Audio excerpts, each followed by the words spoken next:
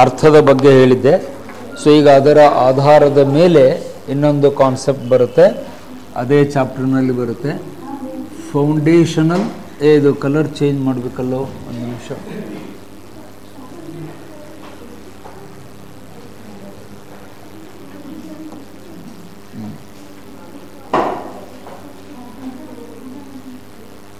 Okay, foundational values of the civil service ಅಂತ ಒಂದು concept ಬರುತ್ತೆ, ಅದನ್ನು ಇವತ್ತು ಚರ್ಚೆ ಮಾಡಬೇಕು. Foundational values of civil service, ನಾಗರಿಕ ಸೇವೆಗೆ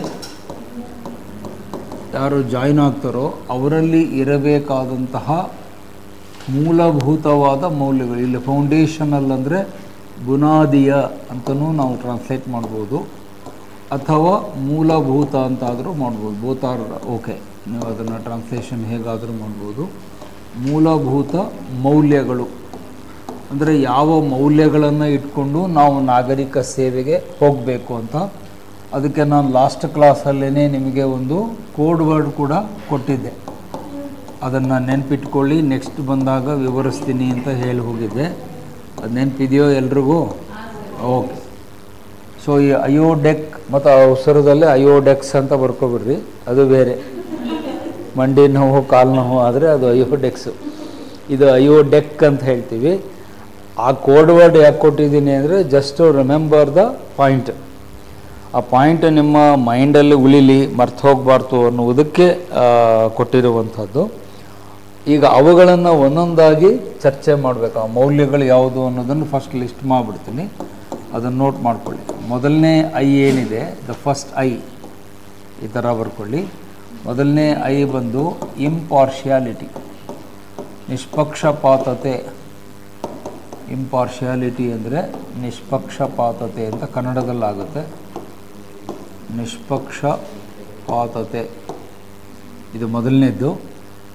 ಎರಡನೇ ಐ ಏನಿದೆ, ಇಂಟೆಗ್ರಿಟಿ. ಇಂಟೆಗ್ರಿಟಿ ಎನ್ನುವುದು ಎರಡನೇದು.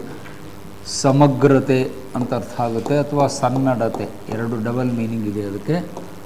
ಸಚ್ಚಾರಿತ್ರ್ಯ ಅಥವಾ ಸನ್ನಡತೆ ಅಂತ ಕೂಡ ಅದನ್ನು ಅನುವಾದ ಮಾಡ್ತೀವಿ. ಇದು ಎರಡನೇದು, ಸೆಕೆಂಡ್ ಒನ್. ಮೂರನೇದು ಇಲ್ಲಿ ಓ ಅಂತ ಬರ್ಕೊಳ್ಳಿ, ಥರ್ಡ್ ಒನ್. ಓ ಮೀನ್ಸ್ ಆಬ್ಜೆಕ್ಟಿವಿಟಿ, ವಸ್ತುನಿಷ್ಠತೆ. ಆಬ್ಜೆಕ್ಟಿವಿಟಿ ಅಂದರೆ ವಸ್ತುನಿಷ್ಠತೆ. ನಾಗರಿಕ ಸೇವೆಗೆ ಯಾರು ಬರ್ತಾರೋ ಅವರಲ್ಲಿ ಈ ವಸ್ತುನಿಷ್ಠತೆ ಅನ್ನೋದು ಬರಬೇಕು, ಅಥವಾ ಸತ್ಯನಿಷ್ಠೆ ಅಂತ ಕೂಡ ಟ್ರಾನ್ಸ್ಲೇಟ್ ಮಾಡ್ಬೋದು. Both are right. ಒಬ್ಬೊಬ್ಬರು ಒಂದೊಂದು ಥರ ಅದನ್ನು ಅನುವಾದ ಮಾಡ್ತಾರೆ, ಅರ್ಥ ಒಂದೇ. ವಸ್ತುನಿಷ್ಠತೆ ಅಂದರೆ ಒಂದೇ, ಸತ್ಯನಿಷ್ಠೆ ಅಂದರೆ ಒಂದೇ. ನೆಕ್ಸ್ಟು ಬರೋದು ಡಿ. ಡಿ ಅಂದರೆ ಡೆಡಿಕೇಶನ್, ಸಮರ್ಪಣೆ. ಡೆಡಿಕೇಶನ್ ಅಂದರೆ ಸಮರ್ಪಣೆ. ನೀವು ನಿಮ್ಮ ಕರ್ತವ್ಯಕ್ಕೆ ನಿಮ್ಮನ್ನು ಸಮರ್ಪಣೆ ಮಾಡಿಕೊಳ್ಬೇಕು. ಇಲ್ಲೂ ಕೂಡ ಪರ್ಯಾಯ ಪದ ಬರುತ್ತೆ, ನೋಟ್ ಮಾಡಿ. ಕರ್ತವ್ಯ ನಿಷ್ಠೆ ಅಂತ ಕೂಡ ಕರೀತಾರೆ ಅದಕ್ಕೆ. ಸಮರ್ಪಣೆ ಅಂದರೂ ಒಂದೇ, ಕರ್ತವ್ಯ ನಿಷ್ಠೆ ಅಂತ ಹೇಳಿದರೂ ಒಂದೇ, ಅರ್ಥ ಒಂದೇ, ಪದಗಳು ಬೇರೆ. Next number 5 E. ಇ ಅಂದರೆ ಎಂಪಥಿ. ಎಂಪಥಿ ಅಂದರೆ ನೆರವು ಅಥವಾ ಸಹಾಯ. ನೆರವು ಅಥವಾ ಸಹಾಯ, ಅದನ್ನು ಎಂಪಥಿ ಅಂತ ಕರೀತಾರೆ. ಲಾಸ್ಟಲ್ಲಿ ಬರೋದು C. C is for compassion. Compassion ಅಂತ ಇಂಗ್ಲೀಷಲ್ಲಿ ಹೇಳ್ತೀವಿ. ಸಹಾನುಭೂತಿ, ಸಹಾನುಭೂತಿ ಅಥವಾ ದಯೆ. ಕಂಪ್ಯಾಷನ್ ಅಂದರೆ ದಯೆ ಅನ್ನುವ ಅರ್ಥ ಕೂಡ ಬರುತ್ತೆ.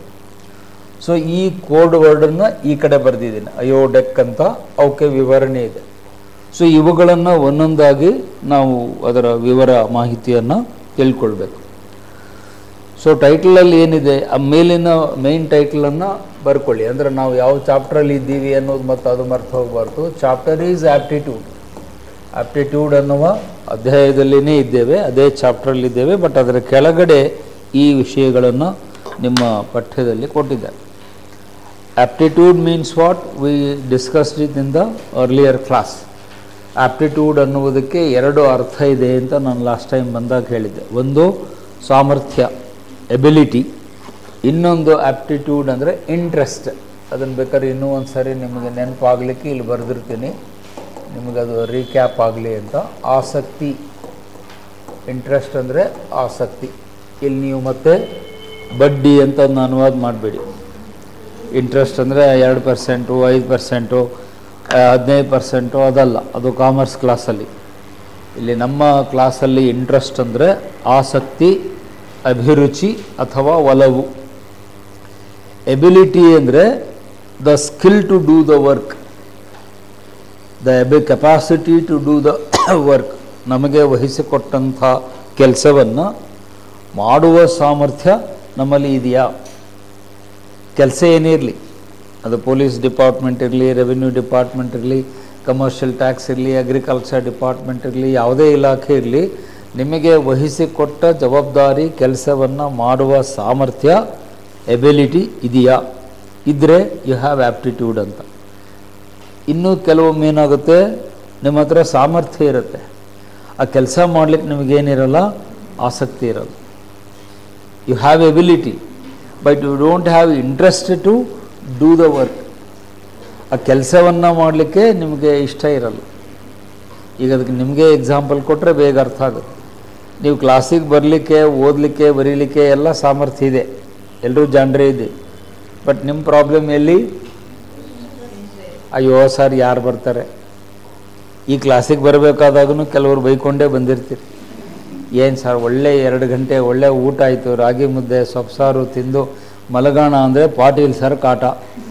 ಕರೆಕ್ಟ್ 2 ಗಂಟೆಗೆ ಬಂದು ವಾಕರ್ಸ್ಕೊಂಡ್ಬಿಟ್ರು, ಒಳ್ಳೆ ನಿದ್ದೆ ಬರ್ತಾ ಇದೆ.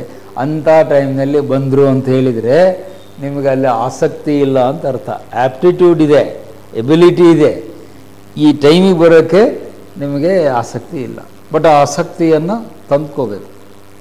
ನೀವು ನಾಗರಿಕ ಸೇವೆಗೆ ಹೋಗಬೇಕು ಅಂದರೆ ಇಲ್ಲಿ ನಾಗರಿಕ ಸೇವೆ ಅಂತ ಹೇಳಿದರೆ ಅಲ್ಲಿ ಮುಂದೆ ಬರ್ಕೊಂಬಿಡಿ. ಅದು IAS ಇರ್ಬೋದು, KS ಇರ್ಬೋದು, ರಾಜ್ಯ ಸೇವೆ ಇರ್ಬೋದು, ರಾಷ್ಟ್ರದ ಸೇವೆ ಇರ್ಬೋದು.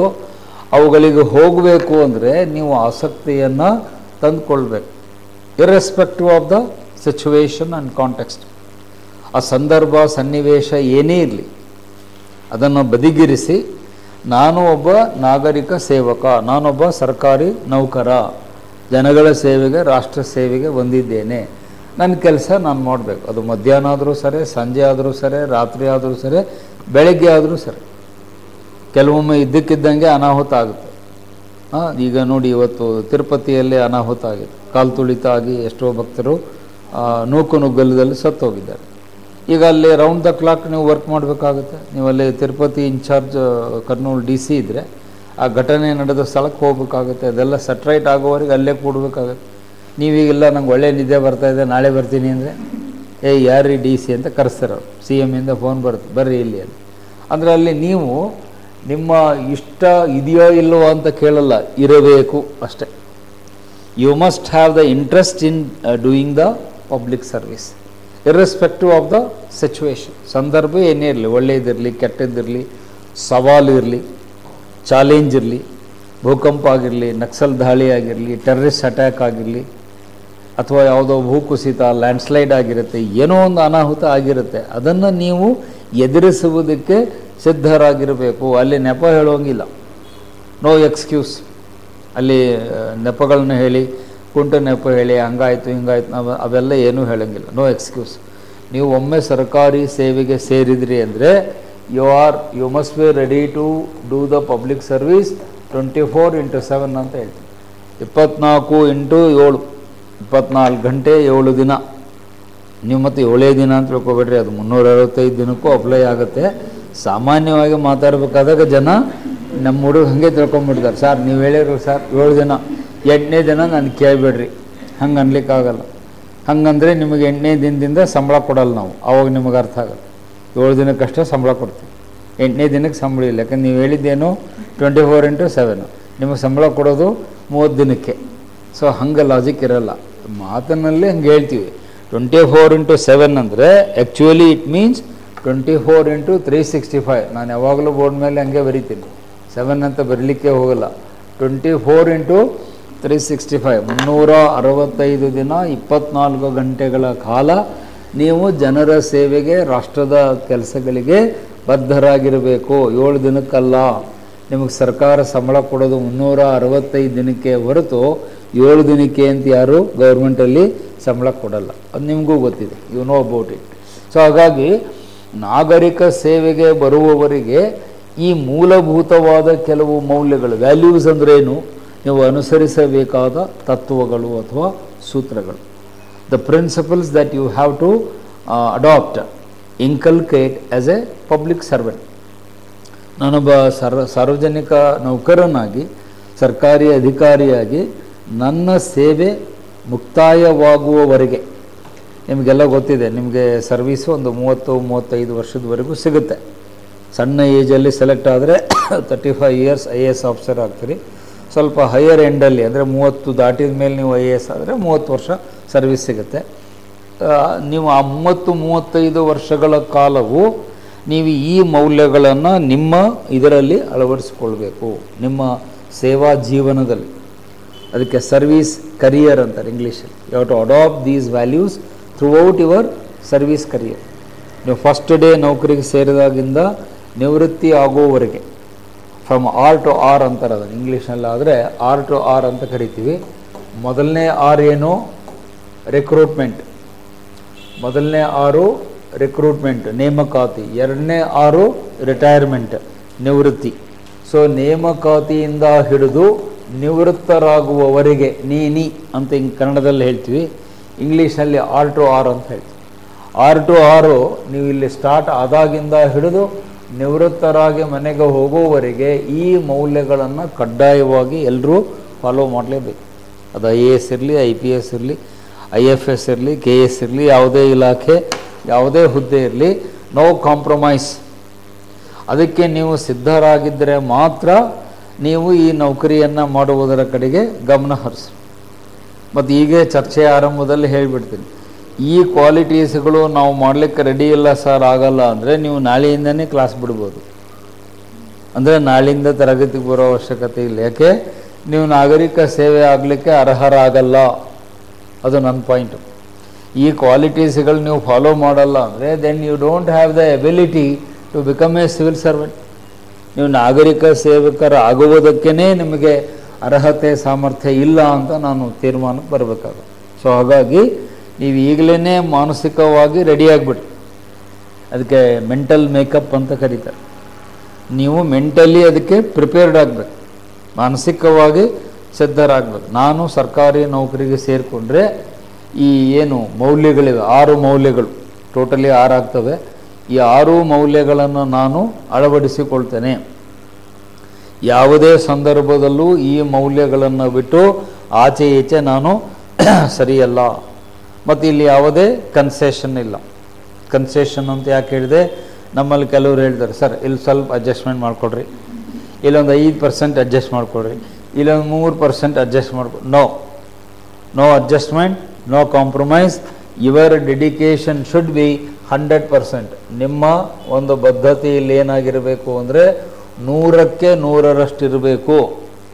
100%, 100ಕ್ಕೆ 100ರಷ್ಟು ಇರಬೇಕು. ಅಲ್ಲಿ ಯಾವುದೇ ಇದು ಇಲ್ಲ, ವಿನಾಯಿತಿ ಇಲ್ಲ, ಕನ್ಸೆಷನ್ ಇಲ್ಲ. ಯಾಕೆ? ಒಬ್ಬರಿಗೆ ನೀವು ಕನ್ಸೆಷನ್ ಕೊಟ್ರಿ ಅಂದರೆ ಎಲ್ಲರೂ ಅದನ್ನು ಕ್ಲೇಮ್ ಮಾಡಲಿಕ್ಕೆ ಸ್ಟಾರ್ಟ್ ಮಾಡ್ತಾರೆ. ಅದು ನಮ್ಮ ಭಾರತದಲ್ಲಂತೂ ಜನ ಹೆಂಗಿದ್ದಾರೆ ಅಂತ ನಿಮಗೆಲ್ಲ ಚೆನ್ನಾಗಿ ಗೊತ್ತಿದೆ. ಆ್ಯಕ್ಚುಲಿ ಏನು ನಿನ್ನೆ ರಾತ್ರಿ ತಿರುಪತಿಯಲ್ಲಿ ಆಯಿತು ದುರ್ಘಟನೆ, ಅದಕ್ಕೆ ಕಾರಣವೇ ಅದು. ಯಾರೋ ಒಬ್ಬರು ವಿಕಲಚೇತನರು ಒಳಗಡೆ ಸಿಕ್ಕಾಕ್ಕೊಂಡಿದ್ರಂತೆ. ಅವರು ಹೊರಗೆ ಹೋಗ್ಲಿಕ್ಕಾಗಲಾರ್ದಕ್ಕೆ ಆ ಮೇನ್ ಗೇಟು, ಪಬ್ಲಿಕ್ ಬರಬೇಕಾದ ಗೇಟನ್ನು ತೆಗೆದಿದ್ದಾರೆ ಅವ್ರಿಗೋಸ್ಕರ. ಆ ಗೇಟಲ್ಲಿ ಹೋಗೋಕ್ಕಾಗಲ್ಲ, ನನಗೆ ಏನೋ ಕಾಲು ತೊಂದರೆ ಇದೆ ಅನ್ನೋಕ್ಕೆ ಮೇನ್ ಎಂಟ್ರೆನ್ಸ್ ಗೇಟ್ ಏನಿರುತ್ತೆ ಪಬ್ಲಿಕ್ ಬರೋದು, ಆ ಗೇಟ್ ಓಪನ್ ಮಾಡಿ ನೀನು ಹೋಗಪ್ಪ ಅಂತ ಹೇಳಿದ್ದಾರೆ. ಅವನಿಗೆ ಒಬ್ಬನಿಗೆ ಹೋಗು ಅಂತ ಹೇಳಿದರೆ ನಮ್ಮಲ್ಲೆಲ್ಲ ಜನ ಹೆಂಗಿರ್ತಾರೆ, ಬುದ್ಧಿವಂತರು ಅಂತ ಗೊತ್ತು. ಅಲ್ಲಿ ಯಾರೋ ಹೊರಗಡೆ ಇದ್ದವ್ರು ಕೂಗ್ಬಿಟ್ರಂತೆ, ಗೇಟ್ ತೆಗೆದಿದ್ದಾರೆ, ಓಪನ್ ಮಾಡಿದ್ದಾರೆ. ಅಲ್ಲಿವರೆಗೆ ಅದು ಕ್ಲೋಸ್ ಆಗಿತ್ತು ದರ್ಶನಕ್ಕೆ. ಗೇಟ್ ತೆಗ್ದಾರೆ ಅಂದ್ಗಳೇ ನಮ್ಮ ಜನ ಏನು ಮಾಡ್ತಾರೆ, ಜೋರಾಗಿ ನುಗ್ಗಿ ಒಳಗೆ ಹೋಗ್ಬಿಟ್ಟಿದ್ದಾರೆ, ನಾ ಮುಂದೆ ನೀ ಮುಂದೆ ಅಂತ. ಆ ತಳ್ಳಾಟದಲ್ಲಿ ಜನ ಸತ್ತಿದ್ದಾರೆ. ಅವ್ರು ಹೋಗಿದ್ದು ವೆಂಕಟರಮಣ ಸ್ವಾಮಿ ದರ್ಶನಕ್ಕೆ. ಡೈರೆಕ್ಟಾಗಿ ವೆಂಕಟಸ್ವಾಮನ ಪಾದಕ್ಕೆ ಹೋಗು, ಪಾದಕ್ಕೆ ಗೋವಿಂದ ಗೋವಿಂದ ಅಂತಾರೆ. ಸೊ ನೇರವಾಗಿ ಅವನ ಪಾದಕ್ಕೇ ಹೋಗ್ಬಿಟ್ಟಿದ್ದಾನೆ. ಇದು ಸಮಸ್ಯೆ. ಆ್ಯಕ್ಚುಲಿ ಅಲ್ಲಿ ಇವತ್ತು ಪೇಪರಲ್ಲಿ ಕೊಟ್ಟಿದ್ದಾರೆ ಪ್ರಜಾವಾಣಿಯಲ್ಲಿ, ಅಲ್ಲಿ ಯಾರೋ ಒಬ್ಬ ಡಿಸೇಬಲ್ಡ್ ಕ್ಯಾಂಡಿಡೇಟನ್ನು ಹೊರಗೆ ಬಿಡಲಿಕ್ಕೆ ಗೇಟ್ ತೆಗೆದಿದ್ದಾರೆ. ಆ್ಯಕ್ಚುಲಿ ಇದು ಲಾಕ್ ಆಗಿತ್ತು, ಅಲ್ಲಿ ಯಾರನ್ನೂ ಬಿಡ್ತಿರಲಿಲ್ಲ. ಇವನು ಒಬ್ಬನ್ನು ಹೊರಗೆ ಬಿಡಬೇಕು ಅಂತ ತೆಗಿಲಿಕ್ಕೆ ಹೋಗಿ ಹೊರಗಡೆ ಇದ್ದವರೆಲ್ಲ ಬಂದು ಏನಾಗಿದೆ ಆ ಕಾಲು ತುಳಿತಕ್ಕೆ ಇತ್ಯಾದಿಗಳಿಗೆ ಸಮಸ್ಯೆ ಆಗಿದೆ. ಅದು ಬಟ್ ಇಲ್ಲಿ ಜನರದ್ದು ಅರ್ಧ ತಪ್ಪಿದೆ, ಆಡಳಿತ ವರ್ಗದವ್ರದ್ದು ತಪ್ಪಿದೆ. ಈಗ ನೀವೇ ಸಪೋಸ್ TTD ಆಫೀಸರ್ ಇದ್ರಿ ಅಂತ ತಿಳ್ಕೊಟ್ರಿ, ಈ ಸದ್ಯಕ್ಕೆ ನೀವೇ CEO of TTD Tirumala Tirupati Devasthanam ಟ್ರಸ್ಟಿಗೆ ನೀವು ಮುಖ್ಯ ಕಾರ್ಯನಿರ್ವಾಹಕ ಅಧಿಕಾರಿ. ಸಾಮಾನ್ಯವಾಗಿ IAS ಅಧಿಕಾರಿಗಳನ್ನು ಅದಕ್ಕೆ CEO ಅಂತ ಮಾಡಿರ್ತಾರೆ. ನೀವಲ್ಲಿ ಏನು ಇನ್ಸ್ಟ್ರಕ್ಷನ್ ಕೊಡಬೇಕು? ದಿನ ಲಕ್ಷಾಂತರ ಜನ ಭಕ್ತರು ಅಲ್ಲಿ ಭಗವಂತನ ನೋಡ್ಲಿಕ್ಕೆ ಬರ್ತಾರೆ. ಈ ಥರ ಡೋರ್ ಓಪನ್ ಮಾಡಬೇಕಾದಾಗ ಅಲ್ಲೆಲ್ಲ ಮೈಕ್ ಸಿಸ್ಟಮ್ ಇರುತ್ತೆ. ನೀವು ಯಾರು ತಿರುಪತಿಗೆ ಹೋಗಿದ್ದೀರೋ ನಿಮ್ಗೆ ಗೊತ್ತಿದೆ, ಪಬ್ಲಿಕ್ ಅಡ್ರೆಸ್ ಸಿಸ್ಟಮ್ ಅಂತಾರೆ. ಅದಕ್ಕೆ ಚಿಕ್ಕ ಮೈಕ್ ಇರುತ್ತೆ, ಹಿಂಗೆ ಕೈಯಲ್ಲಿ ಹಿಂಗೆ ಇಟ್ಕೊಂಡಿರ್ತಾರೆ. ಹಲೋ ಅಂದರೆ ಒಂದು 500 ಮೀಟ್ರ್ ಕೇಳಿಸುತ್ತೆ. ಅಲ್ಲಿ ಅನೌನ್ಸ್ ಮಾಡಿ ಹೇಳಬೇಕು, ಭಕ್ತಾದಿಗಳನ್ನ ಇನ್ನೂ ಒಳಗೆ ಬಿಡ್ತಾ ಇಲ್ಲ, ಇಲ್ಲಿ ಯಾರೋ ಒಬ್ಬರು ಹ್ಯಾಂಡಿಕ್ಯಾಪ್ಡ್ ಪರ್ಸನ್ ಇದ್ದಾರೆ, ಅವ್ರನ್ನ ಮಾತ್ರ ಈ ಗೇಟಿಂದ ಬಿಡ್ತಿದ್ದೀವಿ, ನಿಮಗೆ ಗೇಟ್ ಆಮೇಲೆ ಓಪನ್ ಮಾಡ್ತೀವಿ, ಯಾರು ಬರಬೇಡಿ ಅಂತ ಹೇಳಿ ಅನೌನ್ಸ್ ಮಾಡಿ ಅವ್ನು ಬಿಟ್ಟಿದ್ರೆ ಏನಾಗ್ತಿತ್ತು, ಈ ಅನಾಹುತ ದುರ್ಘಟನೆ ಆಗ್ತಿರ್ಲಿಲ್ಲ. ಬಟ್ ಅಲ್ಲಿದ್ದವರು ಅದನ್ನು ಏನು ಮಾಡಿದ್ರು, ಕ್ಯಾಶುವಲ್ ಆಗಿ ತೊಗೊಂಡ್ರು. ಯಾರು ಬರ್ತಾರೆ, ನೀವು ಒಬ್ಬನಲ್ಲ, ಬಾರಪ್ಪ ಹೋಗ್ಬಾ ಅಂತ ತೆಗೆದು ಬಿಟ್ಬಿಟ್ರು. ಅಷ್ಟು ಸಾಕು ನಮ್ಮ ಜನರಿಗೆ. ಒಂದು ಸಣ್ಣ ಕಿಂಡಿ ಓಪನ್ ಆದರೆ ಸಾಕು, ಇಡೀ ದೊಡ್ಡ ಸಾಗರವೇ ಅಲ್ಲಿ ನುಗ್ಗಿ ಬಿಡ್ತಾರೆ. ನಮ್ಮ ಜನರ ಸ್ವಭಾವನೇ ಹಾಗೆ, ಆತುರ ಜಾಸ್ತಿ, ತಾಳ್ಮೆ ಕಡಿಮೆ. ಬಟ್ ಈಗ ನೋಡಿ ಎಷ್ಟು ಅನಾಹುತ ಆಗಿದೆ. ಇವತ್ತೆಲ್ಲ CM ಹೋಗಿದ್ದಾರೆ, ಡೆಪ್ಯೂಟಿ CM ಪವನ್ ಕಲ್ಯಾಣ್ ಹೋಗಿದ್ದಾರೆ, ಪ್ರಧಾನಮಂತ್ರಿಗಳು ಫೋನ್ ಮಾಡಿದ್ದಾರೆ. ಯಾಕಷ್ಟು ಗದ್ದಲ ಆಯಿತು ಅಲ್ಲಿ? ಯಾಕಂದರೆ ಪವಿತ್ರ ಸ್ಥಳ, ಅಲ್ಲಿ ಜನಗಳು ಸಾವು ಆಗಬಾರ್ದು. ದೇವರ ದರ್ಶನಕ್ಕೆ ಹೋಗಿ ಸತ್ತು ಹೋದರೆ ಅವ್ರಿಗೆ ಎಷ್ಟು ಮನಸ್ಸಿಗೆ ಬೇಸರ ಆಗುತ್ತೆ. It should not happen. So ಹಾಗಾಗಿ ಆ ಎಕ್ಸಾಂಪಲ್ ಯಾಕೆ ಕೊಟ್ಟೆ ಅಂದರೆ, ನೀವು ಆ ಹುದ್ದೆಗಳಿಗೆ ಹೋಗಬೇಕು ಅಂತ ಅಂದ್ಕೊಂಡಾಗ ಈ ಮೌಲ್ಯಗಳಿಗೆ ನಾನು 100ಕ್ಕೆ 100ರಷ್ಟು ಬದ್ಧನಾಗಿರ್ತೇನೆ. ಅಲ್ಲಿ ಕನ್ಸೆಷನ್ ಇಲ್ಲ, ವಿನಾಯಿತಿ ಇಲ್ಲ, ನೋ ಕನ್ಸೆಷನ್ ನೋ ಎಕ್ಸೆಪ್ಷನ್. ಅಲ್ಲಿ ಯಾವುದೇ ಎಕ್ಸೆಪ್ಷನ್ ಇಲ್ಲ, ಅಪವಾದ ಇಲ್ಲ, ನಾವು ಆದರೆ ಮಾಡ್ತೀವಿ. ಮತ್ತು ಅಲ್ಲಿ ನೋ ಆಪ್ಷನ್ ಆಲ್ಸೋ, 3 ಶಬ್ದ ನಾನು ಬಳಸಿದೆ. No concession, no option and no exception. ವಿನಾಯಿತಿಯೂ ಇಲ್ಲ, ಅಪವಾದವೂ ಇಲ್ಲ, ನಿಮಗೆ ಆಯ್ಕೆಯೂ ಇಲ್ಲ. ಆಪ್ಷನ್ ಅಂದರೆ ಆಯ್ಕೆ ಇಲ್ಲ, ನಾನು ಆದರೆ ಮಾಡ್ತೀನಿ, ಆಗಲಿಲ್ಲ ಅಂದರೆ ಬಿಟ್ಬಿಡ್ತೀನಿ. No, you should do. ಈ ಮೌಲ್ಯಗಳನ್ನು ನಾವೆಲ್ಲರೂ ಕಡ್ಡಾಯವಾಗಿ ಅನುಸರಿಸಲೇಬೇಕು. ಎಲ್ಲಿವರೆಗೆ ಆ ಹುದ್ದೆಯಲ್ಲಿ ನೀವು ಇರ್ತೀರೋ ಅಲ್ಲಿವರೆಗೆ ಅದನ್ನು ನೀವು ಅನುಸರಿಸಬೇಕು ಅಂತ ಅದರ ಅರ್ಥ. ಸೊ ಈಗ ಈ ಮೌಲ್ಯಗಳನ್ನು ಒಂದೊಂದಾಗಿ ನಾವು ನೋಡಬೇಕು. ಈಗ ಯಾವುದಪ್ಪ ಬಟನ್ ಇದು ಓದ್ಬೇಕಾ, ಕೆಳಗಡೆ ಓದ್ಬೇಕಾ? ಅಲ್ಲಿ ನನಗೆ ನೆಕ್ಸ್ಟ್ ಪೇಜಿಗೆ ಹೋಗಬೇಕು. I should go to the next page. ಅಲ್ಲಿ ಬೋರ್ಡ್ ತುಂಬಿತು. ಸೊ ಫಸ್ಟ್ ಪಾಯಿಂಟನ್ನು ನೋಟ್ ಮಾಡಿ, ಅದನ್ನು ಎಕ್ಸ್ಪ್ಲೇನ್ ಮಾಡ್ತೀನಿ. ಇಂಪಾರ್ಷಿಯಾಲಿಟಿ. ಇಂಪಾರ್ಷಿಯಾಲಿಟಿ ಅಂದರೆ ನಿಷ್ಪಕ್ಷಪಾತತೆ. ಯಾರು ಸಾರ್ವಜನಿಕ ಸೇವೆಗೆ ಬಂದು ಕೂತ್ಕೊಳ್ತಾರೋ, ನಾಗರಿಕ ಸೇವೆಗೆ ಕೂಡ್ತಾರೆ, ಅವರಿಗೆ ಈ ಮೌಲ್ಯ, ಈ ವ್ಯಾಲ್ಯೂ ಏನಿದೆ ಕಡ್ಡಾಯವಾಗಿ ಇರಲೇಬೇಕು. ಅವ್ರು ಯಾರೇ ಇರಲಿ, DC ಇರಲಿ, SP ಇರಲಿ, DYSP ಇರಲಿ, ವೆಲ್ಫೇರ್ ಆಫೀಸರ್ ಇರಲಿ, CTO ಇರಲಿ, RTO ಇರಲಿ, ಇಲಾಖೆ ಯಾವುದೇ ಇರಲಿ, ಹುದ್ದೆ ಯಾವುದೇ ಇರಲಿ, ನೀವು ಆ ಕುರ್ಚಿಗೆ ಬಂದು ಕೂತ ಕೂಡಲೇ ಕಡ್ಡಾಯವಾಗಿ ಅಳವಡಿಸಿಕೊಳ್ಳಬೇಕಾದಂಥ ಒಂದು ಗುಣ ಅಂದರೆ ನಿಷ್ಪಕ್ಷಪಾತತೆ. ನಿಷ್ಪಕ್ಷಪಾತತೆ, ಇಂಪಾರ್ಷಿಯಾಲಿಟಿ ಅಂತ ಅದನ್ನ ಇಂಗ್ಲೀಷಲ್ಲಿ ಕರಿತೀವಿ. ಏನು ಸರ್ ಹಂಗಂದರೆ ನಿಷ್ಪಕ್ಷಪಾತತೆ ಅಂದರೆ, ನಿಮ್ಮ ಆಫೀಸಿಗೆ ಕಚೇರಿಗೆ ಬರುವಂಥ ನಾಗರಿಕರಲ್ಲಿ ತಾರತಮ್ಯವನ್ನು ಮಾಡಬಾರದು, ಅದು ಅದರ ಅರ್ಥ. ನಾಗರಿಕರಲ್ಲಿ ಭೇದ ಭಾವ ಮಾಡಬಾರ್ದು. ಭೇದ ಭಾವ ಅಥವಾ ತಾರತಮ್ಯ ಮಾಡಬಾರದು. ನಮ್ಮಲ್ಲಿ ಇದು ಭಾಳಷ್ಟು ಆಗುತ್ತೆ. ನೀವು ಸರ್ಕಾರಿ ಕಚೇರಿಗಳಲ್ಲಿ ನೋಡಿರ್ತೀರಿ. ಭೇದ ಭಾವ ಅಂದರೆ ಪಾರ್ಶಿಯಾಲಿಟಿ, ಒಬ್ಬರಿಗೊಂದು ಮಾಡೋದು, ಅಥವಾ ಅದಕ್ಕೆ ಇನ್ನೊಂದು ಪದವನ್ನು ಬಳಸೋದಾದರೆ ಡಿಸ್ಕ್ರಿಮಿನೇಷನ್ ಅಂತ ಇರ್ತೀವಿ. ಡಿಸ್ಕ್ರಿಮಿನೇಷನ್ ಅಂದರೆ ಭೇದ ಭಾವ, ತಾರತಮ್ಯ. ನಮ್ಮ ಪಕ್ಕಾ ಹಳ್ಳಿ ಭಾಷೆಯಲ್ಲಿ, ಗ್ರಾಮೀಣ ಭಾಷೆಯಲ್ಲಿ ಹೇಳೋದಾದರೆ, ನೀವೆಲ್ಲ ಭಾಳಷ್ಟು ಜನ ಹಳ್ಳಿಯಿಂದ ಬಂದಿದ್ದೀರಿ, ನಿಮ್ಗೆ ಗೊತ್ತಿರುತ್ತೆ. ಒಂದು ಕಣ್ಣಿಗೆ ಬೆಣ್ಣೆ, ಮುಂದೆ ಬಿಟ್ಟ ಸ್ಥಳ ತುಂಬಿರಿ, ಅದು ನಿಮಗೂ ಗೊತ್ತಿದೆ. ಸೊ ಒಬ್ಬರಿಗೊಂದು ಮಾಡೋದು, ಒಬ್ಬರಿಗೊಂದು ಮಾಡೋದು, ಇದನ್ನು ದಯವಿಟ್ಟು ಎಂದೂ ಮಾಡಬೇಡಿ. That too as a officer, ಒಬ್ಬ ಅಧಿಕಾರಿಯಾಗಿ.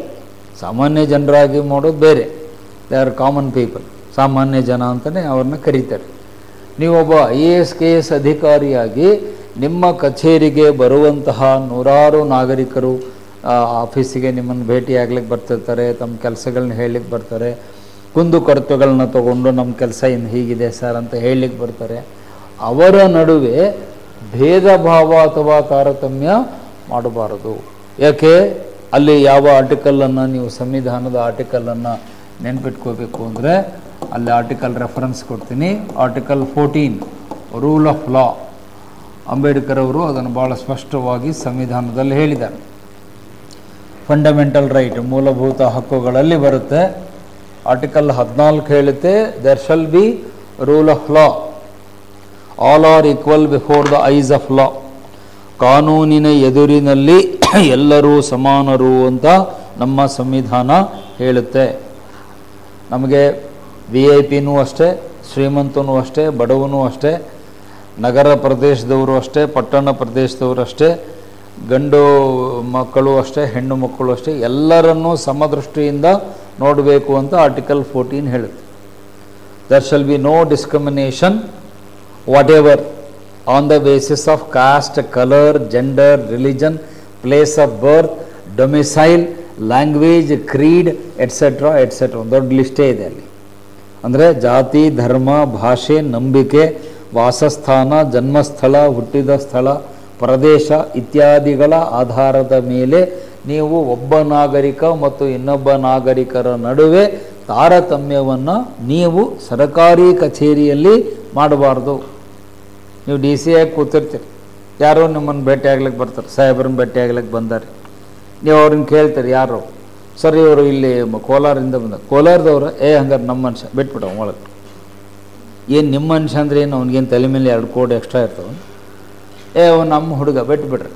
ಅದೇ ಇನ್ನೊಬ್ರು ಯಾರೋ ಬರ್ತಾನೆ, ಸರ್ ನಾವು ಬೀದರಿಂದ ಬಂದೇನು. ಬೀದರ ಕೂಡ ಅಂತೇಳಿ ಸಂಜೆ ಮುಂದೆ ಬಿಡು, ಅವ್ರು ನಮ್ಮ ಕಡೆಯವರಲ್ಲ. ಹಿಂಗೆ ಮಾಡಬಾರ್ದು. ನಿಮಗೆ ಬೀದರು ಅಷ್ಟೇ, ಕೋಲಾರ ಅಷ್ಟೇ, ಚಾಮರಾಜನಗರ ಅಷ್ಟೇ, ಮಡಿಕೇರಿನ ಅಷ್ಟೇ, ಮಂಗಳೂರು ಅಷ್ಟೇ, ಉಡುಪಿ ಅಷ್ಟೇ. ನಿಮ್ಮ ಎದುರಿಗೆ ಯಾವ ಮ್ಯಾಪ್ ಕಾಣ್ತಿರಬೇಕೋ ಕರ್ನಾಟಕದ ಮ್ಯಾಪು. ಇಡೀ ಕರ್ನಾಟಕ, ಸಮಗ್ರ ಕರ್ನಾಟಕ ಒಂದೇ. IAS ಆಫೀಸರ್ ಆದರೆ ನಿಮಗೆ ಬರೀ ಕರ್ನಾಟಕ ಮ್ಯಾಪ್ ಅಲ್ಲ, ಮತ್ತು ಎಕ್ಸ್ಟ್ರಾ ಇನ್ನೊಂದು ನಿಮಗೆ ಕಾಣಬೇಕೇನು? ಭಾರತದ ಮ್ಯಾಪ್ ಕಾಣಬೇಕು. ಕಾಶ್ಮೀರದಿಂದ ಕನ್ಯಾಕುಮಾರಿಯವರೆಗೆ, ಗುಜರಾತ್ ದ್ವಾರಕೆ, ರಾನ್ ಆಫ್ ಕಚ್ಚಿಂದ ಆ ಕಡೆ ಅರುಣಾಚಲ್ ಪ್ರದೇಶವರೆಗೆ, ನಾರ್ತ್ ಈಸ್ಟ್ ಎಂಡ್ವರೆಗೂ ಎಲ್ಲವೂ ಭಾರತವೇ. ಎಲ್ಲರೂ ಭಾರತೀಯರೇ. ಹಮ್ ಸಬ್ ಭಾರತೀಯ ಹೇ, ಅಪನೇ ಮಂಜಿಲ್ ಏಕ್ ಹೈ ಅಂತ ನಿಮಗೆ ಹಿಸ್ಟ್ರಿ ಕ್ಲಾಸಲ್ಲಿ ಹೇಳಿದೆ. ನಾವೆಲ್ಲ ಭಾರತೀಯರು, ನಮ್ಮ ಗುರಿಗಳು, ಕನಸುಗಳು ಒಂದೇ. ಭಾಷೆ ಬೇರೆ ಇರ್ಬೋದು, ರಾಜ್ಯ ಬೇರೆ ಇರ್ಬೋದು, but they are all citizen of India. So ಈ ಸಮಭಾವನೆ, ಅಲ್ಲಿ ಕನ್ನಡ ವರ್ಡನ್ನು ಬಳಸ್ತೇವೆ, ಎಲ್ಲ ನಾಗರಿಕರಲ್ಲಿ ಸಮದೃಷ್ಟಿ, ಎಲ್ಲರನ್ನೂ ಸಮನಾಗಿ ನೀವು ಕಾಣಬೇಕು. ಸಮಭಾವ, ಎಲ್ಲರನ್ನೂ ಸಮನಾಗಿ ಒಂದೇ ಭಾವನೆಯಿಂದ ನೋಡಬೇಕು. ಸಮದೃಷ್ಟಿ, ಸಮಭಾವ, ಸಮಗೌರವ, ಎಲ್ಲರನ್ನೂ ಒಂದೇ ಥರ ನೀವು ಟ್ರೀಟ್ ಮಾಡಬೇಕು. ಒಬ್ರಿಗೊಂದು ಮಾಡುವಂಗಿಲ್ಲ. ಅಂದರೆ ಡಿಸ್ಕ್ರಿಮಿನೇಷನ್, ಪಾರ್ಶಿಯಾಲಿಟಿಯನ್ನು ಮಾಡುವಂತಿಲ್ಲ. ನಿಮ್ಮ ಕಚೇರಿಗೆ ಬರುವಂಥ ಪ್ರತಿಯೊಬ್ಬ ವ್ಯಕ್ತಿಯನ್ನು ಸಮದೃಷ್ಟಿಯಿಂದ, ಸಮಭಾವದಿಂದ, ಸಮಗೌರವದಿಂದ ನೀವು ಟ್ರೀಟ್ ಮಾಡಬೇಕು. ಅವನ ಜಾತಿ ಯಾವುದು, ಧರ್ಮ ಯಾವುದು, ರಾಜ್ಯ ಯಾವುದು, ಭಾಷೆ ಯಾವುದು, ಅವನು ಶ್ರೀಮಂತನೋ ಬಡವನೋ, ಎಜುಕೇಟೆಡ್ಡೋ ಅನ್ಎಜುಕೇಟೆಡ್ಡೋ, ಅವನು ಪವರ್ಫುಲ್ ಇದ್ದಾನೋ ವೀಕ್ ಇದ್ದಾನೋ, ಇನ್ಫ್ಲೂಯೆನ್ಷಿಯಲ್ ಇದ್ದಾನೋ ಇಲ್ವೋ, ಇವು ಯಾವುದೂ ನಿಮ್ಮ ಪರಿಗಣನೆಗೆ ಬರಲೇಬಾರ್ದು. ಹಾಗಾದರೆ ನಿಮಗೆ ಇರುವ ಒಂದೇ ಒಂದು ಮಾನದಂಡ ಏನು? ಅದಕ್ಕೆ ಕ್ರೈಟೀರಿಯಾ ಅಂತಾರೆ ಇಂಗ್ಲೀಷ್ನಲ್ಲಿ. ನೀವು ನಾಗರಿಕರನ್ನು ನೋಡಿಕೊಳ್ಳುವ ಮಾನದಂಡ ಒಂದೇ, ಅದಕ್ಕೆ ಕ್ರೈಟೀರಿಯನ್ ಅಂತ ಇಂಗ್ಲೀಷ್ನಲ್ಲಿ ಹೇಳ್ತೀವಿ. ಕ್ರೈಟೀರಿಯನ್, ನೀವು ಒಬ್ಬ ವ್ಯಕ್ತಿಯನ್ನು ನೋಡಲಿಕ್ಕೆ ಮಾನದಂಡ ಏನು ಅಂದರೆ ಅವನು ಭಾರತದ ನಾಗರಿಕ ಅಷ್ಟೇ. ಇದು ಒಂದೇ ಅಲ್ಲಿ ಪಾಯಿಂಟ್ ಕೌಂಟ್ ಆಗೋದು, ಬೇರೆ ಏನೂ ಅಲ್ಲ. He is a citizen of India. ನಿಮ್ಮನ್ನು ಭೇಟಿಯಾಗಲಿಕ್ಕೆ ಬರುವಂಥ ವ್ಯಕ್ತಿ ಈ ದೇಶದ ನಾಗರಿಕ ಆಗಿದ್ದಾನೆ. ಸೊ ನೀವು ಅವನಿಗೆ ಗೌರವ ಕೊಟ್ಟು ಟ್ರೀಟ್ ಮಾಡಬೇಕು.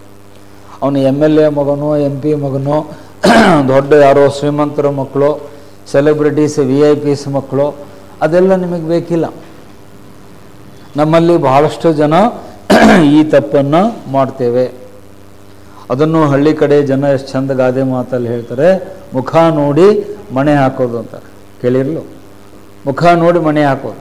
ಅವು ಬಂದವ್ರ ವ್ಯಕ್ತಿ ಮುಖ ನೋಡೋದು, ಇವನು ಸಾಹೇಬ್ರ ಮಗ, ಸಾವುಕಾರರ ಮಗ, ಇವರು ಸೆಲೆಬ್ರಿಟೀಸ್ ಯಾರೋ ಅವ್ರಿಗೆ ಇನ್ಫ್ಲುಯೆನ್ಸಿಂದ ಬಂದಿದ್ದಾನೆ, ಇವರು ಅವ್ರ ಕಡೆಯಿಂದ ಬಂದಿದೆ, ಇವನ್ನೆಲ್ಲ ನೀವು ತಲೆಯಲ್ಲಿ ಇಟ್ಕೊಂಡು ಅವಕ್ಕೆ ಪೂರ್ವಾಗ್ರಹ ಪೀಡಿತರಾಗುವುದು ಅಂತಾರೆ. ಅವೆಲ್ಲ ಟೆಕ್ನಿಕಲ್ ವರ್ಡ್ಗಳು ನಾನು ಲಾಸ್ಟ್ ಟೈಮ್ ಹೇಳಿದ್ದೀನಿ. ಪೂರ್ವಾಗ್ರಹ ಪೀಡಿತರಾಗಬೇಡಿ. ನೀವೇ ತಲೆಯಲ್ಲಿ ಬೇರೆ ವಿಚಾರಗಳನ್ನು ತುಂಬ್ಕೋಬೇಡಿ. ಅವ್ರು ಹಂಗೆ ಇವ್ರು ಹಿಂಗೆ ಪೀಡಿತರಾಗಬಾರದು. ಅವು ಯಾವುದೂ ನಿಮಗೆ ಸಂಬಂಧವೇ ಇಲ್ಲ. ಪ್ರೀ ಕನ್ಸೀವ್ಡ್ ಅಂತಾರೆ ಅದಕ್ಕೆ ಇಂಗ್ಲೀಷ್ನಲ್ಲಿ. Preconceived. ಅವ್ರು ಹಿಂಗೆ ಇವ್ರು ಹಿಂಗೆ ನೀವೇ ಅವ್ರ ಬಗ್ಗೆ ಎಲ್ಲ ತಲೆಯಲ್ಲಿ ತುಂಬ್ಕೋಬೇಡಿ. You just treat that fellow as a citizen. ಅವನು ಒಬ್ಬ ನಾಗರಿಕ. ಈಗ ಒಂದು ಸಣ್ಣ ಉದಾಹರಣೆ ಕೊಟ್ಬಿಡ್ತೀನಿ, ನಿಮಗೆ ಅರ್ಥ ಆಗುತ್ತೆ. ಈಗ ತರಗತಿ ನಡೆದಾಗ ಡೋರ್ ಸೌಂಡ್ ಆಗುತ್ತೆ, ಬಾಗಿಲು ಸಪ್ಪಳಾಗುತ್ತೆ, ಬಾಗಿಲು ತೆಗಿತಾರೆ, ಯಾರೋ ಬರ್ತಾರೆ. ಯಾರಪ್ಪ ನೀನು ಅಂತ ಹೇಳ್ತಾರೆ. ಸರ್ ನಾನು CM ಆಫೀಸಿಂದ ಬಂದಿದ್ದೀನಿ ಸರ್, ಸಿದ್ದರಾಮಯ್ಯನವ್ರು PA ಅವ್ರು ಕಳಿಸ್ಕೊಟ್ಟಿದ್ದಾರೆ ಅಂತ. ಅಂದರೆ ತಕ್ಷಣ ನಾನೇನಾಗಬಾರ್ದು, ವಿಚಲಿತ ಆಗಬಾರ್ದು. ಓ CM ಆಫೀಸಿಂದ ಬಂದಿದ್ದೀರಾ, ಬರಿ ಅಂದ್ಬಿಟ್ಟು ಈ ಚೇರ್ ಎಳೆದು ಇಲ್ಲಿ ಹಾಕಿ ಬರ್ರಿ ಕೂತ್ಕೊಳ್ರಿ ಇಲ್ಲಿ. ಏನು ಅಂತ ಕೇಳಿದರೆ ನಾನು ಆರ್ಟಿಕಲ್ 14 ಫಾಲೋ ಮಾಡ್ತಾ ಇಲ್ಲ. ಅವ್ರು ಯಾವ ಆಫೀಸಿಂದನೇ ಬರಲಿ, CM ಆಫೀಸಿಂದ ಬರಲಿ, ಗವರ್ನರ್ ಆಫೀಸಿಂದ ಬರಲಿ, ಮೋದಿಜಿಯವರ ಆಫೀಸಿಂದ ಬರಲಿ, ತರಗತಿಯಲ್ಲಿ ಬಂದಾಗ ಅವನು ವಿದ್ಯಾರ್ಥಿ ಅಷ್ಟೇ. ನಾ ಹೇಳೋದು ಪಾಯಿಂಟ್ ಅರ್ಥ ಆಗುತ್ತಾ? When you are in the classroom you are only one identity is you are a student ಅಷ್ಟೇ. ನನಗೆ ಎಲ್ಲ ವಿದ್ಯಾರ್ಥಿಗಳು ಒಂದೇ, ಸರಿ ಸಮಾನವಾಗಿ. ಯಾವುದೇ ವಿದ್ಯಾರ್ಥಿಗಳಲ್ಲಿ ಮೇಲು ಕೀಳು ಹೆಚ್ಚು ಕಡಿಮೆ ತಾರತಮ್ಯ ಏನಿಲ್ಲ. ನಾನು ಅವನಿಗೆ ಏನು ಹೇಳ್ತೀನಿ, ನೀ ಎಲ್ಲಿಂದಾದರೂ ಬಂದಿರಪ್ಪ, ಕ್ಲಾಸಿಗೆ ಬಂದಿದ್ದಾನೆ, ಅಲ್ಲಿ ಕುರ್ಚಿ ಖಾಲಿ ಇದೆ, ಕೂತ್ಕೋ, ಪಾಠ ಕೇಳು. ಪಾಠ ಮುಗಿದ ಮೇಲೆ ನಿಂದೇನು ಬೇರೆ ವಿಷಯ ಇದ್ದರೆ ಚೇಂಬರಲ್ಲಿ ಬಂದು ಮಾತಾಡು, ಅಷ್ಟೇ ಹೇಳಬೇಕು. ಹಾಗೆ ನಾನು ನಡ್ಕೊಂಡ್ರೆ ನನ್ನಲ್ಲಿ ಇಂಪಾರ್ಷಿಯಾಲಿಟಿ ಇದೆ ಅಂತ ಅರ್ಥ. ನಾನು ನಿಷ್ಪಕ್ಷಪಾತವಾಗಿ ವ್ಯಕ್ತಿಗಳನ್ನು ಟ್ರೀಟ್ ಮಾಡ್ತಿದ್ದೀನಿ.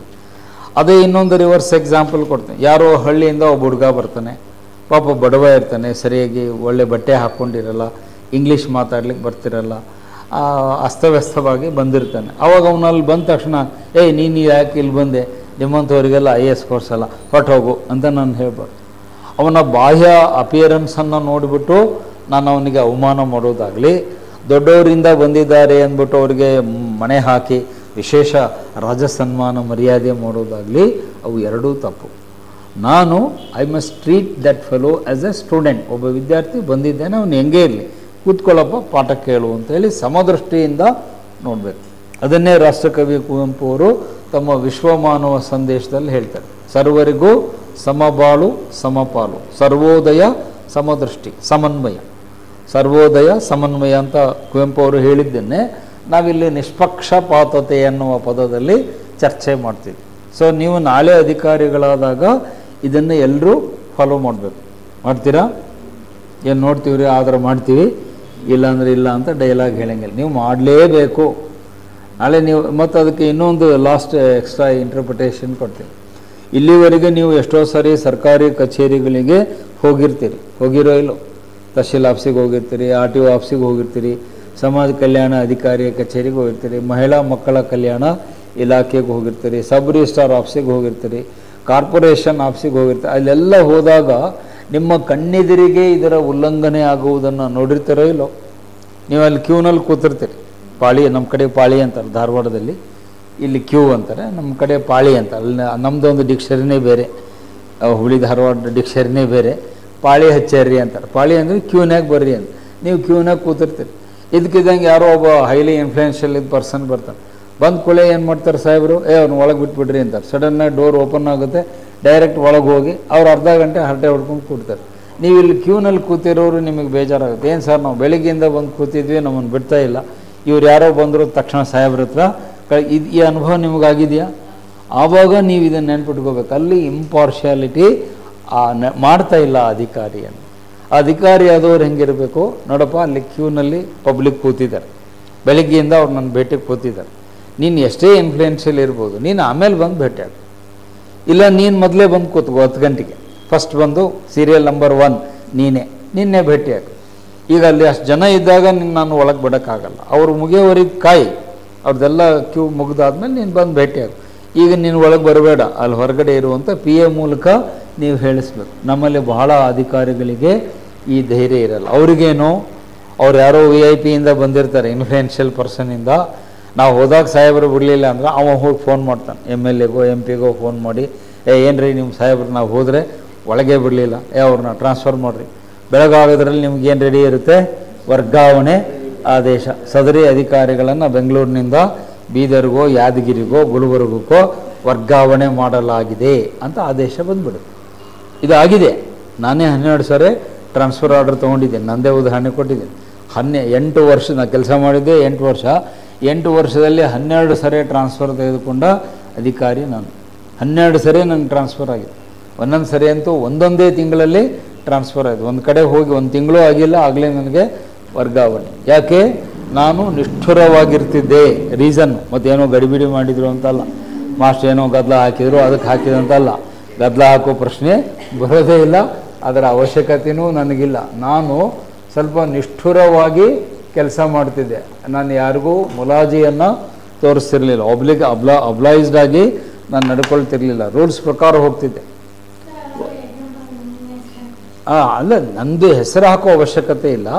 ನೀವು ಪ್ರಾಮಾಣಿಕ, ನೀವು ಹೆಸರು ಹಾಕೋದ್ರೂ ನಂದೇನು ಅಬ್ಜೆಕ್ಷನ್ ಇಲ್ಲ, ಹಾಕ್ಬೋದು. ಆದರೆ ನನಗಿಂತ ಸ್ಟ್ಯಾಂಡರ್ಡ್ ಎಕ್ಸಾಂಪಲ್ ಕೊಡ್ತೀನಿ. ನಾನು ಸಣ್ಣ ಹುದ್ದೆಯಲ್ಲಿ ಕೆಲಸ ಮಾಡಿದವನು.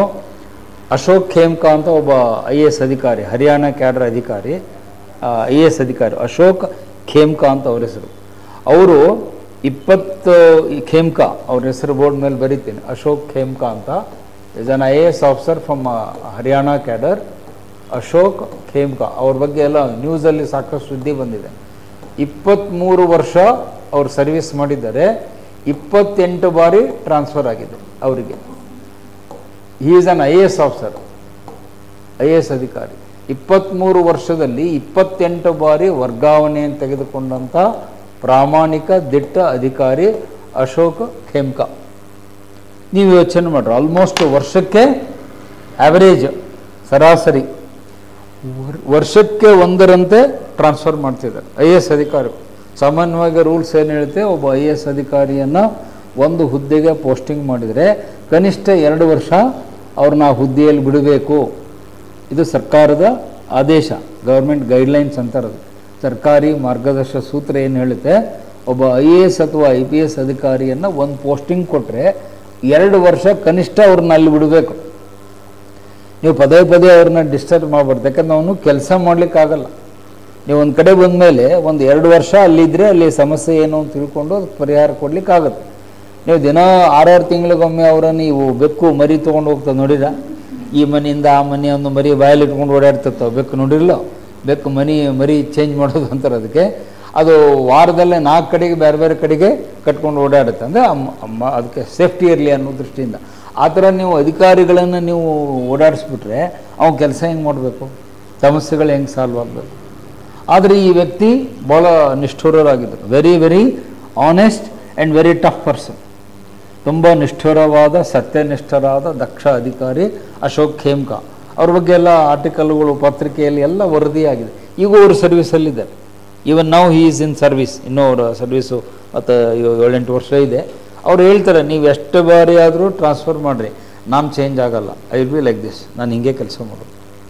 ನೀವು ಯಾಕಂದ್ರೆ ಸರ್ಕಾರದ ಕೈಯಲ್ಲಿರುವ ಕೊನೆಯ ಅಸ್ತ್ರ ಏನು, ನಿಮ್ಮನ್ನು ಟ್ರಾನ್ಸ್ಫರ್ ಮಾಡ್ಬೋದು ಅಷ್ಟೇ. ಅದು ಬಿಟ್ಟರೆ ಅವ್ರು ನಿಮ್ಮನ್ನು ಏನೂ ಮಾಡಲಿಕ್ಕಾಗಲ್ಲ. ಬಿಕಾಸ್ ಒಬ್ಬ IAS ಅಧಿಕಾರಿಯ ರಕ್ಷಣೆಗೆ ಯಾವ ಆರ್ಟಿಕಲ್ ಇದೆ ಅಂತ ನಾನು ಹಿಂದೆ ಒಮ್ಮೆ ಚರ್ಚೆ ಮಾಡಬೇಕಾದಾಗ ಹೇಳಿದೆ.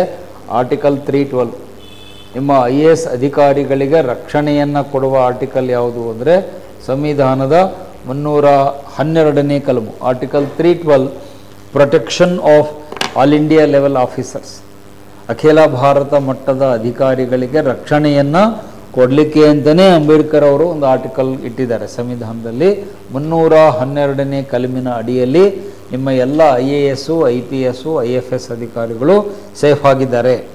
ಅವರು ನೀವು ಸುಲಭವಾಗಿ ಕೆಲಸದಿಂದ ತೆಗೆದುಹಾಕಲಿಕ್ಕೆ ಬರಲ್ಲ. ಅಷ್ಟು ಸುಲಭವಾಗಿ ಅವ್ರನ್ನ ತೆಗಿಲಿಕ್ಕೆ ಬರೋದೇ ಇಲ್ಲ, ಪ್ರೊಸೀಜರ್ ಹಂಗಿದೆ. ಆದರೆ ಸರ್ಕಾರ ಏನು ಮಾಡ್ಬೋದು ನಿಮ್ಮನ್ನು ಅಂದರೆ ಟ್ರಾನ್ಸ್ಫರ್ ಮಾಡ್ಬೋದು ಅಷ್ಟೆ. ವರ್ಗಾವಣೆ ಮಾಡಲಿಕ್ಕೆ CMಗೆ ಮತ್ತು ಪ್ರೈಮ್ ಮಿನಿಸ್ಟ್ರಿಗೆ ಅಧಿಕಾರ ಇರುತ್ತೆ, ವರ್ಗಾವಣೆ ಮಾಡ್ಬೋದು. ಈಗ ಪ್ರಶ್ನೆ ಸಮಸ್ಯೆ ಎಲ್ಲಿ ಉದ್ಭವ ಆಗುತ್ತೆ ಅಂದರೆ, ನಮ್ಮಲ್ಲಿ ಯಾಕೆ ಸರ್ ಅಧಿಕಾರಿಗಳು ನಿಷ್ಪಕ್ಷಪಾತವಾಗಿ ನಡ್ಕೊಳ್ಳಲ್ಲ ಅಂದರೆ, ಇವರು ಟ್ರಾನ್ಸ್ಫರ್ ತೊಗೊಳ್ಳೋದಕ್ಕೆ ಇವರು ರೆಡಿ ಇರಲ್ಲ. ಅಂದರೆ ಇಲ್ಲಿ ಅವರ ಸ್ವಾರ್ಥ ಇರುತ್ತೆ. ನಾನು ಹೇಳೋದು ಪಾಯಿಂಟ್ ಅರ್ಥ ಆಯ್ತಾ? Officers will have vested interest and they don't want to take frequent transfers. ಪದೇ ಪದೇ ವರ್ಗಾವಣೆ ತಗೊಳ್ಳಿಕ್ಕೆ ಅವ್ರು ರೆಡಿ ಇರಲ್ಲ. ಅವ್ರೇನು, ಫಾರ್ ಎಕ್ಸಾಂಪಲ್ ಈಗ ನೀವು ಬೆಂಗಳೂರು DCAಗೆ ಬಂದಿರಿ ಅಂತ ಹೇಳ್ಕೊಡ್ರಿ. ನಿಮ್ಮ ಮನಸ್ಸಲ್ಲಿ ಏನಿರುತ್ತೆ? ಸರ್ ನಾನು ಇಲ್ಲೇ ಇರಬೇಕು, ಒಂದು 4-5 ವರ್ಷ ಬೆಂಗಳೂರಲ್ಲೇ ಇರಬೇಕು, ಟ್ರಾನ್ಸ್ಫರ್ ಆಗೋದು ಬೇಡ.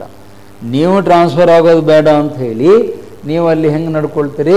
ಪಕ್ಷಪಾತತೆಯಿಂದ ನಡ್ಕೊಳ್ತೀರಿ. ಅದಕ್ಕೆ ಫೇವರಿಟಿಸಮ್ ಅಂತ. ಮಿನಿಸ್ಟರ್ ಕಡೆಯವ್ರಿಗೋ MLA ಕಡೆಯವ್ರಿಗೋ ಅವ್ರಿಗೆ ಫೇವರ್ ಮಾಡೋದು, ಅವ್ರು ಹೇಳಿದಕ್ಕೆಲ್ಲ ಎಸ್ ಅನ್ನೋದು, ಬೇರೆ ಯಾರಾದರೂ ಬಂದು ಕೇಳಿದರೆ ಅವ್ರಿಗಿಲ್ಲ ಅಂತ ಹೇಳೋದು. ನೀವು ಯಾಕೆ ಹಂಗೆ ಮಾಡ್ತೀರಿ ಅಂದರೆ ನಿಮ್ಮ ಸ್ವಾರ್ಥಕ್ಕಾಗಿ. ನಾನು ಬೆಂಗಳೂರಿಂದ ಟ್ರಾನ್ಸ್ಫರ್ ಆಗಿ ಹೋಗಬಾರ್ದು ಅನ್ನುವ ಒಂದೇ ಕಾರಣಕ್ಕಾಗಿ ಸಂವಿಧಾನ ಬಾಹಿರವಾಗಿ, ಆರ್ಟಿಕಲ್ ಬಾಹಿರವಾಗಿ, ಕಾಯ್ದೆ ಬಾಹಿರವಾಗಿ, ಜನಹಿತಕ್ಕೆ ವಿರುದ್ಧವಾಗಿ ನೀವು ನಡ್ಕೊಳ್ತೀರಿ. ಇದು ಸರಿಯಾ? ಇದು ಸರಿನಾ ಈಗ ಮಾಡೋದು? ನೀವು ಸರಿ ಅಂದರೆ ನಾನು ಹೇಳೋ ಪಾಯಿಂಟ್ ಅರ್ಥ ಆಗಿಲ್ಲ ಅಂತ. ಈ ಥರ ಮಾಡುವುದು ತಪ್ಪು. ನೀವೇನು ಹೇಳಬೇಕು? ಸರ್ ನನಗೆ ಎಲ್ಲಿಗಾದರೂ ಟ್ರಾನ್ಸ್ಫರ್ ಮಾಡಿ, ನಿಮ್ಮ ಸಂಬಳ ಅಂತೂ ಅದೇ ಇರುತ್ತಾ? ಒಬ್ಬ DC ಕೋಲಾರದಿಂದ ನೀವು ಬೀದರಿಗೆ ಹಾಕಿದರೆ ಅವ್ರ ಸಂಬಳ ಏನು ವ್ಯತ್ಯಾಸ ಆಗಲ್ಲ. ಇಲ್ಲಿದ್ದರೂ 3 ಲಕ್ಷ ಬರುತ್ತೆ, ಅಲ್ಲಿದ್ದರೂ 3 ಲಕ್ಷ, ಇಲ್ಲೂ ಒಬ್ಬ ಕಾರು ಬಂಗ್ಲೆ ಇರುತ್ತೆ, ಅಲ್ಲೂ ಕಾರು ಬಂಗ್ಲೆ ಇರುತ್ತೆ, ಇಲ್ಲೂ ಒಬ್ಬ ಸೆಕ್ಯೂರಿಟಿ ಗನ್ಮ್ಯಾನ್ ಇರ್ತಾನೆ, ಅಲ್ಲಿ ಒಬ್ಬ ಗನ್ಮ್ಯಾನ್ ಇರ್ತಾನೆ. ನಿಮಗೇನು ವ್ಯತ್ಯಾಸ ಆಗಲ್ಲ. ನೀವು ಇಲ್ಲಿದ್ದರೂ ಅಷ್ಟೇ, ಅಲ್ಲಿದ್ದರೂ ಅಷ್ಟೇ. ಆದರೆ ನೀವು ಹೆಂಗೆ ಯೋಚನೆ ಮಾಡ್ತೀರಿ? ಸರ್ ಇಲ್ಲಿದ್ರೆ ಚೆನ್ನಾಗಿರುತ್ತೆ. ಅದು ನಿಮ್ಮ ವೈಯಕ್ತಿಕ ಆಯ್ಕೆ, ಪರ್ಸನಲ್ ಚಾಯ್ಸ್. ಅದಕ್ಕೂ ಈ ಟಾಪಿಕ್ಗೂ ಸಂಬಂಧ ಇಲ್ಲ. ನಿಷ್ಪಕ್ಷಪಾತತೆ ಅಂದರೆ ನನ್ನ ವೈಯಕ್ತಿಕವಾದ ಲಾಭಗಳು, ಅನುಕೂಲತೆಗಳನ್ನು ಬದಿಗಿಟ್ಟು ಸಮಾಜ ಸೇವೆಗೆ, ನಾಗರಿಕರ ಸೇವೆಗೆ ಏನು ಬೇಕೋ ಅದನ್ನು ನಾನು ಮಾಡಬೇಕು. Your focus and emphasis should be on the people, service of the people, not my personal interest. ಇದರಿಂದ ನನಗೂ ಲಾಭ ಆಗುತ್ತೆ, ನನಗನುಕೂಲ ಆಗುತ್ತೆ ಅಂತ ನಾನು ಯೋಚನೆ ಮಾಡಿದ್ರೆ ಅದು ನೀವು ಸ್ವಂತ ಉದ್ದೇಶಕ್ಕೆ ಕೆಲಸ ಮಾಡ್ತೀರಿ ಅಂತ ಆಯಿತು. ಅಲ್ಲಿ ಪಬ್ಲಿಕ್ ಇಂಟ್ರೆಸ್ಟ್ ಎಲ್ಲಿಂದ ಬಂತು? ಇದನ್ನು ನಾನು ಫಸ್ಟ್ ಚಾಪ್ಟ್ರಲ್ಲಿ ಹೇಳಿದ್ದೀನಿ. Public life, personal life, personal interest, public interest. ಒಬ್ಬ ಸಾರ್ವಜನಿಕ ಸೇವೆಗೆ ನೀವು ಬಂದ ಮೇಲೆ ನಿಮ್ಮ ಗಮನ ಎಲ್ಲ ಯಾವುದರ ಕಡೆ ಇರಬೇಕು? ಸಾರ್ವಜನಿಕ ಹಿತಾಸಕ್ತಿಯ ಕಡೆಗೆ ಇರಬೇಕೇ ಹೊರತು ನನ್ನ ಸ್ವಂತ ವೈಯಕ್ತಿಕ ಹಿತಾಸಕ್ತಿಯ ಕಡೆಗೆ ನಾನು ಗಮನ ತೋರಿಸಬಾರ್ದು. I must not be interested in my personal interest. I must look after the people interest. ಸಾರ್ವಜನಿಕರ ಹಿತಕ್ಕಾಗಿ ನಾನು ಅಲ್ಲಿ ಕೆಲಸ ಮಾಡಲಿಕ್ಕೆ ಬಂದಿರ್ತೇನೆ ಹೊರತು ನನಗೇನು ಬೆನಿಫಿಟ್ ಆಗುತ್ತೆ, ನನಗೇನು ಲಾಭ ಆಗುತ್ತೆ ಅನ್ನೋದು ಅಲ್ಲಿ ಚರ್ಚೆಗೆ ಬರೋದೇ ಇಲ್ಲ. ಅದು ನಮ್ಮ ಟಾಪಿಕ್ಕೂ ಅಲ್ಲ, ವಿಷಯವೂ ಅಲ್ಲ. ಸೊ ಹಾಗಾಗಿ ಆ ನಿಷ್ಪಕ್ಷಪಾತತೆ ಅನ್ನುವುದನ್ನು ಸರ್ಕಾರಿ ನೌಕರಿಯಲ್ಲಿ ಇರುವವರು ತೋರಿಸ್ಬೇಕು. ಯಾವ್ಯಾವ ಆಧಾರಗಳ ಮೇಲೆ ನೀವು ತಾರತಮ್ಯ ಮಾಡ್ತೀರಿ ಅಂತ ಹೇಳಿದೆ, ಅದನ್ನು ಬೇಕಾದ್ರೆ ಬರ್ಕೊಳ್ಳಿ. ಜಾತಿ ಆಧಾರದ ಮೇಲೆ ಆ ಪಾಯಿಂಟ್ಸನ್ನು ನೋಟ್ ಮಾಡಿ.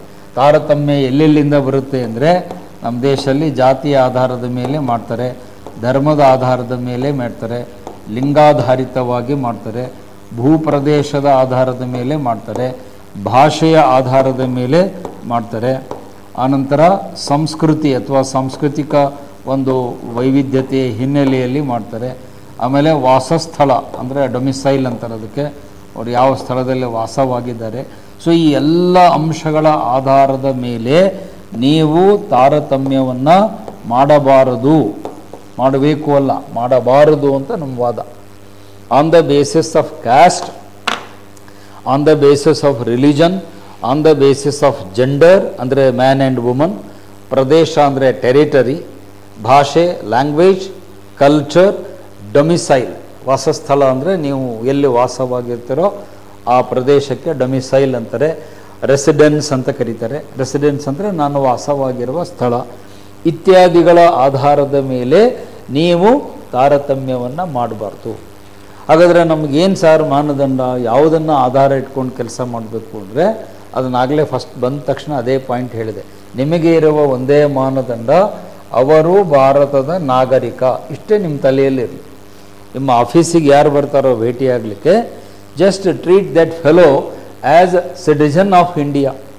ಅವನೊಬ್ಬ ಈ ದೇಶದ ನಾಗರಿಕ, ಭಾರತೀಯ ನಾಗರಿಕ, ಅವನಿಗೆ ನೀವು ಗೌರವವನ್ನು ಕೊಡ್ತಾರೆ. ಅದನ್ನೇ 12ನೇ ಶತಮಾನದಲ್ಲಿ ಬಸವಣ್ಣವರು ತಮ್ಮ ಸ್ಟೈಲಲ್ಲಿ ಹೇಳಿದರು. ಅವ್ರ ವಚನ ನಿಮಗೆಲ್ಲ ಗೊತ್ತಿದೆ. ಇವನಾರವ ಎಂದು ಎನಿಸಿದರಯ್ಯ, ಇವ ನಮ್ಮವ ಮನೆಯ ಮಗ ಕೂಡಲ ಸಂಗಮ ದೇವ ಕಾಣ ಅಂತ ಹೇಳ್ತಾರೆ. ಅಂದರೆ ಇವನು ಯಾರು ಅಂತ ನೀವು ಪ್ರಶ್ನೆ ಮಾಡಲಿಕ್ಕೆ ಹೋಗಬೇಡಿ, ಅವನು ನಮ್ಮವನೇ. ಅಥವಾ ಹಮಾರ ಆದ್ಮಿ ಹೇ, ಅವನು ನಮ್ಮ ಮನುಷ್ಯನೇ, ಇವರು ನಮ್ಮ ಮನುಷ್ಯನೇ, ಎಲ್ಲರೂ ನಮ್ಮವರೇ. ಸೊ ಎಲ್ಲರೂ ನಮ್ಮವರೇ ಅಂತ ಭಾವನೆ ಬಂದಾಗ ನೀವಲ್ಲಿ ತಾರತಮ್ಯ ಭೇದ ಮಾಡುವ ಪ್ರಶ್ನೆ ಬರೋದೇ ಇಲ್ಲ. The question does not arise. ನೀವು ಪಾರ್ಶಿಯಾಲಿಟಿ ತಾರತಮ್ಯ ಯಾವಾಗ ಮಾಡ್ತೀರಿ? ನಾನು ಬೇರೆ ಅವ್ರು ಬೇರೆ, ನಾನು ಬೇರೆ ಇವ್ರು ಬೇರೆ, ನಾನು ಬೇರೆ ಇವ್ರು ಬೇರೆ ನನ್ನ ತಲೆಯಲ್ಲಿ ಬಂದಾಗ ಅದಕ್ಕೆ ಡ್ಯುಯಲಿಸಮ್ ಅಂತಾರೆ, ದ್ವಂದ್ವತೆ, ಇಬ್ಬಂದಿತನ ಅಂತಾರೆ ಇಂಗ್ಲೀಷಲ್ಲಿ, ಡ್ಯುಯಲಿಸಮ್ ಅಂತ ಹೇಳ್ತೀವಿ. ನಾನು ಬೇರೆ ಅವರು ಬೇರೆ ಅಂತ ಯೋಚನೆ ಮಾಡಿದಾಗ್ಲೇ ಸಮಸ್ಯೆ ಸ್ಟಾರ್ಟ್ ಆಗುವುದು. ಇಬ್ಬಂದಿತನ, ದ್ವಂದ್ವತೆ ಅಂತ ಕನ್ನಡದಲ್ಲಿ ಹೇಳ್ತೀವಿ, ದ್ವಂದ್ವತೆ ಅಂತ ಹೇಳ್ತೀವಿ. ಇಂಗ್ಲೀಷಲ್ಲಾದರೆ ಡಿವ್ಯಾಲಿಟಿ, ಡ್ಯುಯಲಿಸಮ್ ಅಂತೀವಿ. ಡ್ಯುಯಲ್ ಅಂದರೆ ಎರಡು, ಡ್ಯುಯಲ್ ಅಂದರೆ ಎರಡು, ನಾನು ಬೇರೆ ನೀವು ಬೇರೆ ಅಂತ ತಿಳ್ಕೊಂಡಾಗ್ಲೇ ಸಮಸ್ಯೆ ಬರೋದು. ನಾವೆಲ್ಲರೂ ಒಂದೇ ಅಂತ ತಿಳ್ಕೊಂಬಿಟ್ರೆ ಅಲ್ಲಿ ಯಾವ ಸಮಸ್ಯೆ ಬರೋದೇ ಇಲ್ಲ. ಅದನ್ನೇ ಸರ್ವಜ್ಞ ತನ್ನ ವಚನದಲ್ಲಿ ಹೇಳ್ತಾನೆ. ಲಾಸ್ಟ್ ಟೈಮ್ ಬಂದಾಗೂ ನಿಮ್ಗೆ ಹೇಳಿದ್ದೆ, ತನ್ನಂತೆ ಪರರ ಬಗೆದೊಡೆ ಕೈಲಾಸ ಬೆನ್ನಣವಕ್ಕೂ ಸರ್ವಜ್ಞ. ನನ್ನಂತೆ ಉಳಿದವರು ಅಂತ ನೀವು ಭಾವಿಸಬೇಕು. ತನ್ನಂತೆ ಪರರ ಬಗೆದೊಡೆ ಅಂದರೆ ಭಾವಿಸಿದೊಡೆ, ನನ್ನಂಗೆ ನೀವು. ಈಗ ನನಗೆ ಎಲ್ಲ ಏನು ಬೇಕು ಅಂತ ನಾನು ಅಂದ್ಕೊಳ್ತೀನೋ ಆ ಭಾವನೆಗಳು ನಿಮಗೂ ಇರ್ತವೆ. ಈಗ ನನಗೆ ನೀರಡಿಕೆ ಆದರೆ ಕುಡಿಲಿಕ್ಕೆ ಸರ್ ಇಲ್ಲಿ ನೀರು ಇಟ್ಟಿದ್ದಾರೆ. ಈಗ ನಿಮಗೆ ನೀರಡಿಕೆ ಆದರೆ ನಿಮಗೂ ಕುಡಿಯುವ ನೀರಿನ ವ್ಯವಸ್ಥೆಯನ್ನು ಕೊಡಬೇಕು. ನಾನೇನು ಹೇಳಬಾರ್ದು, ಇಲ್ಲ ನಾನು ಟೀಚರು ನನಗಷ್ಟೇ ನೀರು ಕೊಡಬೇಕು, ನಿಮಗೆ ನೀರು ಕೊಡಬಾರ್ದು ಅಂದರೆ. ಸೊ ನಿಮಗೂ ನೀರಡಿಕೆ ಆದರೆ ನಿಮಗೂ ನೀರು ಬೇಕು.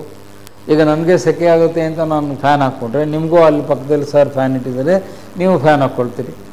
ಅವಾಗ ಇಲ್ಲ ನನ್ನ ಫ್ಯಾನ್ ಅಷ್ಟೇ ತಿರುಗಬೇಕು, ನಿಮ್ಮ ಫ್ಯಾನ್ ಎಲ್ಲ ಬಂದ್ ಮಾಡಿರಿ ಅಂದರೆ ಅದು ತಾರತಮ್ಯ ಆಗುತ್ತೆ. ನಮ್ಮ ದೇಶದಲ್ಲಿ ಜಗಳ ಯಾಕೆ ಬರುತ್ತೆ ಅಂದರೆ ನೀರು ಸಿಂಪಲ್ ಹೇಳಿ, ಏನು ಡೌಟ್ ಹೇಳಿ.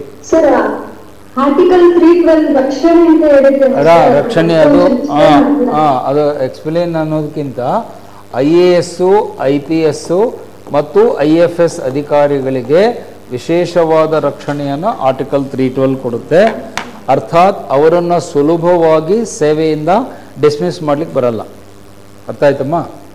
They cannot be dismissed from service easily without proper conducting enquiry. ಅವರ ವಿರುದ್ಧ ಸುದೀರ್ಘವಾದ ಪ್ರೊಸೀಜರ್ ಇದೆ. ಆ ಎನ್ಕ್ವೈರಿ ಮಾಡಿ ಅವ್ರ ಮೇಲೆ ತಪ್ಪುಗಳು ಸಾಬೀತಾದರೆ ಮಾತ್ರ ಅವರನ್ನು ತೆಗೆದುಹಾಕ್ಲಿಕ್ಕೆ ಬರುತ್ತೆ ಹೊರತು ಸುಲಭವಾಗಿ ಈ 3 ಅಧಿಕಾರಿಗಳನ್ನು ತೆಗೆದುಹಾಕಲಿಕ್ಕೆ ಬರಲ್ಲ. ಆ ಗ್ಯಾರಂಟಿಯನ್ನು ಆರ್ಟಿಕಲ್ 312ನಲ್ಲಿ ಕೊಟ್ಟಿದ್ದಾರೆ. ಯಾಕೆ ಈ ಥರ ಕೊಟ್ಟಿದ್ದಾರೆ ಅಂದರೆ ಅದಕ್ಕೂ ಕೂಡ ಅಂಬೇಡ್ಕರ್ ಅವರು ಕಾರಣವನ್ನು ಹೇಳ್ತಾರೆ. ಇವರು ನಿಷ್ಪಕ್ಷಪಾತವಾಗಿ ಕೆಲಸ ಮಾಡಲಿ. ಈ ಪಾಯಿಂಟಿಗೆ ಲಿಂಕ್ ಇದೆ. Article 312 has a link for this point. ಅದಕ್ಕೆ ನೀವು ಲಿಂಕ್ ಮಾಡಬೇಕು. ಅವರು ಧೈರ್ಯವಾಗಿ ನಿಷ್ಠುರವಾಗಿ ಯಾರ ಮುಲಾಜಿಗೆ, ಒತ್ತಡಕ್ಕೆ, ಪ್ರೆಷರ್ಗೆ ಒಳಗಾಗ್ದೇ ನಿಷ್ಠುರವಾಗಿ ಕೆಲಸ ಮಾಡಲಿ ಅನ್ನಲಿಕ್ಕೇ ಅವ್ರಿಗೆ ಆರ್ಟಿಕಲ್ 312ನಲ್ಲಿ ರಕ್ಷಣೆ ಕೊಟ್ಟಿದೆ. ಅಂದರೆ ನೀವು ನಾಳೆ DC ಆದಾಗ ಯಾರಿಗೂ ಹೆದರಬೇಕಾದ ಅವಶ್ಯಕತೆ ಇಲ್ಲ. ನೀವು ಯಾರಿಗೂ ಹೆದರ್ಕೊಂಡು ಅಥವಾ ಅವ್ರಿಗೆ ಒಂದು ಒತ್ತಡಕ್ಕೆ, ಪ್ರೆಷರ್ಗೆ ಒಳಗಾಗಿ ನಾನು ಮಾಡಬೇಕು ಅನ್ನುವಂಥ ಅನಿವಾರ್ಯತೆ ನಿಮಗೆ ಇರಲ್ಲ. Because you are protected, safeguarded under article 312.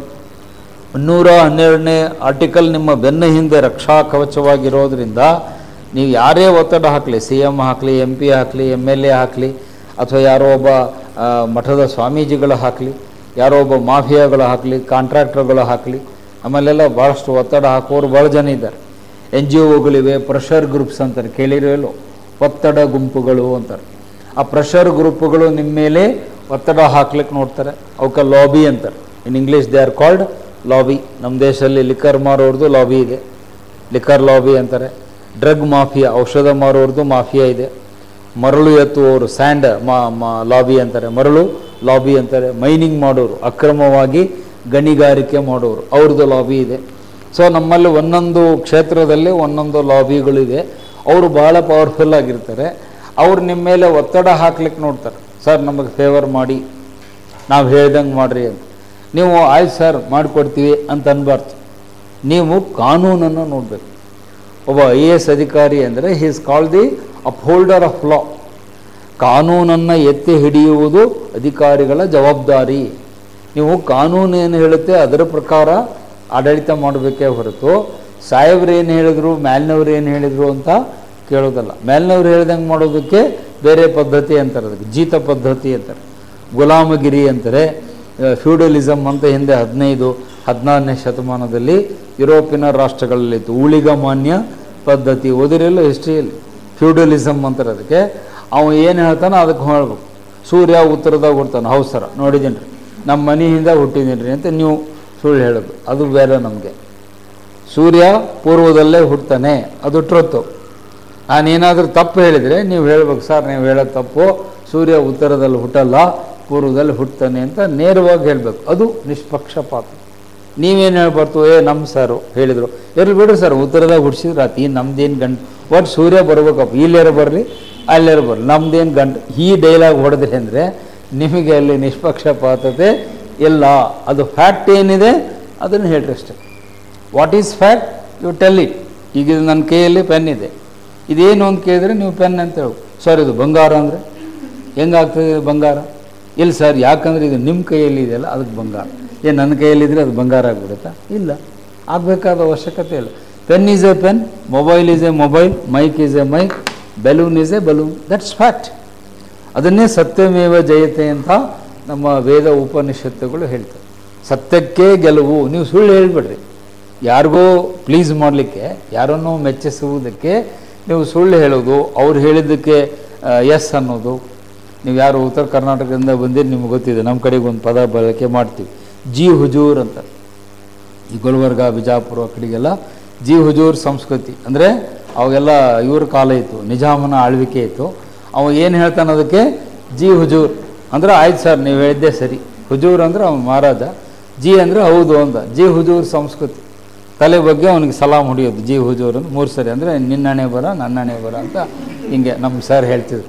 ಹಿಂಗೆ ಯಾಕೆ ಹೊಡಿತಾರೆ ಅಂದರೆ ನಿನ್ನ ಹಣೆ ಬರ ನಮ್ಮ ಹಣೆ ಬರ ಅಂತ. ಜಿ ಹುಜೂರ್ ಅಂತ ಸಲ್ಯೂಟ್ ಹೊಡ್ಕೊಳ್ಳೋದು ಇದೆಯಲ್ಲ, ಇದನ್ನು ಮಾಡಬೇಡಿ ಅಂತ ನಾವು ಇಲ್ಲಿ ಹೇಳ್ತಿರೋದು. ನೀವು ಗೌರವಿಸಬೇಕಾಗಿದ್ದು ಈ ದೇಶದಲ್ಲಿ ಒಂದಕ್ಕೆ, ಈ ದೇಶದ ಸಂವಿಧಾನಕ್ಕೆ. ನೆನ್ಪಿಟ್ಕೊಳ್ಳಿ, ನೀವು ರೆಸ್ಪೆಕ್ಟ್ ತೋರಿಸ್ಬೇಕಾಗಿದ್ದು ಈ ದೇಶದಲ್ಲಿ ಒಂದಕ್ಕೆ ಮಾತ್ರ, ಅದು ನಮ್ಮ ದೇಶದ ಸಂವಿಧಾನ. You should show respect, obedience, compliance, allegiance only to the constitution of India. ಬೇರೆ ಯಾರ ಮುಂದೂ ನೀವು ತಲೆ ಬಗ್ಗಿಸಬೇಕಾದ ಅವಶ್ಯಕತೆ ಇಲ್ಲ. ನಾನು ಮೊನ್ನೆ ಬಂದಾಗಲೂ ಹೇಳಿದೆ, ನಮ್ಮ ದೇಶವನ್ನು ಯಾರು ಆಳ್ತಾರೆ? ಮೋದಿಜಿಯವರಲ್ಲ. ರಾಜ್ಯವನ್ನು ಯಾರು ಆಳ್ತಾರೆ? ಸಿದ್ದರಾಮಯ್ಯನವರಲ್ಲ. ನಮ್ಮನ್ನು ಆಳ್ತಾ ಇರೋದು ಈ ದೇಶದ ಕಾನೂನು, ನೆಲದ ಕಾಯ್ದೆ ಪ್ರಕಾರ ಎಲ್ಲ ಈ ದೇಶ ಎಲ್ಲ ಆಗುತ್ತೆ ಹೊರತು ವ್ಯಕ್ತಿಗಳಲ್ಲ. ವ್ಯಕ್ತಿ ಇವತ್ತು ಇರ್ತಾರೆ, ನಾಳೆ ಹೋಗ್ತಾರೆ. ಇವತ್ತು ಮೋದಿ ಇರ್ತಾರೆ, ನಾಳೆ ಇನ್ನೊಬ್ಬರು ಬರ್ತಾರೆ. ಇವತ್ತು ಸಿದ್ದರಾಮಯ್ಯನವ್ರು ಇರ್ತಾರೆ, ಇನ್ನೊಂದು ಸ್ವಲ್ಪ ದಿವಸ ಆದಮೇಲೆ ಮತ್ತೆ ಇನ್ನೊಬ್ಬ ಹೊಸ ಮುಖ್ಯಮಂತ್ರಿ ಬರ್ತಾರೆ. ಆದರೆ ಕಾಯ್ದೆ ಚೇಂಜ್ ಆಗಲ್ಲ. ಅದೇ ಆರ್ಟಿಕಲ್ಲು, ಅದೇ ಸಂವಿಧಾನ, ಅದೇ ಶಾಸನಗಳು ಜಾರಿಯಲ್ಲಿರ್ತವೆ. Persons will come and persons will go, but the law remains constant. Law change ಆಗಲ್ಲ, ಅದೇ ಕಾಯ್ದೆ, ಅದೇ ಸಂವಿಧಾನ ಇರುತ್ತೆ. ಇನ್ನೂ 100 ವರ್ಷ ಬಿಟ್ಟರು ಅದೇ ಆರ್ಟಿಕಲ್ಗಳು ಹಾಗೆ ಇರುತ್ತೆ, ಅವು ಏನೂ ಚೇಂಜ್ ಆಗಲ್ಲ. ವ್ಯಕ್ತಿಗಳು ಬಂದು ಹೋಗ್ತಾರೆ. ಬಟ್ ನಾವು ಮಾಡುವ ತಪ್ಪೇನು? ಆ ವ್ಯಕ್ತಿಗಳನ್ನು ನೋಡಿ ನಾವು ಮಣೆ ಹಾಕ್ತೀವಿ. ಇವ್ರು ನಮ್ಮವರು, ಇವ್ರು ನಮಗೆ ಬೇಕಾದವರು, ಅವ್ರು ಹೇಳಿದ್ದು ಮಾಡೋಣ, ಇವ್ರು ನಮಗೆ ಬೇಡ, ಇವ್ರದ್ದು ಬಿಟ್ಟುಬೇಡ. ಈ ತಾರತಮ್ಯವನ್ನು ನೀವು ನಾಳೆ ಅಧಿಕಾರಿಗಳಾದಮೇಲೆ ಮಾಡಕೂಡದು ಅಂತ ಹೇಳುವುದೇ ನಿಷ್ಪಕ್ಷಪಾತತೆ. ಇದೇ ಈಗ ನಾನೇನು ಹೇಳಿದೆ ಇದನ್ನೇ ನಿಮಗೆ ನೆಕ್ಸ್ಟ್ ಎಲ್ಲಿ ಹೇಳ್ತಾರೆ? ಟ್ರೈನಿಂಗ್ನಲ್ಲಿ ಹೇಳ್ತಾರೆ. ನೀವು ನಾಳೆ ಎಕ್ಸಾಮ್ ಪಾಸಾಗಿ ಮಸೂರಿಗೆ ಹೋಗ್ತೀರಿ, IAS ಆದವರ ಅಧಿಕಾರಿಗಳು ಮಸೂರಿಗೆ ಹೋಗ್ತೀರಿ, ಉತ್ತರಾಖಂಡ್. ಅಲ್ಲಿ ಅವರಿಗೆ ತರಬೇತಿ ಸಂಸ್ಥೆ ಇದೆ, Lal Bahadur Shastri national academy of administration. IAS ಅಧಿಕಾರಿಗಳಿಗೆ ಅಲ್ಲಿ 1.5 ವರ್ಷ ಟ್ರೈನಿಂಗ್ ಕೊಡ್ತಾರೆ. ಅಲ್ಲೂ ಇದೇ ಪಾಯಿಂಟೇ ಹೇಳ್ತಾರೆ. ಆವಾಗ ನೀವು ಅಡ್ವಾನ್ಸ್ ಆನ್ಸರ್ ಮಾಡಬೇಕು. ನಾವು ಕಲ್ತೀವ್ರಿ ಸರ್, ಕ್ಲಾಸು ಇದರಲ್ಲಿ ಎಥಿಕ್ಸ್ ಕ್ಲಾಸಲ್ಲಿ ಹೇಳಿದರು, ಇಂಪಾರ್ಶಿಯಾಲಿಟಿ ಅಂದರೆ ಏನು ನಮಗೆ ಗೊತ್ತಿದೆ, ಯಾರಿಗಾರು ಡು ಯು ನೋ ಅಂತ ಕೇಳ್ತಾರೆ. ಅವಾಗ ನೀವು ಸುಮ್ಮನೆ ಕೂತ್ಕೋಬಾರ್ದು, ಕೈ ಎತ್ತಿ ಹೇಳ್ಬೇಕು, yes sir I know what is impartiality, we studied in ethics paper, aptitude ಪೇಪರಲ್ಲಿ ಸರ್ ಹೇಳಿದ್ದಾರೆ ನಮಗೆ ಗೊತ್ತು ಅಂತ ಹೇಳಬೇಕು. ನೀವು ಗೊತ್ತಿದ್ದನ್ನು ಹೇಳಬೇಕಲ್ಲಿ, ಗೊತ್ತಿಲ್ಲದೆ ಇದ್ದರೆ ಸರಿ, ಗೊತ್ತಿದ್ದನ್ನು ಹೇಳಬೇಕು. ಮತ್ತು ಯಾರು IPS ಆಗ್ತೀರಿ ನಿಮಗೆ ಟ್ರೈನಿಂಗಿಗೆ ಎಲ್ಲಿ ಕಳಿಸ್ತಾರೆ? ಹೈದರಾಬಾದಿಗೆ ಕಳಿಸ್ತಾರೆ. National police academy, Sardar Vallabhbhai Patel national police academy ಅಂತ ಹೈದರಾಬಾದಲ್ಲಿದೆ. ಅಲ್ಲಿ ಎಲ್ಲ IPS ಅಧಿಕಾರಿಗಳು ಟ್ರೈನಿಂಗ್ ಅಲ್ಲೂ ಕೂಡ ಇದೇ ಕ್ವಾಲಿಟಿ ಹೇಳ್ತಾರೆ. ನೀವು ನಾಳೆ SP ಆದಾಗ ಅಲ್ಲಿ ಎಲ್ಲೋ ಒಂದು ಕೋಮು ಗಲಭೆ ಆಗುತ್ತಪ್ಪ, ಹಿಂದೂ ಮುಸ್ಲಿಂ ಗಲಾಟೆ ಆಗುತ್ತೆ. ನೀವು ಅಲ್ಲಿ ಸ್ಪಾಟಲ್ಲಿ ಹೋಗ್ತೀರಿ, ಅವಾಗ ನೀವೇನು ಹೇಳಬಾರ್ದು? ಇವರು ಹಿಂದೂಗಳ ಲಾಠಿ ಚಾರ್ಜ್ ಮಾಡಿರಿ, ಹೊಡೆದಾಕ್ಬಿಟ್ರಿ. ಇವರು ಮುಸ್ಲಿಮ್ರ, ಇವ್ರನ್ನ ಬಿಟ್ಬಿಡ್ರಿ, ಈ ಕಡೆಯಿಂದ ಡೋರ್ ಓಪನ್ ಮಾಡಿ ಅವರಿಗೆ ಓದ್ಕೊಳ್ಳೋ ಹಂಗೆ ಮಾಡಬಾರ್ದು. ನೀವು ಒಬ್ಬ ಎಸ್ ಪಿ ಆಗಿ ಕಾನೂನನ್ನು ಶಾಂತಿ ಪಾಲನೆ ಮಾಡುವುದು ನಿಮ್ಮ ಕೆಲಸವೇ ಹೊರತು ನೀವು ಯಾವುದೋ ಒಂದು ಕೋಮು ಸಮುದಾಯಕ್ಕೆ ಫೇವರ್ ಆಗಿ ಸಪೋರ್ಟಿವ್ ಆಗಿ ಒಬ್ಬ ಎಸ್ ಪಿ ಆಗಿ ನೀವು ನಿಂತ್ಕೊಳ್ಬಾರ್ದು. ನಿಮಗೆ ಹಿಂದೂಗಳು ಅಷ್ಟೇ, ಮುಸ್ಲಿಮರು ಅಷ್ಟೇ, ಬೌದ್ಧರು ಅಷ್ಟೇ, ಜೈನರು ಅಷ್ಟೇ, ಪಾರ್ಸಿಗಳು ಅಷ್ಟೇ, ಸಿಖ್ಖರು ಅಷ್ಟೇ, ಎಲ್ಲರೂ ಅಷ್ಟೇ. ಅವರೆಲ್ಲ ಭಾರತದ ನಾಗರಿಕರು. ಎಲ್ಲರನ್ನೂ ಒಂದೇ ಪ್ಯಾರಡೈಮಲ್ಲಿ, ಏಕದೃಷ್ಟಿಯಲ್ಲಿ, ಸಮದೃಷ್ಟಿ ಅಂತ ಇಲ್ಲಿ ಬರೆದಿದ್ದೀನಿ. ನೀವು ಸಮ ಅಂತ ಅನ್ನೋ ಪದನೂ ಬಳಸ್ಕೊಳ್ಬಹುದು ಅಥವಾ ಏಕ ಅನ್ನುವ ಪದನೂ ಬಳಸ್ಕೊಳ್ಬೋದು. ಅರ್ಥ ಏನು ಚೇಂಜ್ ಆಗಲ್ಲ. ಏಕದೃಷ್ಟಿ, ಏಕಭಾವ, ಏಕ ಗೌರವ, ಎಲ್ಲರಿಗೂ ಒಂದೇ ರೀತಿಯಲ್ಲಿ ನೀವು ನೋಡ್ಕೊಳ್ಬೇಕು. ಡಿಫ್ರೆನ್ಷಿಯೇಟ್ ಮಾಡಬೇಡಿ, ತಾರತಮ್ಯವನ್ನು ಮಾಡಬೇಡಿ ಅನ್ನುವುದೇ ನಾಗರಿಕ ಸೇವೆಗೆ ಬರುವವರಿಗೆ ಇರಬೇಕಾದ ಫಸ್ಟ್ ಕ್ವಾಲಿಟಿ ಇದು. ಅಂದರೆ ನಾನು ಸ್ಟಾರ್ಟ್ ಮಾಡೋದು ಚರ್ಚೆ ಅಲ್ಲಿಂದ. ಇಂಪಾರ್ಷಿಯಾಲಿಟಿ ನಿಮ್ಮಲ್ಲಿದ್ದರೆ ಉಳಿದ ಕ್ವಾಲಿಟಿಗಳು ಬರ್ತವೆ. ಅದು ಇಟ್ಸ್ ದ ಫಸ್ಟ್ ವ್ಯಾಲ್ಯೂ ಅಂತ ಹೇಳ್ತೀವಿ. ಈ ಫಸ್ಟ್ ವ್ಯಾಲ್ಯೂವೇ ನಿಮ್ಮ ಹತ್ರ ಇಲ್ಲ ಅಂದರೆ ನೆಕ್ಸ್ಟ್ ಮುಂದೆ ಬರೋ ವ್ಯಾಲ್ಯೂಗಳು ಇರ್ಲಿಕ್ಕೆ ಸಾಧ್ಯವೇ ಇಲ್ಲ. ಅದಕ್ಕೆ ಆ ಫಸ್ಟು ಚರ್ಚೆ ಸ್ಟಾರ್ಟ್ ಮಾಡೋದು ನಾವು ಇಂಪಾರ್ಷಿಯಾಲಿಟಿಯನ್ನು, ನಿಷ್ಪಕ್ಷಪಾತರಾಗಿಯೇ ನೀವು ಸರ್ಕಾರಿ ಸೇವೆಯನ್ನು ಮಾಡಬೇಕು. ಇದು ಒಂದು. ಇನ್ನು ಇದು ಆದ ನಂತರ ಸೆಕೆಂಡ್ ಕ್ವಾಲಿಟಿಗೆ ಹೋಗ್ತೇನೆ ನಾನು. ಅದಕ್ಕೆ ಇಂಟೆಗ್ರಿಟಿ ಅಂತ ಕರೀತಾರೆ. ಇಲ್ಲಿ ಫಸ್ಟ್ ಚಾಪ್ಟ್ರಲ್ಲಿ ಚರ್ಚೆ ಮಾಡಬೇಕಾದಾಗ ಅದರ ಬಗ್ಗೆ ನಾನು ಹೇಳಿದ್ದೆ. ಇಂಟೆಗ್ರಿಟಿ ಅನ್ನೋದಕ್ಕೆ ಎರಡು ಪದಗಳನ್ನು ಬಳಸ್ತೀವಿ. ಒಂದು ಸಮಗ್ರತೆ, ಇನ್ನೊಂದು ಸನ್ನಡತೆ, good character. Good character, integrity ಅಂದರೆ ಗುಡ್ ಕ್ಯಾರೆಕ್ಟರ್. ನಿಮ್ಮ ನಡವಳಿಕೆ ಯಾವಾಗಲೂ ಚೆನ್ನಾಗಿರಬೇಕು. 24/7. ಒಂಥರ ಅದಕ್ಕೇನು ಹೇಳ್ತಾರೆ ಅಂದರೆ ಅಪ್ಪಟ 24 ಕ್ಯಾರೆಟ್ ಅಂತಾರೆ. 24 ಕ್ಯಾರೆಟ್ ಅಂದರೆ ಗೊತ್ತಲ್ಲ ನಿಮಗೆ? ಶುದ್ಧ ಅಪರಂಜಿ ಚಿನ್ನ ಅಂತ ಹೇಳ್ತೀವಿ ಕನ್ನಡದಲ್ಲಾದರೆ. ಅಪರಂಜಿ ಚಿನ್ನ, ಶುದ್ಧವಾದಂಥ ಗೋಲ್ಡನ್ನು ಅಪರಂಜಿ ಅಂತಾರೆ. 24 ಕ್ಯಾರೆಟ್ ಅಂತ. ನಿಮ್ಮ ನಡವಳಿಕೆ ಹೆಂಗಿರಬೇಕು ಅಂದರೆ ಅಪರಂಜಿ ಚಿನ್ನದ ಹಾಗೆ ಇರಬೇಕು. ಹುಡುಕಿದರೂ ಕೂಡ ಒಂದು ದೋಷ ಅಲ್ಲಿ ಸಿಗಬಾರ್ದು. ನಾವು ಎಲ್ಲ ಆ್ಯಂಗಲಿಂದ ನಿಮ್ಮನ್ನು ಟೆಸ್ಟ್ ಮಾಡಿದ್ರು ನೀವು ಪರ್ಫೆಕ್ಟ್ ಆಗಿರ್ಬೇಕು. ಇಂಟೆಗ್ರಿಟಿ ಅಂದರೆ ಪರ್ಫೆಕ್ಟ್ ಕ್ಯಾರೆಕ್ಟರ್, ಪರಿಪೂರ್ಣವಾದ, ಸಮಗ್ರವಾದ, ಸಂಪೂರ್ಣವಾದ ಒಳ್ಳೆಯ ನಡವಳಿಕೆ ಇರ್ತಕ್ಕಂತಹ ವ್ಯಕ್ತಿತ್ವ ನಿಮ್ಮದಾಗಿರಬೇಕು. ಮತ್ತು ಈ ಇಂಟೆಗ್ರಿಟಿ ಅನ್ನೋದು ಹೇಗಿರಬೇಕು ಅಂದರೆ 24/7 ಎಲ್ಲ ಕಾಲದಲ್ಲೂ. ಅಲ್ಲೊಂದು ಡೈಲಾಗ್ ಬರುತ್ತೆ, ನೋಟ್ ಮಾಡ್ಕೊಳ್ಳಿ. ಈ ಇಂಟೆಗ್ರಿಟಿ ಅನ್ನೋದು ಹೇಗಿರಬೇಕು ಅಂದರೆ ಎಲ್ಲ ಕಾಲದಲ್ಲೂ,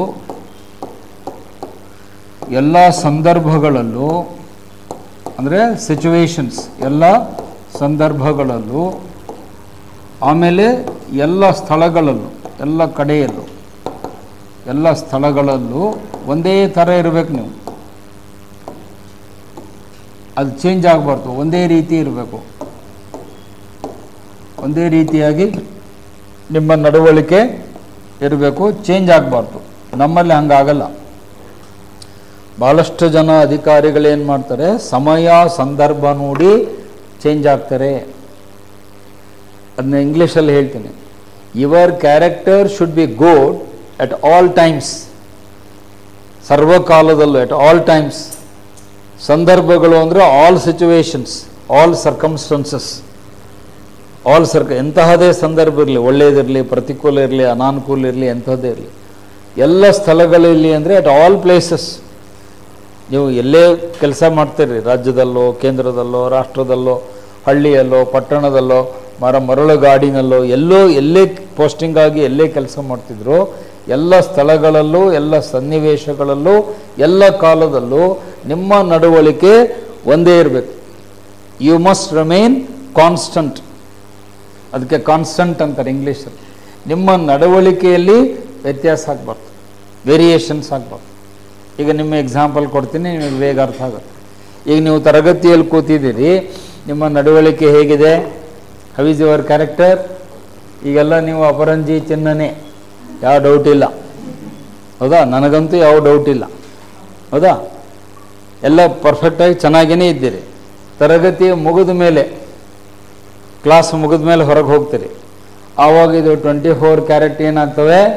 ಕೆಲವು 22 ಆಗ್ತವೆ, ಕೆಲವು 20 ಆಗ್ತವೆ, ಕೆಲವು 18 ಆಗ್ತವೆ, ಕೆಲವು 15 ಹೋಗ್ತವೆ, ಕೆಲವು 10ಕ್ಕೆ ಹೋಗ್ತವೆ, ಹಿಂಗೆ ಇನ್ನೇನೋ ಆಗ್ತವೆ.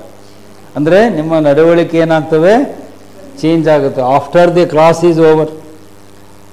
ಅದಕ್ಕೆ ಎಕ್ಸಾಂಪಲ್ ಕೊಡ್ತೀನಿ. ಕ್ಲಾಸ್ ಬಿಟ್ಟುಗಳು ಕೆಲವ್ರು ಯಾರೋ ಸಿಗರೇಟ್ ಸೇರ್ಲಿಕ್ಕೆ ಹೋಗ್ತಾರೆ, ಅಥವಾ ಯಾವುದೋ ಪಾನ್ ಪರಾಗೋ ಗುಟ್ಕಾನೋ ಹಾಕ್ಕೊಳ್ಳಿಕ್ಕೆ ಹೋಗ್ತಾರೆ.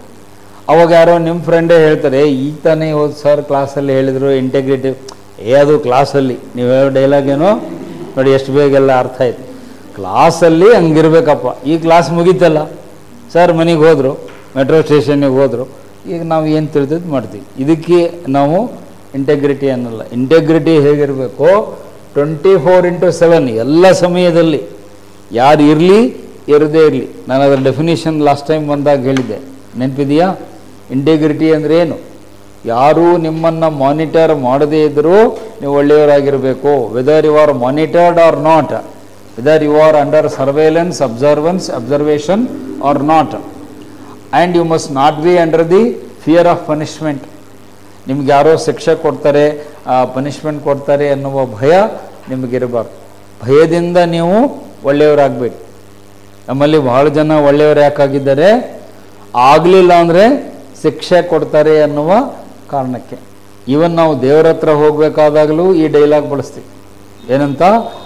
ಇವನಿಗೆ ದೇವರ ಬಗ್ಗೆ ಭಯ ಭಕ್ತಿ ಇಲ್ಲ. ಫಸ್ಟ್ ವರ್ಡ್ ಏನು? ಭಯ. ನಾವು ದೇವ್ರ ಹತ್ರ ಹೋದಾಗ ನಮಗೆ ಜಾಸ್ತಿ ಏನಿರುತ್ತೆ, ಭಯ ಇರುತ್ತೆ ಹೊರತು ಭಕ್ತಿ ಕಡಿಮೆ ಇರುತ್ತೆ. ಆ್ಯಕ್ಚುಲಿ ಏನಿರ್ಬೇಕು ದೇವ್ರ ಹತ್ರ ನೀವು ಹೋದಾಗ? ಭಕ್ತಿ ಇರಬೇಕು. ಭಕ್ತಿ ಮೀನ್ಸ್ ಲವ್. ಭಕ್ತಿ ಅಂದರೆ ಬೇರೆ ಏನಲ್ಲ, ಲವ್ ಟುವರ್ಡ್ಸ್ ಗಾಡ್. ನೀವು ನಂಬಿದ ದೇವರ ಬಗ್ಗೆ ನಿಮಗೆ ಅಪಾರವಾದ ಪ್ರೀತಿ ಇದ್ದರೆ ಅದೇ ಭಕ್ತಿ ಅಂತ ಕರೆಯೋದು. ಆದರೆ ನಾವು ದೇವ್ರ ಹತ್ರ ಹೋದಾಗ ನಮಗೆ ಭಕ್ತಿ ಜಾಸ್ತಿ ಇರಲ್ಲ. ಭಕ್ತಿ ಒಂದು 5% ಇರುತ್ತೆ, 5-10%. 90% ಏನು? ಭಯ. ನಾವು ದೇವ್ರ ಹತ್ರ ಹೋದಾಗ ತಪ್ಪು ಮಾಡಿಬಿಟ್ರೆ ನಮಗೇನಾಗುತ್ತೆ ಏನೋ, ನಮಗೆ ಕೆಟ್ಟದ್ದಾಗುತ್ತೋ ಏನೋ. ಅದಕ್ಕೆ ಭಾಳ ಜನ ನೋಡ್ರಿ, ನಮ್ಮ ಹಿಂದೂಗಳು ದೇವಸ್ಥಾನಕ್ಕೆ ಹೋದ್ಕೊಳ್ಳೇನೆ ಗಲ್ಲ ಬಡ್ಕೊತಾರೆ. ನೋಡಿದಿರ? ಕಪಾಳ ಬಡ್ಕೊಳ್ಳೋದು, ತಲೆ ಬಡ್ಕೊಳ್ಳೋದು. ಅಂದರೆ ಅವ ಭಯ ಜಾಸ್ತಿ ಇರುತ್ತೆ, ಏನಾಗುತ್ತೋ ಏನೋ ಅದೆಲ್ಲ ಏನೂ ಬೇಕಿಲ್ಲ. ನಿಮ್ಮ ಅಂತರಂಗ ಶುದ್ಧಿ ಇದ್ದರೆ ದೇವರೇನೂ ಮಾಡಲ್ಲ. ಬಸವಣ್ಣವರ ವಚನ ಹೇಳಿದೆ, ಕಳಬೇಡ, ಕೊಲಬೇಡ, ಹುಸಿಯ ನುಡಿಯಲು ಬೇಡ, ಅನ್ಯರಿಗ ಅಸಹ್ಯ ಪಡಬೇಡ, ತನ್ನ ಬಣ್ಣಿಸಬೇಡ, ಇದರ ಹಳಿಯಬೇಡ. ಇದೇ ಅಂತರಂಗ ಶುದ್ಧಿ, ಬಹಿರಂಗ ಶುದ್ಧಿ. ಒಳಗಿನ ಶುದ್ಧಿನೂ ಇದೆ, ಹೊರಗಿನ ಶುದ್ಧಿ ಇದೆ. ಅಂತರಂಗ ಅಂದರೆ ಒಳಗಿಂದು, ಇಂಟರ್ನಲ್ ಪ್ಯೂರಿಟಿ. ಬಾಹ್ಯ ಶುದ್ಧಿ ಹೊರಗಡೆಯಿಂದ ಕಾಣುವಂಥದ್ದು. ನಾವು ಇವತ್ತು ಹೊರಗಡೆಯಿಂದ ಕಾಣುವುದಕ್ಕಷ್ಟೇ ಮಹತ್ವ ಕೊಡ್ತೀವಿ. ಎಕ್ಸ್ಟರ್ನಲ್ ಬಗ್ಗೆ ನಾವು ಬಹಳ ಕಾನ್ಷಿಯಸ್ ಆಗಿರ್ತೀವಿ. ಇಂಟರ್ನಲ್ಲಿ ನಾವು ಏನಾಗಿದ್ದೇವೆ ನಾವು ಯೋಚನೆ ಮಾಡ್ಕೊಳ್ಳೋದು. ಇಂಟರ್ನಲ್ಲಿ ನಮ್ಮ ಮನಸ್ಸಿನಲ್ಲಿ ಕೆಟ್ಟ ಆಲೋಚನೆಗಳಿರ್ಬೋದು, ಕೆಟ್ಟ ಭಾವನೆಗಳಿರ್ಬೋದು. ಹೊರಗೆ ಮಾತ್ರ ಅವ್ನು ಭಾಳ ಒಳ್ಳೆಯ ವ್ಯಕ್ತಿ ಥರ ನಡ್ಕೊಳ್ತಿರ್ತಾರೆ. ಅದು ನಿಮ್ಮ ಬೆಂಗಳೂರು ಹುಡುಗರ ಭಾಷೆಯಲ್ಲಿ ಹೇಳೋದಾದರೆ, ಸರ್ ಭಾರಿ ಬಿಲ್ಡಪ್ ಕೊಡ್ತಾರೆ. ಬಿಲ್ಡಪ್ ಕೊಡೋದು ಅಂತಾರೆ. ಹೊರಗೆ ನೋಡಿದಾಗ ಭಾರಿ ಪೋಸು, ಭಾರಿ ಬಿಲ್ಡಪ್. ಒಳಗೆ ಹೋದರೆ ಎಲ್ಲ ಕಶ್ಮಲ ಇರುತ್ತೆ. All rotten and stinky things ಅಂತ ಹೇಳ್ತೀವಿ. ಅದಾಗಬಾರ್ದು. ನಾವು ಒಳಗಡೆಯಿಂದನೂ ಶುದ್ಧರಾಗಿರಬೇಕು, ಹೊರಗಡೆಯಿಂದನೂ ಸರಿ ಇರಬೇಕು. Internally and externally you must be pure and good at heart. ನಿಮ್ಮ ಹೃದಯದಲ್ಲಿ ಒಂದು ನಿರ್ಮಲವಾದ ಪರಿಶುದ್ಧವಾದ ಭಾವನೆಗಳು ಇರಬೇಕು. ಸ್ವಾಮಿ ವಿವೇಕಾನಂದರು ಹೇಳ್ತಾರೆ, your heart is A garden not A dustbin ಅಂತ ಹೇಳ್ತಾರೆ. ನಮ್ಮ ಹೃದಯ ಒಂದು ಉದ್ಯಾನವನ ಇದ್ದಂಗೆ. ಗಾರ್ಡನ್ ಅಂದರೆ ಉದ್ಯಾನವನ ಇದ್ದಂಗೆ. ಅಲ್ಲಿ ಸುಂದರವಾದ ಹೂಗಳನ್ನು ನಾವು ಬೆಳೆಸಬೇಕೇ ಹೊರತು ಕಸ ಕಡ್ಡಿ ತಂದು ಅಲ್ಲಿ ಹಾಕಬಾರ್ದು. ಇವತ್ತು ನಾವೇನು ಮಾಡಿದ್ವಿ, ನಮ್ಮ ಹಾರ್ಟನ್ನು, ಮನಸ್ಸನ್ನು ಗಾರ್ಬೇಜ್ ಮಾಡ್ಕೊಂಡಿದ್ವಿ. We have made our heart as a garbage.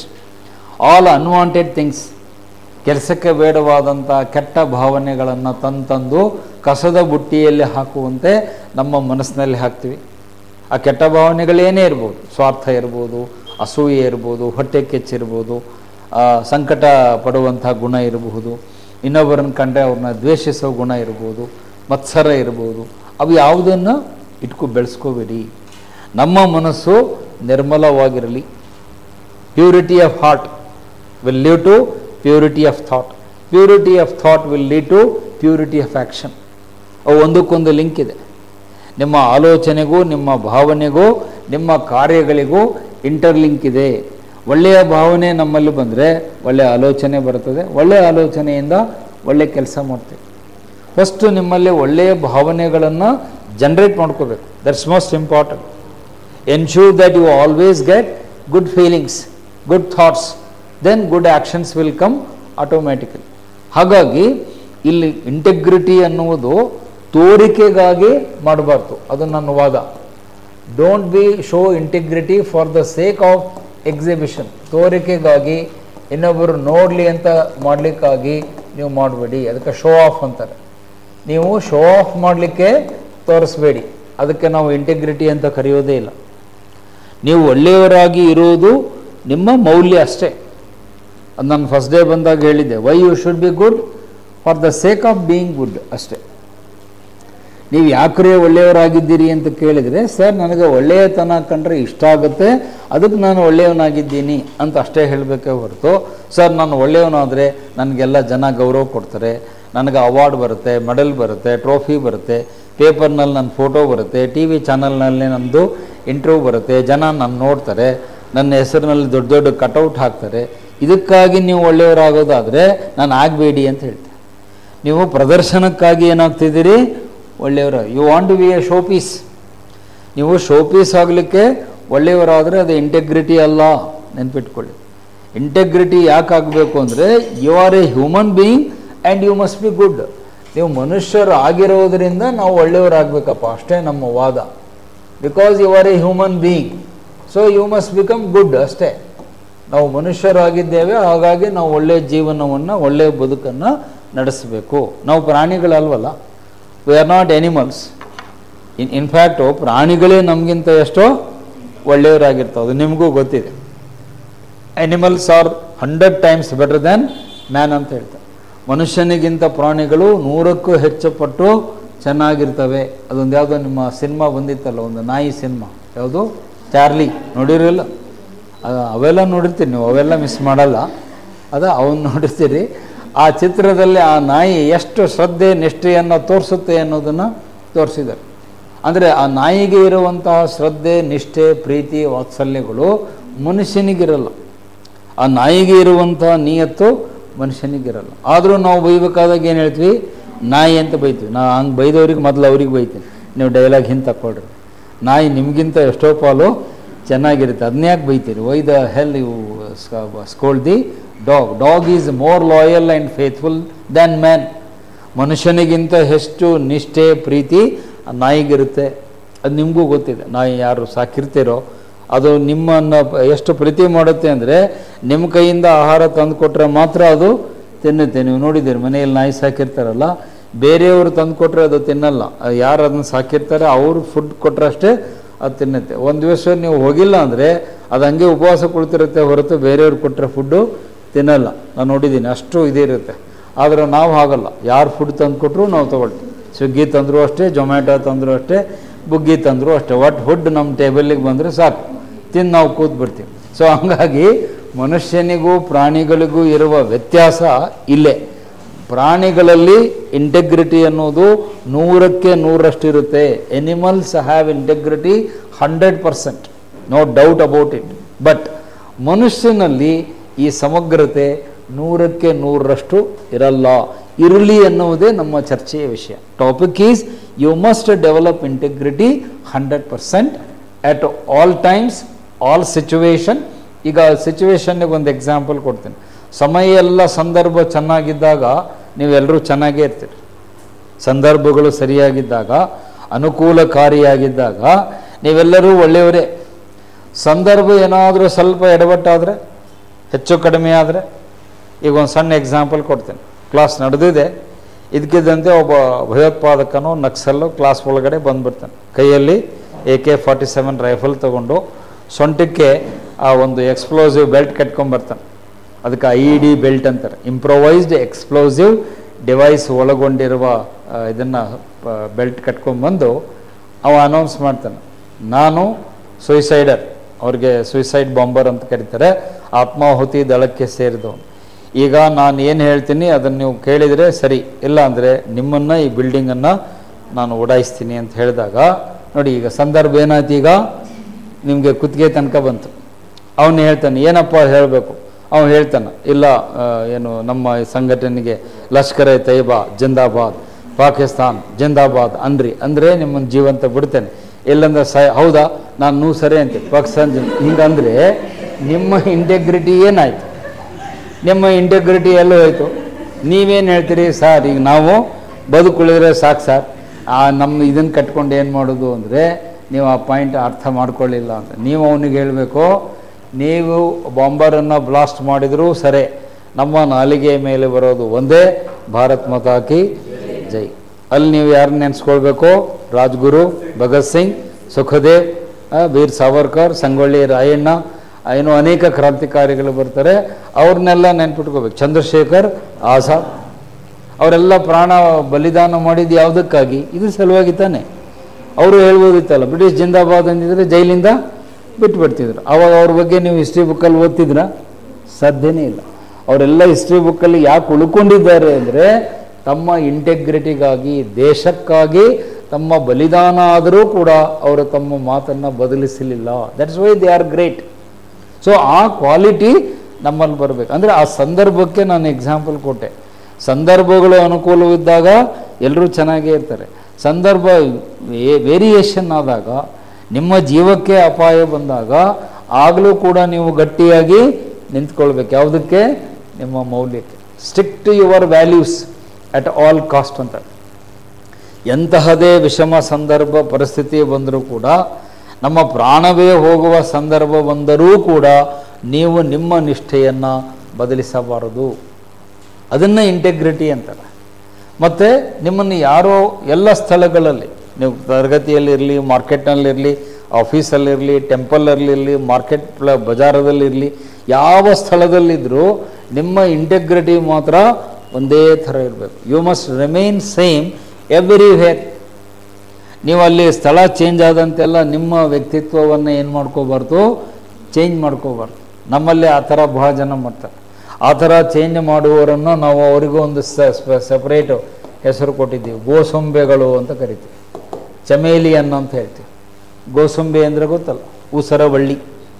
ಅದು ಎಲ್ಲೆಲ್ಲಿ ಹೋಗುತ್ತೋ ಅದಕ್ಕೆ ತಕ್ಕಂತೆ ಏನು ಮಾಡ್ತದೋ ಬಣ್ಣ ಚೇಂಜ್ ಮಾಡ್ತದೆ. ಹಸಿರು ಗಿಡದ ಮೇಲೆ ಕೂತಾಗ ಅದರ ಬಣ್ಣ ಹಸಿರಾಗ್ಬಿಡುತ್ತೆ. ಬ್ರೌನ್ ಟ್ರೀಗೆ ಹೋದರೆ ಅದರ ಬಣ್ಣ ಕಂದು ಬಣ್ಣಕ್ಕೆ ತಿರುಗುತ್ತೆ. ಸೊ ಕೆಂಪು ಎಲೆ ಮೇಲೆ ಕೂತ್ಕೊಂಡ್ರೆ ಅದರ ಬಣ್ಣ ಕೆಂಪಾಗ್ಬಿಡುತ್ತೆ. ಅದು ಕಾಣಲ್ಲ, ಅದು ಇದೆ ಅಂತ ನಿಮ್ಗೆ ಕಾಣಲ್ಲ. ಸೊ ಅದು ಊಸರವಳ್ಳಿ ತಾನು ಎಲ್ಲಿ ಹೋಗುತ್ತೋ ತನ್ನ ಬಣ್ಣವನ್ನು ಚೇಂಜ್ ಮಾಡ್ಕೊಳ್ತದೆ. ಬಟ್ ಅದು ಮಾಡುವುದು ತನ್ನ ಸೇಫ್ಟಿಗೆ. ಅಂದರೆ ಬೇರೆ ಪ್ರಾಣಿಗಳಿಗೆ ಅದು ಕಾಣಿಸ್ಬಾರ್ದು ಅನ್ನಲಿಕ್ಕೆ ಭಗವಂತ ಅದಕ್ಕೆ ಆ ಒಂದು ಇದನ್ನು ಕೊಟ್ಟಿದ್ದಾನೆ ಆ ಪ್ರಾಣಿಗೆ. ಬಟ್ ನಾವು ಅದನ್ನು ಫಾಲೋ ಮಾಡಬಾರ್ದು. ನೋಡಿ ಸರ್, ಗೋಸಂಬಿ ಹೆಂಗೆ ಚೇಂಜ್ ಮಾಡುತ್ತೆ ಹಾಗೆ ನಾವು ಕೂಡ ಚೇಂಜ್ ಆಗ್ತೀವಿ. ಇಲ್ಲಿ ಹೋದಾಗ ಒಂದು, ಅಲ್ಲಿ ಹೋದಾಗ ಒಂದು, ಹಾಗಾಗಬೇಡಿ. ಎಲ್ಲ ಕಡೆಗೆ ಒಂದೇ ನಿಲುವಿರಬೇಕು. ಒಂದೇ ನಿಲುವು, ಒಂದೇ ವಿಚಾರ, ಒಂದೇ stand. Single stand, single view, wherever you go you must not change. ನಿಮ್ಮ ಮಾತು ಎಲ್ಲ ಕಡೆಗೂ ಒಂದೇ ಇರಬೇಕು. ಇವತ್ತು ನಮ್ಮಲ್ಲಿ ಇದಕ್ಕೆ ತದ್ವಿರುದ್ಧವಾಗಿ ನಡ್ಕೊಳ್ಳೋರು ನಮ್ಮಲ್ಲಿ ಯಾರು ಅಂದರೆ ನಮ್ಮ ರಾಜಕಾರಣಿಗಳು, ನಮ್ಮ MLAಗಳು, MP ಗಳು. ಅವರಿಗೆ ಈ ಗೂಸುಂಬೆಯನ್ನು ದಾಟಿ ಹೋಗ್ಬಿಟ್ಟಿದ್ದಾರೆ.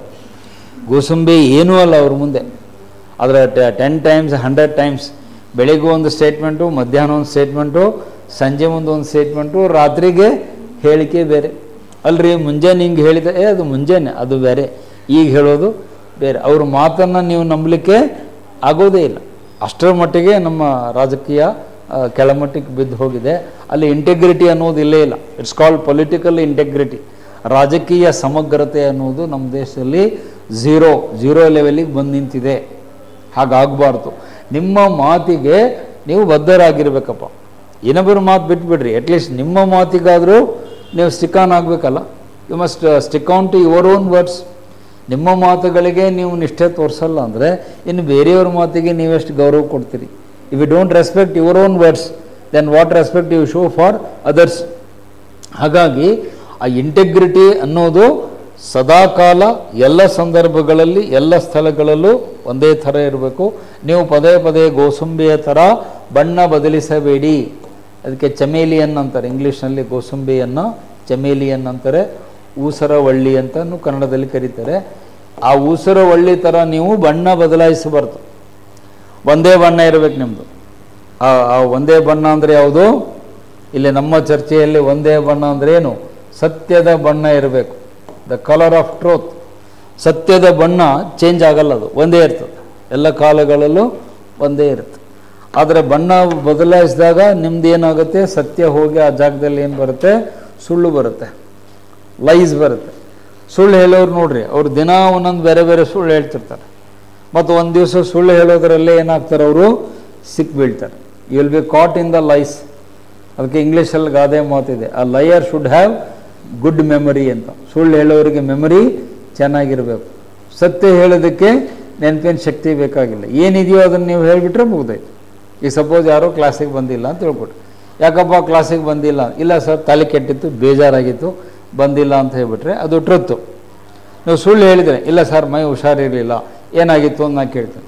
ಏನಾಗಿತ್ತು ಅವ್ನು ಯೋಚನೆ ಮಾಡ್ಬೇಕು. ಏನಾಗಿರಲ್ಲ ಬ್ರ್ಯಾಕೆಟ್ನಲ್ಲಿ, ಸರ್ ಜ್ವರ ಬಂದಿತ್ತು, ಆ ಜ್ವರ ಬಂದಿತ್ತಾ, ಯಾವ ಜ್ವರ ಬಂದಿತ್ತು, ಮತ್ತು ಯಾವ ಜ್ವರ ಅಂತ ನೆನ್ಪು ಮಾಡ್ಕೋಬೇಕು. ಏನು ಟ್ಯಾಬ್ಲೆಟ್ ತೊಗೊಂಡೆ ಅಂತ ಕೇಳ್ತಾ, ಆ ಟ್ಯಾಬ್ಲೆಟ್ ಹೆಸರು ಯಾವುದು ನೆನ್ಪು ಮಾಡಿ. ಅವನು ಒಂದು 10 ಕ್ವಶನ್ ಕೇಳೋಷ್ಟರಲ್ಲಿ ಅವ್ನು ಹೇಳ್ಬಿಡ್ದ, ಸರ್ ಜ್ವರ ಬಂದಿದ್ದಲ್ಲ ಸರ್, ಸುಳ್ಳು ಹೇಳಿದೆ. ನೀವು ಸುಳ್ಳನ್ನು ಮೇಂಟೈನ್ ಮಾಡಲಿಕ್ಕೆ ಆಗಲ್ಲ. Maintaining lies is A costly affair ಅಂತ. ಸುಳ್ಳುಗಳನ್ನು ಸಾಕುವುದು ಬಹಳ ವೆಚ್ಚದಾಯಕ. ಸತ್ಯ ಹೇಳೋದು ಭಾಳ ಸಿಂಪಲ್. ಏನಿದೆಯೋ ಅದನ್ನು ನೇರವಾಗಿ ಹೇಳಿಬಿಡಿ. Speak the fact. ಅದನ್ನೇ ಫಸ್ಟ್ ಬಂದಾಗ ನಿಮಗೆ ಬೋರ್ಡ್ ಮೇಲೆ ಆ ವಾಕ್ಯ ಬರೆದಿದ್ದೆ, ಸತ್ಯಂ ವದ ಧರ್ಮಂ ಚರ. ಅದೇ ಎಥಿಕ್ಸು. ಎಥಿಕ್ಸ್ ಅಂದರೆ ಬೇರೆ ಏನಲ್ಲ, ಸತ್ಯವನ್ನು ನುಡಿಯಿರಿ, ಧರ್ಮವನ್ನು ಅನುಸರಿಸಿರಿ. ಸತ್ಯಂ ವದ ಧರ್ಮಂ ಚರ. ಚರ ಅಂದರೆ ಆಚರಿಸು, ಧರ್ಮವನ್ನು ಆಚರಿಸು, ಸತ್ಯವನ್ನು ನುಡಿ. ಅದೇ ಎಥಿಕ್ಸು. ಎಥಿಕ್ಸ್ ಅಂದರೆ ಬೇರೆ ಏನಲ್ಲ, ಟೆಕ್ನಿಕಲ್ಲಾಗಿ ಹೇಳೋದಾದ್ರೆ. ಸೊ ಹಾಗಾಗಿ ಆ ಇಂಟೆಗ್ರಿಟಿ ಅನ್ನುವುದು ಆಡಳಿತಕ್ಕೆ ಬರುವಂಥ ಪ್ರತಿಯೊಬ್ಬ ಅಧಿಕಾರಿಗಳಲ್ಲಿ, ನೌಕರದಾರರಲ್ಲಿ ಈ ಇಂಟೆಗ್ರಿಟಿ ಇರಬೇಕು.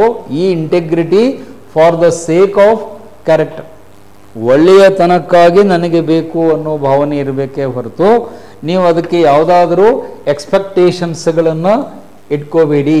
ಇಲ್ಲಿ ಬರ್ಕೊಳ್ಳಿ, ಅಲ್ಲಿ ನೋ ಎಕ್ಸ್ಪೆಕ್ಟೇಷನ್. ನೀವು ಯಾಕೆ ಒಳ್ಳೆಯವರಾಗಿದ್ದೀರಿ ಅಂತ ಹೇಳಿದರೆ ನೀವು ಅಲ್ಲಿ ನಿಮ್ಮ ನಿರೀಕ್ಷೆಗಳು ಅಲ್ಲಿ ಇರಬಾರ್ದು. ಎಕ್ಸ್ಪೆಕ್ಟೇಷನ್ ಅಂದರೆ ನಿರೀಕ್ಷೆ. ನಾನು ಯಾಕೆ ಒಳ್ಳೆಯವನಾಗಿದ್ದೀನಿ ಅಂದರೆ ನನಗೆ ಯಾರೋ ಅವಾರ್ಡ್ ಕೊಡ್ತಾರೆ, ಪ್ರಶಸ್ತಿ ಕೊಡ್ತಾರೆ, ಅಥವಾ ನನಗೆ ಪಾಪ್ಯುಲಾರಿಟಿ ಬರುತ್ತೆ, ಅಥವಾ ನನಗೆ ಗೌರವ ಬರುತ್ತೆ, ರೆಸ್ಪೆಕ್ಟ್ ಬರುತ್ತೆ. ಈ ಕಾರಣಗಳಿಗಾಗಿ, ಅಥವಾ ನನಗೇನೋ ಲಾಭ ಆಗುತ್ತೆ, ಬೆನಿಫಿಟ್, ಪ್ರಯೋಜನ ಆಗುತ್ತೆ, ಇತ್ಯಾದಿ ಕಾರಣಗಳಿಗಾಗಿ ನೀವು ಇಂಟೆಗ್ರಿಟಿಯನ್ನು ಫಾಲೋ ಮಾಡಬೇಡಿ. ಅವಾರ್ಡ್ ಅಂದರೆ ಪ್ರಶಸ್ತಿ, ಪಾಪ್ಯುಲಾರಿಟಿ ಅಂದರೆ ಜನಪ್ರಿಯತೆ, ರೆಸ್ಪೆಕ್ಟ್ ಅಂದರೆ ಗೌರವ, ಲಾಭ ಅಂದರೆ ಪ್ರಾಫಿಟ್ ಆರ್ ಬೆನಿಫಿಟ್. ಈ ಯಾವುದೇ ಕಾರಣಗಳಿಗಾಗಿ ನೀವು ಇಂಟೆಗ್ರಿಟಿ ಮಾಡಬೇಡಿ ಅಂತ ನನ್ನ ವಾದ. ಅರ್ಥ ಆಯ್ತಾ? ಆಮೇಲೆ ಬಹಳ ಜನ ಯಾಕೆ ಒಳ್ಳೆಯವರಾಗ್ಲಿಕ್ಕೆ ಹೋಗ್ತಾರೆ ಅಂದರೆ ಬ್ರ್ಯಾಕೆಟಲ್ಲಿ ಇವೆಲ್ಲ ಇರ್ತಾವೆ. ಸರ್ ನಾವು ಒಳ್ಳೆಯವನಾದರೆ ಹಿಂಗಾಗ್ತದೆ ರೀ, ನನಗೆ ಸಮಾಜ ಗುರುತಿಸ್ತದೆ, ನನಗೆ ರಾಜ್ಯೋತ್ಸವ ಅವಾರ್ಡ್ ಬರುತ್ತೆ, ಪದ್ಮಭೂಷಣ ಅವಾರ್ಡ್ ಬರುತ್ತೆ, ಯಾರೋ ಮೆಡಲ್ ಕೊಡ್ತಾರೆ, ಟ್ರೋಫಿ ಕೊಡ್ತಾರೆ, ಕ್ಯಾಶ್ ಪ್ರೈಸ್ ಕೊಡ್ತಾರೆ, ಒಂದು ಗೋಲ್ಡ್ ಮೆಡಲ್ ಕೊಡ್ತಾರೆ. ಮೆಡಲ್ಗೋಸ್ಕರವಾಗಿ ನೀವು ಒಳ್ಳೆಯವರಾಗಬೇಡಿ, ರೆಕಗ್ನಿಷನ್ನಿಗೋಸ್ಕರವಾಗಿ ಒಳ್ಳೆಯವರಾಗಬೇಡಿ. ನೀವು ಯಾಕೆ ಒಳ್ಳೆಯವರಾಗಬೇಕು ಅಂದರೆ for the sake of being good ಅಷ್ಟೇ. I am good because I love goodness. ನನಗೆ ಒಳ್ಳೆಯದು ಇಷ್ಟ, ನನಗೆ ಒಳ್ಳೆಯದು ಬೇಕು, ಅದಕ್ಕೆ ನಾನು ಒಳ್ಳೆಯವನಾಗಿದ್ದೇನೆ ಅಂತ ನೀವು ಹೇಳಬೇಕೇ ಹೊರತು ಸರ್ ಒಳ್ಳೆಯವರಾದರೆ ಇವೆಲ್ಲ ಅಡ್ವಾಂಟೇಜ್, ಲಾಭ ಇವೆ, ಅದಕ್ಕೆ ನಾನು ಆಗ್ತೀನಿ ಅಂದರೆ ಅವಾಗ ಅದು ಏನಾಗುತ್ತೆ, ವ್ಯಾವಹಾರಿಕ ದೃಷ್ಟಿಕೋನ, ಬಿಸ್ನೆಸ್ ಆ್ಯಟಿಟ್ಯೂಡ್ ಅಂತ. ನಾನು ಯಾಕೆ ಒಳ್ಳೆಯವನಾಗಿದ್ದೀನಿ, ಸರ್ ಒಳ್ಳೆಯವನಾದರೆ ಇಷ್ಟೆಲ್ಲ ಲಾಭ ಇದೆ ಅದಕ್ಕಾಗಿ. ಅಂದರೆ ಇಂಡೈರೆಕ್ಟ್ಲಿ ಇವು ಯಾವುವೂ ಇಲ್ಲ ಅಂದರೆ ನೀವೇನಾಗಲಿಕ್ಕೆ ರೆಡಿ ಇಲ್ಲ, ಒಳ್ಳೆಯವರಾಗಲಿಕ್ಕೆ ರೆಡಿ ಇಲ್ಲ ಅನ್ನುವ ಲಾಜಿಕ್ ಬರುತ್ತೆ. Suppose if these things are not there, then you don't want to become good. You want to become good because of these benefits. ಅದನ್ನು ನಮ್ಮ ಸಬ್ಜೆಕ್ಟಲ್ಲಿ ಏನಂತ ಕರಿತೀವಿ, ಯುಟಿಲಿಟೇರಿಯನ್ ಕಾನ್ಸೆಪ್ಟ್ ಅಂತ ಒಂದು ಸಿದ್ಧಾಂತ ಬರುತ್ತೆ. ಈಗ ಅದನ್ನು ವಿವರಿಸುವಷ್ಟು ಟೈಮ್ ಇಲ್ಲ. ಯುಟಿಲಿಟೇರಿಯನ್ ಥಿಯರಿ ಅಂತ ಒಂದು ಸಿದ್ಧಾಂತ ಬರುತ್ತೆ, ಪ್ರಯೋಜಕತಾ ಸಿದ್ಧಾಂತ, ಪೊಲಿಟಿಕಲ್ ಸೈನ್ಸಲ್ಲಿ ಬರುತ್ತೆ. ಯುಟಿಲಿಟಿ ಅಂದರೆ ಪ್ರಯೋಜನ, ಯೂಸ್ಫುಲ್ನೆಸ್. ಯುಟಿಲಿಟಿ ಅಂದರೆ ಯೂಸ್ಫುಲ್ನೆಸ್, ಉಪಯೋಗ ಆಗುತ್ತೆ ಅಂತ. ಯುಟಿಲಿಟೇರಿಯನ್ ಥಿಯರಿ ಅಂದರೆ ಪ್ರಯೋಜಕತಾವಾದ ಅಥವಾ ಸಿದ್ಧಾಂತ. ಈ ಸಿದ್ಧಾಂತವನ್ನು ಕೊಟ್ಟವ್ರು ಯಾರು, ಯುಟಿಲಿಟೇರಿಯನ್ ಕಾನ್ಸೆಪ್ಟ್ ಕೊಟ್ಟವ್ರು ಯಾರು ಅಂದರೆ ಜೇಮ್ಸ್ ಮಿಲ್ ಅಂತ ಬರ್ತಾನೆ. ಇಂಗ್ಲೆಂಡಲ್ಲಿ ಪೊಲಿಟಿಕಲ್ ಥಿಂಕರ್ ಅವರು, ಜೇಮ್ಸ್ ಮಿಲ್ ಅಂತ. ಆ ಜೇಮ್ಸ್ ಮಿಲ್ ಅನ್ನುವ ರಾಜಕೀಯ ಚಿಂತಕ ಹೇಳ್ತಾನೆ, ಮನುಷ್ಯ ಯಾವಾಗಲೂ ತನಗೆ ಲಾಭದಾಯಕವಾದದ್ದನ್ನೇ ಮಾಡಲಿಕ್ಕೆ ಇಷ್ಟಪಡ್ತಾನೆ. Man is a utilitarian animal. Man always wants to do what is beneficial for him. ನನಗೇನು ಲಾಭದಾಯಕ ಇದೆಯೋ ಅದನ್ನೇ ಮಾಡಲಿಕ್ಕೆ ನಾನು ಇಷ್ಟಪಡ್ತೇನೆ. ಅದನ್ನು ಯುಟಿಲಿಟೇರಿಯನ್ ಸಿದ್ಧಾಂತ, ಪ್ರಯೋಜಕತಾ ಸಿದ್ಧಾಂತ ಅಂತ ಜೇಮ್ಸ್ ಮಿಲ್ ಹೇಳ್ತಾನೆ. ಆದರೆ ನನ್ನ ವಾದ ಈಗ ಅದಲ್ಲ. ನಿಮಗೆ ಲಾಭ ಆಗುತ್ತೆ ಅಂತ ಹೇಳಿ ನೀವು ಒಳ್ಳೆಯವರಾಗಬೇಡಿ, ಈ ಸಿದ್ಧಾಂತ ನಮಗೆ ಇಲ್ಲಿ ಬೇಕಿಲ್ಲ. ನಾವು ಹೇಳೋದೇನು, ನೀವು ಮನುಷ್ಯರಾಗಿದ್ದೀರಿ, ಅದಕ್ಕೆ ಒಳ್ಳೆಯವರಾಗಬೇಕು, ಅಷ್ಟೇ ನಮ್ಮ ವಾದ. Why you should be good? Because we have become human beings. ನಾವೆಲ್ಲ ಮನುಷ್ಯರಾಗಿರೋದರಿಂದ ಒಳ್ಳೆಯತನ ಅನ್ನೋದು ನಮಗೆ ಅದು ಆಟೋಮೆಟಿಕಲಿ ಬರಬೇಕು, ರಕ್ತಗತವಾಗಿ ಬರಬೇಕು. ಗುಡ್ನೆಸ್ ಈಸ್ ಇನ್ಹೆರೆಂಟ್ ಅಂತ ಸಾಕ್ರಟೀಸ್ ಹೇಳ್ತಾನೆ. ಸಾಕ್ರಟೀಸ್ ಅನ್ನುವ ತತ್ವಜ್ಞಾನಿ ಪ್ರಾಚೀನ ಗ್ರೀಸ್ ದೇಶದಲ್ಲಿದ್ದ, ಅವ ಹೇಳ್ತಾನೆ ಗುಡ್ನೆಸ್ ಈಸ್ ಇನ್ಹೆರೆಂಟ್ ಅಂತಂದ. ಇನ್ಹೆರೆಂಟ್ ಅಂದರೆ ನಿಮ್ಮ ರಕ್ತದಲ್ಲೇ, ರಕ್ತಗತವಾಗಿ ಮೂಲದಲ್ಲೇ, ಹುಟ್ಟಿನಿಂದನೇ ಒಳ್ಳೆಯತನ ಅನ್ನೋದು ನಿಮಗೆ ಬಂದಿರುತ್ತೆ. ಅದನ್ನೇ ರಾಷ್ಟ್ರಕವಿ ಕುವೆಂಪು ಅವರು ತಮ್ಮ ಸ್ಟೈಲಲ್ಲಿ ಹೇಳ್ತಾರೆ. ಹುಟ್ಟಿದಾಗ ನಾವೆಲ್ಲರೂ ಏನಾಗಿರ್ತೇವೆ? ಕುವೆಂಪು ಅವರು ಏನು ಹೇಳ್ತಾರೆ? ಹುಟ್ಟಿದಾಗ ನಾವೆಲ್ಲರೂ ವಿಶ್ವಮಾನವರಾಗೇ ಹುಟ್ಟಿರ್ತೇವೆ, ಯಾವ ತಾರತಮ್ಯಗಳಿರಲ್ಲ. ಆದರೆ ನಾವು ಬೆಳೀತಾ ಬೆಳೀತಾ ಸಮಾಜದಲ್ಲಿ ಏನಾಗ್ತೀವಿ? ಅಲ್ಪಮಾನವರಾಗ್ತೀವಿ. ವಿಶ್ವಮಾನವರು ಹೋಗಿ ಅಲ್ಪಮಾನವರಾಗಿ ಜಾತಿ, ಧರ್ಮ, ಭಾಷೆ ಇವೆಲ್ಲ ಕಟ್ಟುಪಾಡುಗಳನ್ನ ಕಟ್ಕೊಂಡು ಜಗಳ ಆಡ್ಲಿಕ್ಕೆ ಶುರು ಮಾಡ್ತೀವಿ. ಅದಕ್ಕೆ ತಮ್ಮ ಸಂದೇಶದಲ್ಲಿ ಕವಿಗಳು ಏನು ಹೇಳ್ತಾರೆ? ಮತ್ತೆ ಈ ಅಲ್ಪಮಾನವನನ್ನು ಏನು ಮಾಡಬೇಕು? ವಿಶ್ವಮಾನವನನ್ನಾಗಿ ಮಾಡಬೇಕು. ಅದೇ ಶಿಕ್ಷಣ. ಅದನ್ನೇ ಅವರು ತಮ್ಮ ಹಾಡಿನಲ್ಲಿ ಹೇಳ್ತಾರೆ, ಓ ನನ್ನ ಚೇತನ ಆಗುನಿ ಅನಿಕೇತ. ಓ ನನ್ನ ಚೇತನ ಆಗುನಿ ಅನಿಕೇತನ ಅಂದರೆ ನಾವು ಅನಿಕೇತನರಾಗಬೇಕು. ಈ ಸಂಕುಚಿತವಾದ ಗೋಡೆಗಳು, ಬಂಧನಗಳಿಂದ ಬಿಟ್ಟು ಹೊರಗೆ ಬರಬೇಕು. ನಮ್ಮ ಸುತ್ತಮುತ್ತ ನಾವು ಗೋಡೆ ಕಟ್ಕೊಂಡ್ಬಿಟ್ಟಿದ್ವಿ. ಈಗ ನಿಮ್ಮ ಕ್ಲಾಸ್ ರೂಮ್ನಲ್ಲಿ 4 ಗೋಡೆ ಇದೆ. ಇದು ಜಾತಿ ಗೋಡೆ, ಇದು ಧರ್ಮದ ಗೋಡೆ, ಇದು ಭಾಷೆ ಗೋಡೆ, ಅದು ಸಂಸ್ಕೃತಿ ಇತ್ಯಾದಿ ನಡವಳಿಕೆ ಇತ್ಯಾದಿಗಳ ಗೋಡೆ. ನಾವು 4 ಗೋಡೆ ಕಟ್ಕೊಂಡ್ಬಿಟ್ಟು ಇದು ಬೇರೆ ಅದು ಬೇರೆ ಅಂತ ಜಗಳಾಡ್ತಿದ್ವಿ. ಅವ್ರು ಹೇಳ್ತಾರೆ ಈ ಗೋಡೆಗಳನ್ನು ತೆಗೆದುಹಾಕ್ಬಿಟ್ರಿ, ಬ್ರೇಕ್ ದ ವಾಲ್. ಈ ಗೋಡೆ ಎಲ್ಲ ಹೊಡೆದಾಕ್ಬಿಟ್ರೆ ಎಲ್ಲ ಬಯಲಾಗ್ಬಿಡುತ್ತೆ. ಅದನ್ನು ನಿಮ್ಮ ಬಿಜಾಪುರದ ಸ್ವಾಮಿ ಸಿದ್ದೇಶ್ವರ ಅಪ್ಪಾಜಿ ಅವರು ಹೇಳ್ತಾರೆ, ಬಯಲಲ್ಲಿ ಬಯಲಾಗುವುದು ಅಂತಾರೆ. ಬಯಲಲ್ಲಿ ಬಯಲಾಗುವುದು. ಬಯಲು ಅಂದರೆ ನಥಿಂಗ್ನೆಸ್, ಅಲ್ಲಿ ಏನೇ ಇಲ್ಲ, ಅದರಲ್ಲಿ ನೀವೊಬ್ಬರು ಅಷ್ಟೇ. ಆದರೆ ನಾವು ಬಯಲಲ್ಲಿ ಇರ್ಲಿಕ್ಕೆ ಇಷ್ಟಪಡಲ್ಲ. ನಮಗೆ ಯಾವುದು ಇಷ್ಟ ಆಗುತ್ತೆ? ಗೋಡೆಗಳಿಷ್ಟ. ಜಾತಿ ಗೋಡೆ, ಭಾಷೆ ಗೋಡೆ, ಧರ್ಮದ ಗೋಡೆ ಕಟ್ಕೊಂಡು ನಾನು ಶ್ರೇಷ್ಠ ನೀನು ಶ್ರೇಷ್ಠ ಅಂತ ದಿನ ಬೆಳಗಾದರೆ ಜಗಳ ಆಡುವುದೇ ನಮ್ಮ ಜನ್ಮಸಿದ್ಧ ಹಕ್ಕು. ಹಿಸ್ಟ್ರಿಯೊಳಗೆ ಹೇಳ್ತಾರಲ್ಲ, ಸ್ವರಾಜ್ಯವೇ ನಮ್ಮ ಜನ್ಮಸಿದ್ಧ ಹಕ್ಕು ಅಂತ ತಿಲಕರು ಹೇಳಿದರು. ಈಗ ನಾವು ಅದಕ್ಕೆ ಅಮೆಂಡ್ಮೆಂಟ್ ಮಾಡಿಕೊಂಡು ಫೈಟಿಂಗ್ ಈಸ್ ಅವರ್ ಬರ್ತಾಯಿದೆ. ದಿನ ಬೆಳಗಾದಗಳೇ ಕಾಲು ಕೆರ್ಕೊಂಡು ಜಗಳಕ್ಕೆ ಬರೋದು, ಇವ್ರನ್ನ ಕಂಡು ಅವ್ರು ಬೈಯೋದು, ಅವ್ರ ದಿನ ಇದೇ ಕೆಲಸ. ನ್ಯೂಸ್ ತೆಗೆದು ನೋಡ್ರಿ, ನ್ಯೂಸ್ ಚಾನಲ್ ಓಪನ್ ಮಾಡಿದರೆ ಏನಿರುತ್ತೆ ಸುದ್ದಿ? ಬರೀ ಜಗಳದ್ದೇ ಇರುತ್ತೆ. ಸಾಮರಸ್ಯದ ಸುದ್ದಿಗಳು ಬರ್ತಾನೇ ಇಲ್ಲ. ಸೌಹಾರ್ದತೆಯ ಸುದ್ದಿ, ಎಲ್ಲರೂ ಅಣ್ಣ ತಮ್ಮಂದಿರಂತೆ ಬದುಕಿದ್ರು, ನೆಮ್ಮದಿಯಿಂದ ಇದ್ರು ಅನ್ನೋ ಸುದ್ದಿ ನ್ಯೂಸ್ ಚಾನಲಲ್ಲಿ ಬರೋದೇ ಇಲ್ಲ. ದಿನ ಬೆಳಗಾದರೆ ಎಲ್ಲೋ ಒಂದು ಕಡೆಗೆ ಜಗಳಾಟ. ಆ ಜಗಳಾಟ ಯಾಕೆ ಬರುತ್ತೆ ಅಂದರೆ ಸಂಕುಚಿತತೆ, ನ್ಯಾರೋ ಮೈಂಡೆಡ್ನೆಸ್ ಆ್ಯಂಡ್ ಸೆಲ್ಫಿಶ್ನೆಸ್. ಇವೆರಡು ನಮ್ಮ ಅತಿ ದೊಡ್ಡ ಶತ್ರುಗಳು. ನಿಮ್ಮ ಇಂಟೆಗ್ರಿಟಿಗೆ ಇರುವ 2 ದೊಡ್ಡ ಶತ್ರುಗಳು ಯಾವುದು ಅಂದರೆ, ಒಂದು ನ್ಯಾರೋ ಮೈಂಡೆಡ್ನೆಸ್, ಸಂಕುಚಿತ ಭಾವನೆ, ಸಂಕುಚಿತತೆ. 2ನೇ ಶತ್ರು ಯಾವುದು? ಸ್ವಾರ್ಥಪರತೆ, ಸೆಲ್ಫಿಶ್ನೆಸ್. ನೀವು ಯಾವಾಗ ತಪ್ಪು ಮಾಡ್ತೀರಿ ಅಂದರೆ, ಸ್ವಾರ್ಥಪರವಾಗಿ ನೀವು ಯೋಚನೆ ಮಾಡಿದಾಗ, ನನಗೇನು ಇದರಿಂದ ಲಾಭ ಆಗುತ್ತೆ ಅಂತ ಯೋಚನೆ ಮಾಡಿದಾಗಲೇ ನೀವು ತಪ್ಪು ದಾರಿಯನ್ನು ತುಳಿತೀರಿ. ಅಥವಾ ನನಗೆ ಮಾತ್ರ ಇದಿರಬೇಕು, ಬೇರೆಯವ್ರಿಗೆ ಹೋಗಬಾರ್ದು ಅನ್ನುವ ಸಂಕುಚಿತತೆ ನಿಮ್ಮಲ್ಲಿ ಬಂದಾಗ ನೀವು ತಪ್ಪು ಮಾಡ್ತೀರಿ. ಸೊ ಈ 2 ಶತ್ರುಗಳಿಂದ ನೀವು ಹೊರಗೆ ಬರಬೇಕು. Enemy number 1 narrow mindedness, enemy number 2 selfishness. ಆ ಸೆಲ್ಫಿಶ್ನೆಸ್ ಮತ್ತು ನ್ಯಾರೋ ಮೈಂಡೆಡ್ನೆಸ್ ಅವೆರಡನ್ನೂ ಬಿಟ್ಟುಬಿಟ್ರೆ ಆವಾಗ ನಿಮ್ಮಲ್ಲಿ ಇಂಟೆಗ್ರಿಟಿ ಬಂದಿದೆ, ಸಮಗ್ರತೆ ಬಂದಿದೆ. ಮತ್ತು ಆ ಒಳ್ಳೆಯತನವನ್ನು ಒಳ್ಳೆಯತನಕ್ಕಾಗಿ ನಾವು ಅನುಸರಿಸಬೇಕೇ ಹೊರತು ಈಗೇನು ಹೇಳಿದ್ನಲ್ಲ ನಿರೀಕ್ಷೆಗಳು, ಈ ಎಲ್ಲ ನಿರೀಕ್ಷೆಗಳಿಗಾಗಿ, ವ್ಯಕ್ತಿಗತ ಲಾಭಕ್ಕಾಗಿ ನೀವು ಒಳ್ಳೆಯವರು ಆಗಬೇಡಿ. ಆ ಥರ ಮಾಡ್ತೀರಾ ಎಲ್ಲರೂ? ಆಫೀಸರ್ ಆದಮೇಲೆ ಮಾಡ್ತೀರಾ? ನೋಡಿ, ಯಾರ್ದು ಧ್ವನಿನೇ ಬರ್ತಾ ಇಲ್ಲ, voice is not coming. So ನೀವು ನಾಳೆ ಆಫೀಸರ್ ಆದಾಗ ನಿಮ್ಮ ಮೇಲೆ ಈ ಥರದ ಆರೋಪಗಳು ಬರಬಾರ್ದು. ಬಂದರೆ ಅದು ಮಾಧ್ಯಮದಲ್ಲಿ ಸುದ್ದಿ ಬರುತ್ತೆ, ಇಂಥ ಜಿಲ್ಲಾಧಿಕಾರಿಗಳು ಹಿಂಗೆ ತಾರತಮ್ಯ ಮಾಡಿದರು, ಇಂಥ ತಹಶೀಲ್ದಾರರು ಹಿಂಗೆ ಮಾಡಿದರು, ಇಂಥ DYSP ಹಿಂಗೆ ಮಾಡಿದ ಅಂತ ಸುದ್ದಿ ಬಂದರೆ ನೀವಿನ್ನೂ ಆ ಇಂಟೆಗ್ರಿಟಿಯನ್ನು ಕಲ್ತ್ಕೊಂಡಿಲ್ಲ. ಅದು ಬರಬೇಕು ನಿಮ್ಮಲ್ಲಿ. ಮತ್ತು ನಿಮ್ಮಲ್ಲಿ ಅಂತರ್ಗತವಾಗಿ ಆ ಭಾವನೆ ಇರುತ್ತೆ. ಅದಕ್ಕೆ ಮಗುವಿನ ಮನಸ್ಸು ಅಂತ ಕರೀತಾರೆ. ಈ ನಿಮ್ಮ ಮೈಂಡ್ ಹೆಂಗಿರಬೇಕು ಅಂದರೆ ಚೈಲ್ಡ್ ಲೈಕ್ ಮೈಂಡ್ ಅಂತೀವಿ. ನಮ್ಮಲ್ಲಿ ಚೈಲ್ಡ್ ಲೈಕ್ ಮೈಂಡ್ ಇಲ್ಲ, ಚೈಲ್ಡಿಶ್ ಇದೆ. ಚೈಲ್ಡಿಶ್ ಬೇರೆ, ಚೈಲ್ಡ್ ಲೈಕ್. ಚೈಲ್ಡಿಶ್ ಅಂದರೆ ಹಠ ಮಾಡೋದು, ಮಗು ಹಠ ಹಿಡಿಯುತ್ತಲ್ಲ, ಅದಕ್ಕೆ ಚೈಲ್ಡಿಶ್ ಅಂತಾರೆ. ಅದಲ್ಲ, ಚೈಲ್ಡ್ ಲೈಕ್ ಅಂದರೆ ಆ ಮಗುವಿನ ಮುಗ್ಧತೆ. ನೀವು ಮಗುವಿನ ಕೈಯಲ್ಲಿ ಒಂದು ಏನಾದರೂ ಸ್ವೀಟು ಏನೋ ತಂದು ಕೊಡಿ, ಒಂದು 2 ವರ್ಷ 3 ವರ್ಷದ ಮಗುವಿಗೆ. ಆ ಮಗು ಅದನ್ನು ಎಲ್ರಿಗೂ ಕೊಡೋದು. ಬರೋ ಇಲ್ಲಿ ತೊಗೊಂಡೋಗಿ ಎಲ್ರಿಗೂ ಕೊಡು ಅಂದರೆ ತೊಗೊಂಡೋಗಿ ಎಲ್ರಿಗೂ, ಅದು ತಾರತಮ್ಯ ಮಾಡಲ್ಲ. ಅವ್ರಿಗೆ ಯಾಕೆ ಕೊಡಬೇಕು ಅದೆಲ್ಲ ಕೇಳಲ್ಲ. ಯಾಕಂದ್ರೆ ಆ ಮಗುವಿನ ಮನಸ್ಸಲ್ಲಿ ಮುಗ್ಧತೆ ಇರುತ್ತೆ, ಇನ್ನೊಸೆನ್ಸ್. ಆ ಇನ್ನೊಸೆನ್ಸ್ ಇದ್ದಾಗಲೇ ನಿಮ್ಮಲ್ಲಿ ಇಂಟೆಗ್ರಿಟಿ ಬರುತ್ತೆ. ಆ ಮಗುವಿನ ಮುಗ್ಧತೆ ನಮ್ಮಲ್ಲಿ ಬರಬೇಕು. ಆದರೆ ನಾವು ಹಂಗೆ ಆ ಮುಗ್ಧತೆಯನ್ನು ಬೆಳೆಸ್ಕೊಳ್ಳಲ್ಲ. ನಾವೇನು ಬೆಳೆಸ್ಕೊಳ್ತೀವಿ? ಸಂಕುಚಿತ ಭಾವನೆ ಬೆಳೆಸ್ಕೊಳ್ತೀವಿ. ಅದೇ ಮಕ್ಕಳ ಕೈಯಲ್ಲಿ ಕೊಡೋ ಕೇಕನ್ನು ನಿಮ್ಮ ಕೈಯಲ್ಲಿ ಕೊಟ್ಟರೆ ನೀವೇ ಹಂಗೆ ಅನಿಸ್ತೀರಿ? ಅದನ್ನ ಕಟ್ ಮಾಡಬೇಕಾದಾಗಲೇ ಮಾಸ್ಟರ್ ಪ್ಲ್ಯಾನ್ ಮಾಡ್ತಾರೆ.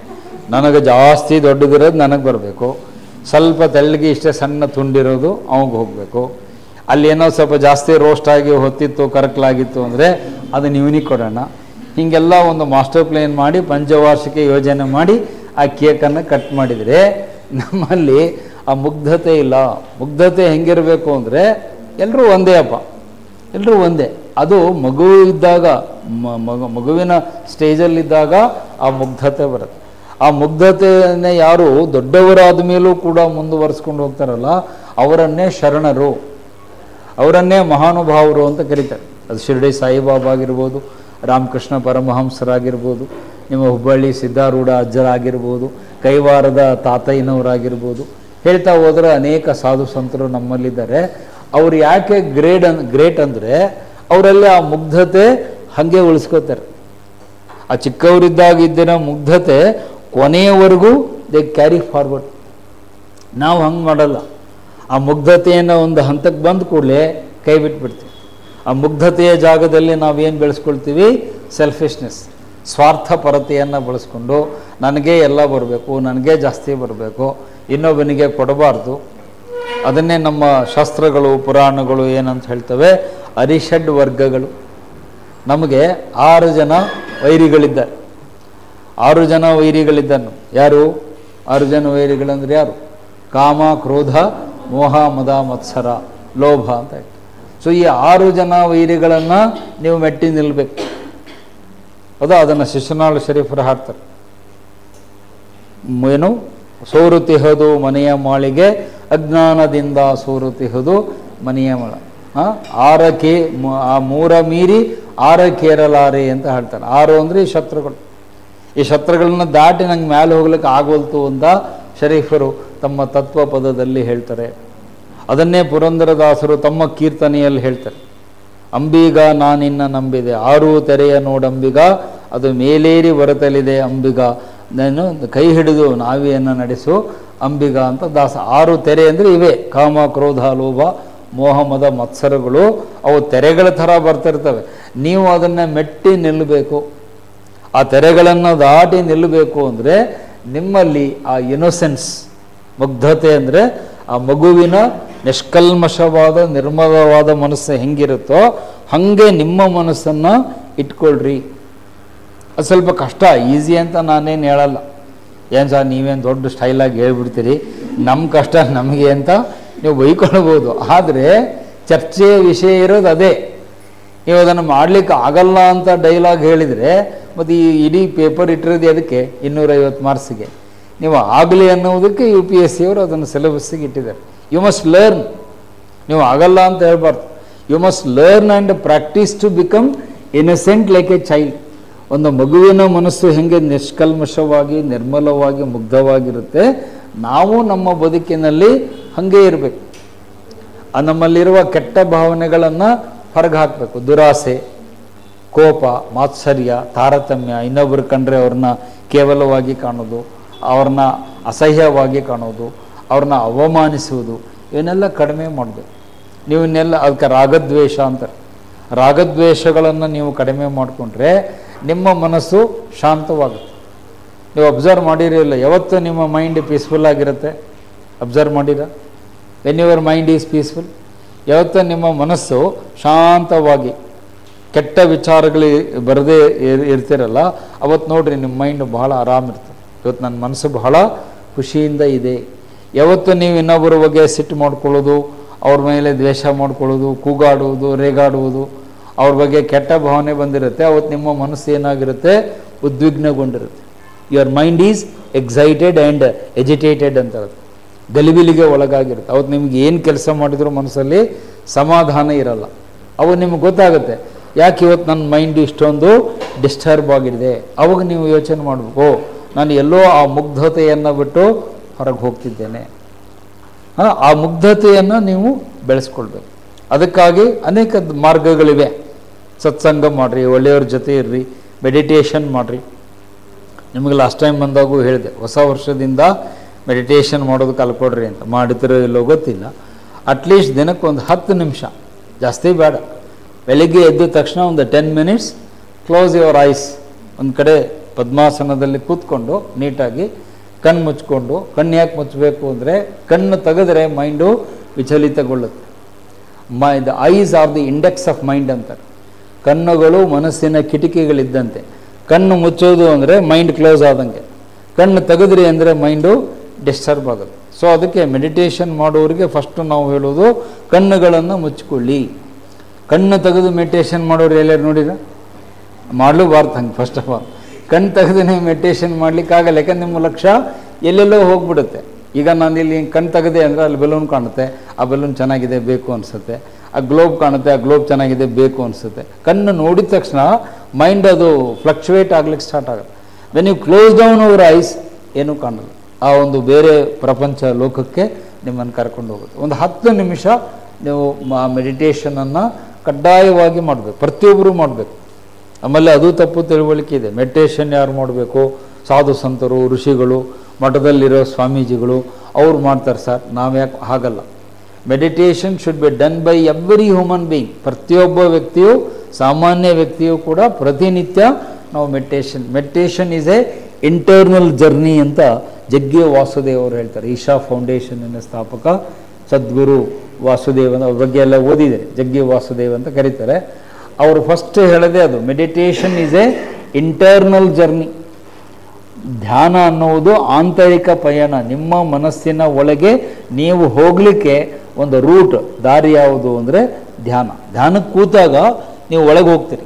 You go into your mind. ಒಳಗಡೆ ಏನಾಗುತ್ತೆ ಅನ್ನೋದು ಗೊತ್ತಾಗುತ್ತೆ. ನೀವು ಮೆಡಿಟೇಷನ್ನೇ ಮಾಡಲಿಲ್ಲ ಅಂದರೆ all the time you are external. ನೀವು ಹೊರ ಜಗತ್ತಿಗೆ ಜಾಸ್ತಿ ಅಂಟ್ಕೊಂಡಿರ್ತೀರಿ. ನಿಮ್ಮ ಮನಸ್ಸಿನ ಒಳಗಡೆ ಏನಾಗಿದೆ ಅಂತ ನಿಮಗೆ ಗೊತ್ತಾಗೋದೇ. ಸೊ ಹಾಗಾಗಿ ದಿನಾಲೂ ಪ್ರತಿಯೊಬ್ಬರು ಒಂದು 10 ನಿಮಿಷ ಬೆಳಿಗ್ಗೆ ಧ್ಯಾನ ಮಾಡಿರಿ. ರಾತ್ರಿ ಮಲಗೋಕೆ ಮುಂಚೆನೂ ಒಂದು 5 ನಿಮಿಷ ಧ್ಯಾನ ಮಾಡಿರಿ. ಧ್ಯಾನ ಮಾಡಿ ಮಲಗಿರಿ, ಹಾಗೆ ಮಲಗಬೇಡಿ. ನಮ್ಮಲ್ಲಿ ಧ್ಯಾನ ಅಂದರೆ ಹಾಗೆ ಮಲಗೇ ಬಿಡ್ತಾನೆ ಅವ, ಹಂಗೆ ಅಲ್ಲೇ ಹಾಸಿ ಮೇಲೆ ಕೂತು ಅಲ್ಲೇ ಹಾಗೆ ಕಣ್ಣು ಮುಚ್ಬಿಡಿ. ಅದಲ್ಲ, ಕಾನ್ಷಿಯಸ್ ಆಗಿ ಮೆಡಿಟೇಷನನ್ನು ಪ್ರಜ್ಞಾಪೂರ್ವಕವಾಗಿ ಒಂದು 5 ನಿಮಿಷ ಬಹಳ ಅಲ್ಲ. ಇವತ್ತು ಬೇಕಾದ್ರೆ ಟ್ರೈ ಮಾಡಿರಿ. ರೂಮಿಗೆ ಹೋದಾಗ ಮಲಗೋಕೆ ಮುಂಚೆ 5 ನಿಮಿಷ ಲೈಟ್ ಎಲ್ಲ ಆರಿಸ್ಬೇಕು. ಲೈಟ್ ಎಲ್ಲ ಇರಬಾರ್ದು, ಕತ್ಲೆ ಇರಬೇಕು. ಅಂದಾಗ ಮೈಂಡ್ ಕಾಮ್ ಡೌನ್ ಆಗುತ್ತೆ. ಬೆಳಕಿದ್ದಾಗ ಮನಸ್ಸು ಎಕ್ಸೈಟ್ ಆಗುತ್ತೆ. When the light is there, mind gets excited. When the darkness is there, the mind gets calm. ಅದಕ್ಕೆ ಭಾಳಷ್ಟು ಮೆಡಿಟೇಷನ್ ಸೆಂಟರ್ಗಳಲ್ಲಿ ಜಾಸ್ತಿ ಲೈಟ್ ಹಾಕಿರಲ್ಲ. ಅಬ್ಸರ್ವ್ ಮಾಡಿರ? ಸಣ್ಣ ದೀಪಗಳನ್ನು ಹಾಕಿರ್ತಾರೆ, ಮಿಣುಕು ದೀಪಗಳು ಅಂತ. ನೀವಂದರೆ ಅವ್ರು ಕರೆಂಟ್ ಬಿಲ್ ಉಳಿಸ್ತಾರೆ ಅಂತ ಅಲ್ಲ, ಕರೆಂಟ್ ಬಿಲ್ ಉಳಿಸೋಕ್ಕೆ ಹಾಕಿರಲ್ಲ. ನಿಮ್ಮ ಮೈಂಡು ಕೂಲ್ ಡೌನ್ ಆಗಬೇಕು ಅಂದರೆ ಬೆಳಕು ಕಡಿಮೆ ಇದ್ದಷ್ಟು, ಕತ್ತಲಾದಷ್ಟು ಮನಸ್ಸು ಶಾಂತ ಸಹಜತೆಗೆ ಬರುತ್ತೆ. ಸೊ ಒಂದು 5 ನಿಮಿಷ ನಿಮ್ಮ ಮನೆಗಳಲ್ಲೋ ನಿಮ್ಮ ರೂಮ್ನಲ್ಲೋ ಪ್ರಾಕ್ಟೀಸ್ ಮಾಡಿರಿ. ಮಲಗೋಕೆ ಮುಂಚೆ ಒಂದು 5 ನಿಮಿಷ ಮೆಡಿಟೇಷನ್ ಮಾಡಿರಿ. ಬಟ್ ಆವಾಗೊಂದು ಲಾಸ್ಟ್ ಕೊನೆಯ ಸಲಹೆ, ನೈಟ್ ಮೆಡಿಟೇಷನ್ ಮಾಡಬೇಕಾದಾಗ ಒಂದು ಸಣ್ಣ ರಿಫ್ಲೆಕ್ಷನನ್ನು ಮಾಡಬೇಕು. ಅಂದರೆ ಆತ್ಮಾವಲೋಕನ ಅಂತ ಇರೋದು. ಕನ್ನಡದಲ್ಲಿ ಆತ್ಮಾವಲೋಕನ ಅಂತ ಹೇಳ್ತಾರೆ, ಇಂಗ್ಲೀಷ್ನಲ್ಲಿ ಇಂಟ್ರಾಸ್ಪೆಕ್ಷನ್ ಅಂತ. ಇಂಗ್ಲೀಷ್ ಮೀಡಿಯಮ್ದವರು ಅದನ್ನು ಇಂಟ್ರಾಸ್ಪೆಕ್ಷನ್ ಅಂತ ಬರ್ಕೊಳ್ಳಿ. ಒಂದು 5 ನಿಮಿಷ, ಭಾಳ ಬೇಡ, ದಿನಕ್ಕೆ ಒಂದು 5 ನಿಮಿಷ ನೀವು ಇಂಟ್ರಾಸ್ಪೆಕ್ಟ್ ಮಾಡಬೇಕು. ಇವತ್ತು ಬೆಳಗ್ಗೆಯಿಂದ ನಾನು ಏನು ಮಾಡಿದೆ, ನಿಮ್ಮ ಬಗ್ಗೆನೇ ನೀವು ಪ್ರಶ್ನೆ ಮಾಡ್ಕೋಬೇಕು. ಬೇರೆಯವ್ರ ಪ್ರಶ್ನೆ ಕೇಳೋದಲ್ಲ. ಸರ್ ನೀವು ಬರ್ರಿ ಸರ್ ಕ್ವಶನ್ ಕೇಳ್ರಿ ಅಂತಲ್ಲ, ಯಾರೂ ಬರಲ್ಲ. ನಿಮಗೆ ಯು ಆರ್ ದಿ ಬಾಸ್, ನಿಮಗೆ ನೀವೇ ಬಾಸು. ನೀವೇ ಸುಮ್ಮನೆ ಒಂದು 5 ನಿಮಿಷ ಕೂತ್ಕೊಂಡು ಇವತ್ತು ಬೆಳಗ್ಗೆಯಿಂದ ನಾನು ಏನೇನು ಮಾಡಿದೆ, ಟೇಕ್ ಎ ಫ್ಲಾಶ್ ಬ್ಯಾಕ್. ಅದಕ್ಕೆ ಫ್ಲಾಶ್ ಬ್ಯಾಕ್ ಅಂತಾರೆ. ಬೆಳಗ್ಗೆ ಎದ್ದೆ, ಏನು ಮಾಡಿದೆ, ಅಲ್ಲಿ ಹೋದೆ, ಇಲ್ಲಿ ಹೋದೆ, ಅವ್ರನ್ನ ಭೇಟಿಯಾದೆ, ಇದು ಮಾಡಿದೆ, ಅಲ್ಲೇನು ಮಾಡಿದೆ, ಇಲ್ಲಿ ಇವ್ರಿಗೆ ಟೋಪಿ ಹಾಕಿದೆ, ಅಲ್ಲಿ ಅವ್ರಿಗೆ ಟೋಪಿ ಹಾಕಿದೆ, ಇಲ್ಲಿ ಇವ್ರ ಹತ್ರ ದುಡ್ಡು ಕಿತ್ಕೊಂಡೆ, ಅಲ್ಲಿ ಅವ್ರ ಹತ್ರ ಏನೇನು ಮಾಡಿದ್ದೀರಿ ಒಂದು ಸ್ವಲ್ಪ ಕ್ವಿಕ್ ರಿಕಾಲ್ ಮಾಡ್ಕೊಳ್ಳಿ. ಆವಾಗ ನಿಮಗೆ ಒಳ್ಳೆಯದನ್ನು ಮಾಡಿದ್ದು ನಿಮಗೆ ಖುಷಿ ಕೊಡುತ್ತೆ. ಓ, ಇವತ್ತು ಒಂದು ಒಳ್ಳೆ ಕೆಲಸ ಮಾಡಿದೆ. ಕೆಟ್ಟದ್ದು ಮಾಡಿದ್ದು ನಿಮ್ಮ ಬಗ್ಗೆ ನಿಮಗೇ ಜಿಗುಪ್ಸೆಯನ್ನು ಮೂಡಿಸುತ್ತೆ. If you have done wrong, you feel sorry for yourself, you feel ashamed of yourself. ನಮ್ಮ ಬಗ್ಗೆ ನಮಗೆ ಆ ನಾಚಿಕೆ ಅನಿಸುತ್ತೆ. ನೀವು ಯಾವತ್ತು ನಿಮ್ಮ ಬಗ್ಗೆ ನೀವು ನಾಚಿಕೆ ಪಟ್ಕೊಳ್ತೀರೋ ಆವಾಗ ನಿಮ್ಮಲ್ಲಿ ಇಂಟೆಗ್ರಿಟಿ ಬರ್ತಾ ಇದೆ ಅಂತ ಅರ್ಥ. ನಿಮ್ಮ ಬಗ್ಗೆ ನಿಮಗೆ ನಾಚಿಕೆ ಅನಿಸಿದಾಗ ಇಂಟೆಗ್ರಿಟಿ ಬರ್ತಾ ಇದೆ ಅಂತ. ಇಲ್ಲಿ ಬಿಡಿ ಸರ್, ನಾವು ಏನು ಮಾಡಿಲ್ರಿ, ನಾವು ಅಗದಿ ಪರ್ಫೆಕ್ಟ್ ಇದ್ದೀವಿ ಅಂತಂದರೆ ಅದಕ್ಕೆ ಸ್ವಲ್ಪ ಗ್ರಾಮ್ಯ ಭಾಷೆ ಪದ ಬಳಸ್ತೀನಿ, ನೀವು ಭಾಳ ಭಂಡರಾಗಿದ್ದೀರಿ ಅಂತ. ಅದಕ್ಕೆ ಭಂಡತನ ಅಂತಾರೆ. ಯಾವ ಭಾಳ ಭಂಡಿದೆ ಅಂದ್ಬಿಟ್ರೆ ಅವ ಏನು ಹೇಳಿದ್ರು ಅಷ್ಟೇ. ಸೊ ಆ ಭಂಡತನ ನಮ್ಮಲ್ಲಿ ಬರಬಾರದು. ಭಂಡತನದ ಬದಲಾಗಿ ಆ ಮಗುವಿನ ಮುಗ್ಧತೆ ಏನಿದೆಯಲ್ಲ, ಇನ್ನಸೆನ್ಸ್ ಆಫ್ ಎ ಚೈಲ್ಡ್, ಅದು ನಮ್ಮಲ್ಲಿ ಬರಬೇಕು. ನಮ್ಮ ಬಗ್ಗೆ ನಾವೇ ಆತ್ಮಾವಲೋಕನ ಮಾಡಿ, ಇಂಟ್ರಾಸ್ಪೆಕ್ಟ್ ಮಾಡಿ. ಇವತ್ತು ನಾನೇನು ಒಳ್ಳೇದು ಮಾಡಿದೆ, ಏನು ಕೆಟ್ಟದ್ದು ಮಾಡಿದೆ, ಕೆಟ್ಟದ್ದು ಮಾಡಿದರೆ ಯಾಕೆ ಮಾಡಿದೆ, ಹೀಗೆ ಮಾಡಬಾರ್ದಾಗಿತ್ತು. ಆ ಪಾಪ ಪ್ರಜ್ಞೆ ನಿಮ್ಮನ್ನು ಕಾಡಬೇಕು. ಅದಕ್ಕೆ ಗಿಲ್ಟಿ ಕಾನ್ಷನ್ಸ್ ಅಂತಾರೆ ಇಂಗ್ಲೀಷಲ್ಲಿ. ಗಿಲ್ಟಿ ಕಾನ್ಷನ್ಸ್ ಅಂದರೆ ಪಾಪ ಪ್ರಜ್ಞೆ. ಓ, ನಾನು ತಪ್ಪು ಮಾಡಿದೆ, ನಾಳೆ ಈ ಥರ ಮಾಡಬಾರ್ದು. ಅಟ್ಲೀಸ್ಟ್ ಇವತ್ತು ಆಗೋಯ್ತು, ಪಾಸ್ಟ್ ಈಸ್ ಪಾಸ್ಟ್, ಆಗಿದ್ದಾಗೋಯ್ತು. ಅದಕ್ಕೆ ಆ ಮಿಂಚೆ ಹೋದ ಕಾಲಕ್ಕೆ ಚಿಂತಿಸಿ ಫಲವಿಲ್ಲ ಅಂತ ಗಾದೆ ಮಾತಿದೆ. ಇವತ್ತು ಆಗಿದ್ದಾಗೋಯ್ತು. ಅಟ್ಲೀಸ್ಟ್ ನಾಳೆ ಆದರೂ ಏನಾಗಬೇಕು, ನೀವು ಒಳ್ಳೆಯವರಾಗಬೇಕು. You must be better than yesterday. ಅದನ್ನು ಇಂಗ್ಲೀಷಲ್ಲಿ ಹೇಳ್ತೀವಿ, ಬೆಟರ್ ದ್ಯಾನ್ ಎಸ್ಟರ್ಡೇ. ನಿನ್ನೆ ಇದ್ದದ್ದಕ್ಕಿಂತ ಇವತ್ತು ನೀವು ಹೆಚ್ಚು ಒಳ್ಳೆಯವರಾಗಬೇಕು. ನಾಳೆ ಇದಕ್ಕಿಂತ ಹೆಚ್ಚು ಪ್ರತಿದಿನ ಏನಾಗಬೇಕು, ನಿಮ್ಮಲ್ಲಿ ಆ ಇಂಪ್ರೂವ್ಮೆಂಟ್ ಬರಬೇಕು. ಬಟ್ ನಮ್ಮಲ್ಲಿ ಹಂಗೆ ಆಗ್ತಾ ಇದೆ. ನಾವು ಇವತ್ತಿದ್ದದಕ್ಕಿಂತ ನಾಳೆ ಇನ್ನೂ ಕೆಟ್ಟವರಾಗಿರ್ತೀವಿ, ನಾಡ್ದು ಇನ್ನೂ ಕೆಟ್ಟ. ದಿನದಿಂದ ದಿನಕ್ಕೆ ನಮ್ಮ ಬಂಡತನ ಏನಾಗುತ್ತೆ, ಹೆಚ್ಚಾಗ್ತಾ ಹೋಗುತ್ತೆ ಹೊರತು ಕಡಿಮೆ ಆಗಲ್ಲ. ಅದಾಗಬಾರ್ದು. Day by day you must become a better man and you are the competitor for yourself. ನೀವು ಇನ್ನೊಬ್ಬರ ಜೊತೆಗೆ ಕಾಂಪಿಟೇಷನಿಗೆ ಇಳಿಬಿಡ್ರಿ, ಅವ್ರ ಜೊತೆಗೆ ಇವ್ರ ಜೊತೆಗೆ. You are the competitor for yourself. ನಿಮಗೆ ಸ್ಪರ್ಧಾಳು ಯಾರು, ನೀವೇ. ನಿಮಗೆ ನೀವೇ ಸ್ಪರ್ಧಾಳು. ಈಗ ನನಗೆ ಕಾಂಪಿಟೇಟರ್ ಯಾರು ಅಂದರೆ ನಾನೇ. Patil sir should compete with Patil sir. ನಾನು ಇನ್ನೊಂದು ಪಾಟೀಲ್ ಸರ್ ಜೊತೆಗೆ ಕಾಂಪೀಟ್ ಮಾಡಬೇಕಂದ್ರೆ ನನ್ನ ಇನ್ನೊಂದು ಒಳ್ಳೆಯ ಇಮೇಜ್ ಇರುತ್ತಲ್ಲ, ಅದರ ಜೊತೆಗೆ ನಾನು ಫೈಟ್ ಮಾಡಬೇಕು. ಇಲ್ಲ, ನಾನು ನಿನ್ನೆ ಇದ್ದಿದ್ದಕ್ಕಿಂತ ಇವತ್ತಿನ್ನೂ ಚೆನ್ನಾಗಿರ್ಬೇಕು ನಾನು ಅನ್ನೋದು ನಮ್ಮ ಮನಸ್ಸಲ್ಲಿರಬೇಕು. ಆವಾಗ ನಿಮ್ಮಲ್ಲಿ ಆ ಇಂಟೆಗ್ರಿಟಿ ಅನ್ನೋದು ಬರುತ್ತೆ. ಅದಕ್ಕೆ ಪೂರಕವಾಗಿ ನಾನೇನು ಹೇಳಿದೆ, ಸ್ವಲ್ಪ ಮೆಡಿಟೇಷನ್ ಮಾಡಿರಿ. ಮೆಡಿಟೇಷನ್ ಮಾಡೋದು ರೂಢಿ ಮಾಡಿಕೊಳ್ಳಿ. ಬೆಳಗ್ಗೆ ಒಂದು 10 ನಿಮಿಷ, ಮಲಗೋಕ್ಕೆ ಮುಂಚೆ ಒಂದು 5 ನಿಮಿಷ ಅದಕ್ಕೆ ಟೈಮ್ ಕೊಡಬೇಕು. ಹೇಳಿ, ಬೆಳಿಗ್ಗೆ ಮೆಡಿಟೇಷನ್ ಯಾವ ರೀತಿ ಅನ್ನೋದಂತ ಏನಿಲ್ಲ. ನೀವು ಬೆಳಿಗ್ಗೆ ಎದ್ದ ತಕ್ಷಣ ನಿಮ್ಮ ಡೈಲಿ ರುಟೀನ್ ವರ್ಕ್ ಮುಗಿದ ಮೇಲೆ ಒಂದು ಕಾಮ್ ಆ್ಯಂಡ್ ಕ್ವೈಟ್ ಪ್ಲೇಸ್, ಅಂದರೆ ನಿಶಬ್ದವಾಗಿ, ಜಾಸ್ತಿ ಗಲಾಟೆ ಇಲ್ಲದೆ ಇರುವಂಥ ಪ್ಲೇಸು, ಮತ್ತು ಸಾಕಷ್ಟು ಗಾಳಿ ಬೆಳಕು ಬರ್ತಿರ್ಬೇಕು. ನೀವು ಯಾವುದೋ ಒಂದು ಕತ್ತಲ ಗುಹೆಯಲ್ಲೋ ಕೋಣೆಯಲ್ಲೋ ಗಾಳಿ ಉಸಿರು ಬರಲಾರ್ದಂಥದ್ದಾದರೆ ಅದು ಕಪ್ಪು ಕೋಣೆ ದುರಂತ. ಹಿಸ್ಟ್ರಿ ಒಳಗೆ ಹೇಳಿದ್ದೇನಲ್ಲ, ಬಂಗಾಳದಲ್ಲಿ ಬ್ಲ್ಯಾಕ್ ಹೋಲ್ ಟ್ರ್ಯಾಜಿಡಿಯಾಗಿ ಬ್ರಿಟಿಷ್ ಸೈನಿಕರು ಸತ್ರು ಅಂತ, ಹಂಗಾಗುತ್ತೆ. ಆ ಥರ ಆಗಬಾರ್ದು. ಶುದ್ಧವಾದ ಗಾಳಿ ಬೆಳಕು, ಸೂರ್ಯನ ಕಿರಣ ಒಳಗಡೆ ಸನ್ ರೇಸ್ ಬರ್ತಿರ್ಬೇಕು ಮುಖ್ಯವಾಗಿ. ಯಾಕಂದರೆ sun rays will activate your mind.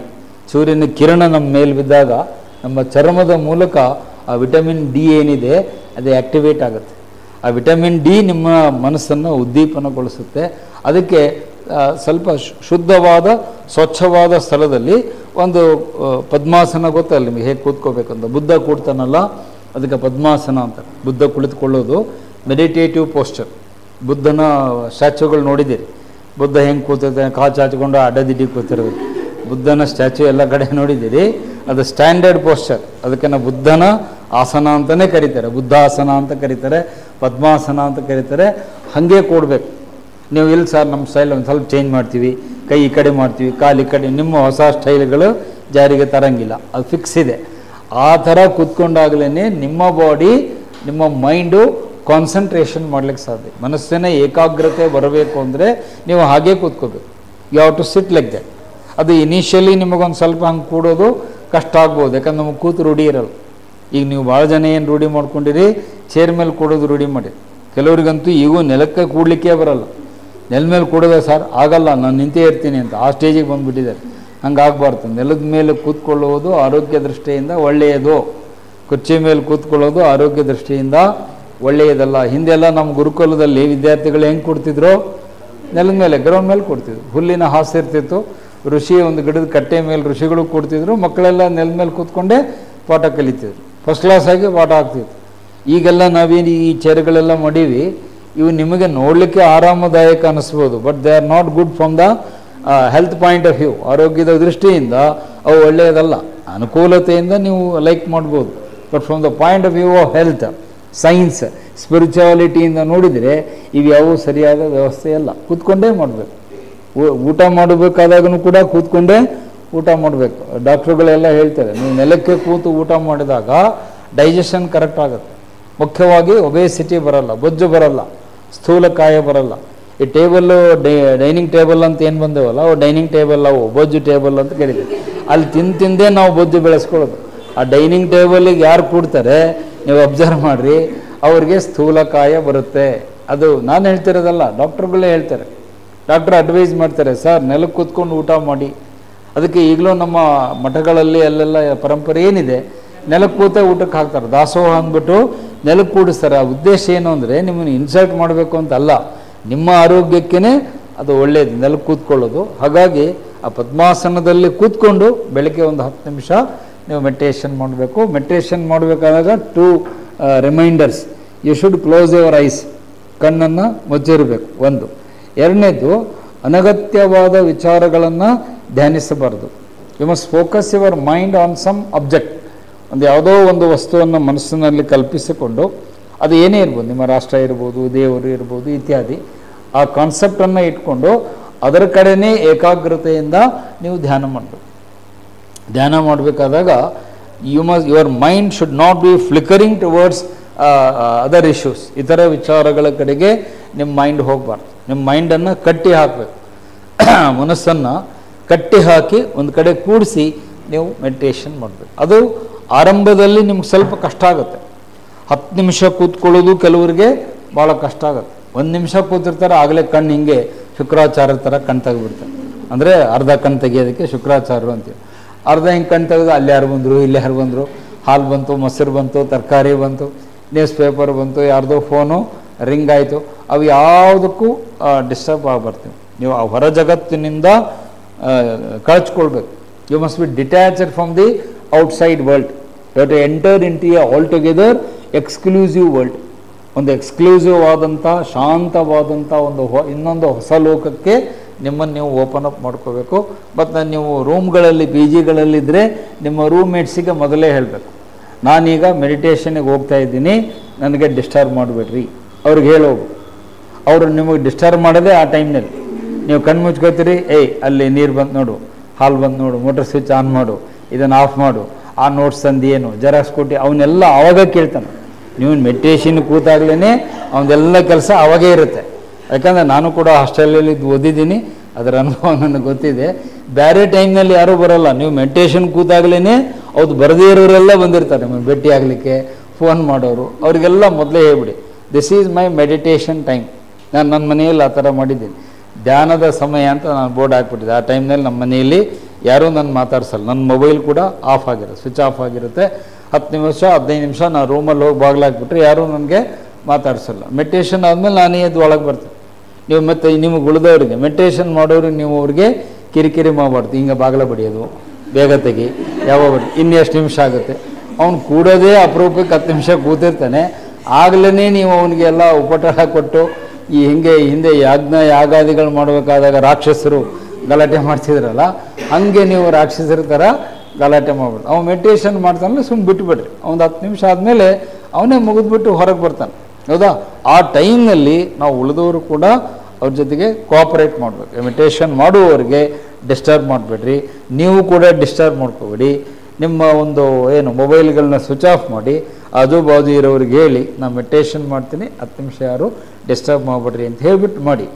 ಒಂದು ತಿಂಗಳು ನೀವು ಸತತವಾಗಿ ಮಾಡಿ ನೋಡ್ರಿ, ನಿಮಗೆ ಅದರ ಎಫೆಕ್ಟ್ ಎಷ್ಟು ಪರಿಣಾಮಕಾರಿ ಅಂತ ನೀವು ಮಾಡಿದಾಗ ನಿಮಗೆ ಗೊತ್ತಾಗುತ್ತೆ.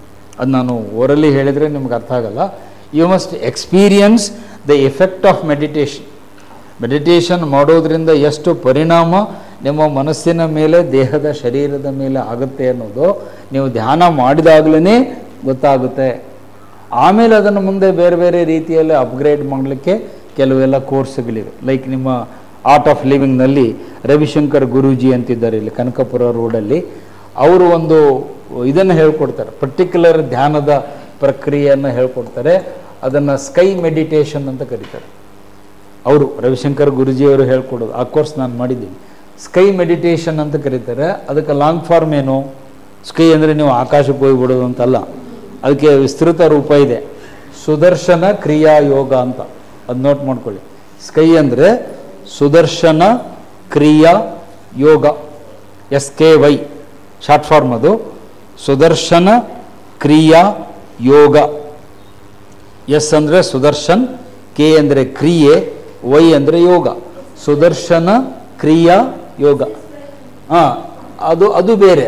ISSY ಸಮಾಜದವ್ರು ಮಾಡಿಸೋದು ಅದು ಬೇರೆ. ನಾನು ಇಲ್ಲಿ ಹೇಳ್ತಿರೋದು ರವಿಶಂಕರ್ ಗುರೂಜಿಯವರ ಆರ್ಟ್ ಆಫ್ ಲಿವಿಂಗ್ ಅಂತ ಹೇಳಿದೆ. ಇಲ್ಲೇ ಬೆಂಗಳೂರಿನಲ್ಲಿ ಕನಕಪುರ ರೋಡಲ್ಲಿದೆ ಆರ್ಟ್ ಆಫ್ ಲಿವಿಂಗ್ ಕೋರ್ಸ್ ಅಂತ. ನಿಮಗೆ ಯಾವಾಗಾರ ಟೈಮ್ ಸಿಕ್ಕಾಗ ಒಂದು ಸಾರಿ ಅಲ್ಲಿ ಭೇಟಿ ಕೊಡ್ರಿ.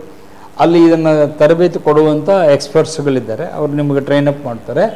ಅದು 1 ವಾರದಿಂದ 2 ವಾರದ ಕೋರ್ಸು, 7 ಡೇಸು 14 ಡೇಸ್ ಕೋರ್ಸ್ ಇದೆ. ನೀವು ಅಲ್ಲೇ ಇದ್ದು ಕಲಿಬೇಕು.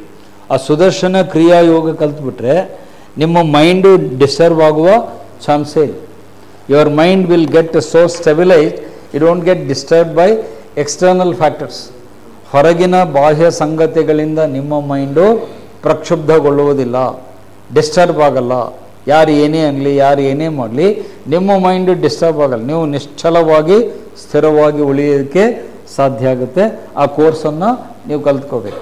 ಆಮೇಲೆ ಹೈಯರ್ ಲೆವೆಲ್ನಲ್ಲಿ, ಈಗ ಸದ್ಯಕ್ಕೆ ಆ್ಯಸ್ ಎ ಬಿಗಿನರ್ಸ್, ಫ್ರೆಷರ್ಸ್ ಆಗಿ ಸುಮ್ಮನೆ ಒಂದು 10 ನಿಮಿಷ ಕಣ್ಣು ಮುಚ್ಕೊಂಡು ಧ್ಯಾನ ಮಾಡುವುದನ್ನು ಕಲೀರಿ.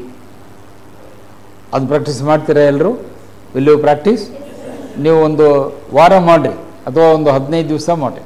ನಾನು ಮತ್ತೆ ನೆಕ್ಸ್ಟ್ ಬರ್ತೀನಿ, ಫೆಬ್ರವರಿಯಲ್ಲಿ ಮತ್ತೆ ಬರ್ತೀನಿ. ಆವಾಗ ಬಂದಾಗ ನಿಮ್ಮ ಅನುಭವ ಹೇಳಬೇಕು. ಮತ್ತೆ ಯಾಕೆ ಬರ್ತೀವಿ ಸರ್ ಅಂತ ಬೈಬೇಡಿ. ನಾವು ಇರೋದೇ ಪಾಠ ಮಾಡಲಿಕ್ಕೆ, ನಾವು ಬರಲೇಬೇಕು. ಪಾಠ ಮಾಡಲಿಕ್ಕೆ ಬರ್ತಿರ್ತೀವಿ, ಹೋಗ್ತಿರ್ತೀವಿ. ಸೊ ನೆಕ್ಸ್ಟ್ ಬಂದಾಗ ನಿಮ್ಮ ಅನುಭವ ಕೇಳ್ತೀನಿ. ಯಾರ್ಯಾರು ಈಗ ಆ ಹುಡುಗ ಪ್ರಶ್ನೆ ಕೇಳಿದಾನೆ ಅವರಿಗೆ ಮೊದಲು ಕೇಳ್ತೀನಿ, ನೀವು ಮೆಡಿಟೇಷನ್ ಮಾಡಿದ್ರಿಂದ ಏನು ಅನ್ನಿಸ್ತು ಅಂತ. ನಾನು ನೆಕ್ಸ್ಟ್ ಬಂದಾಗ ನೀವು ಹೇಳ್ಬೇಕು. ಪ್ರಾಕ್ಟೀಸ್ ಮಾಡಿರಿ, ಎಲ್ಲರೂ ಮಾಡಿರಿ. ಅದರಲ್ಲಿ ಏನು ತಾರತಮ್ಯ ಇಲ್ಲ, ಇಂಥವರೇ ಮಾಡಬೇಕು ಅಂತ ಏನಿಲ್ಲ. Every person can do meditation except small children.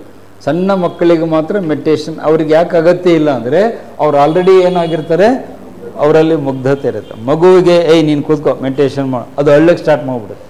Meditation ಮಾಡಲ್ಲ ಮಗು, ಅಳ್ಳಕ್ಕೆ ಶುರು ಮಾಡ್ಬಿಡು. ಮಕ್ಕಳಿಗೆ ಅದರ ಅವಶ್ಯಕತೆ ಇಲ್ಲ, ಆಯಿತಾ. ಮತ್ತು ತುಂಬ ಏಜ್ ಆದವ್ರು ಇರ್ತಾರಲ್ಲ, 70 ವರ್ಷ 80 ವರ್ಷ, ಅವರಿಗೂ ಮೆಡಿಟೇಷನ್ ಮಾಡೋ, ಯಾಕಂದರೆ ಅವರು ಆ ಸ್ಟೇಜ್ ದಾಟಿ ಹೋಗ್ಬಿಟ್ಟಿರ್ತಾರೆ. ಅವ್ರು ಜಗಳ ಆಡೋದು, ಬೈಯೋದು ಏನು ಬೇಕಾಗಿರೋರು, ಅವರ ಜೀವನದ ಕೊನೆಯ last page of the life ಅಂತೀವಿ. ಅವ್ರಿಗೂ ಅದರ ಅವಶ್ಯಕತೆ ಇಲ್ಲ.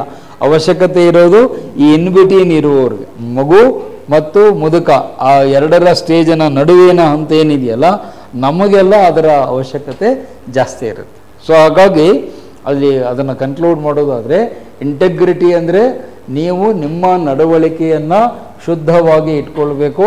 ಎಲ್ಲ ಕಾಲದಲ್ಲೂ, ಎಲ್ಲ ಸಂದರ್ಭಗಳಲ್ಲೂ, ಎಲ್ಲ ಸ್ಥಳಗಳಲ್ಲೂ 24/7 ನಿಮ್ಮ ನಡವಳಿಕೆ ಒಂದೇ ಥರ ಇರಬೇಕು, ಚೇಂಜ್ ಆಗಬಾರ್ದು. ಈ ಗೋಸಂಬೆಯತನವನ್ನು ನಾವು ಮಾಡಬಾರ್ದು. ಬಣ್ಣ ಬದಲಾಯಿಸುವುದು ಅಂತೀವಿ. Don't change your colours from time to time, place to place, situation to situation. You must remain constant. ಒಂಥರ ಹೆಬ್ಬಂಡೆಯ ಹಾಗೆ, ಸ್ಟ್ಯಾಂಡ್ ಲೈಕ್ ಎ ರಾಕ್ ಅಂತ ವಿವೇಕಾನಂದರು ಹೇಳ್ತಾರೆ.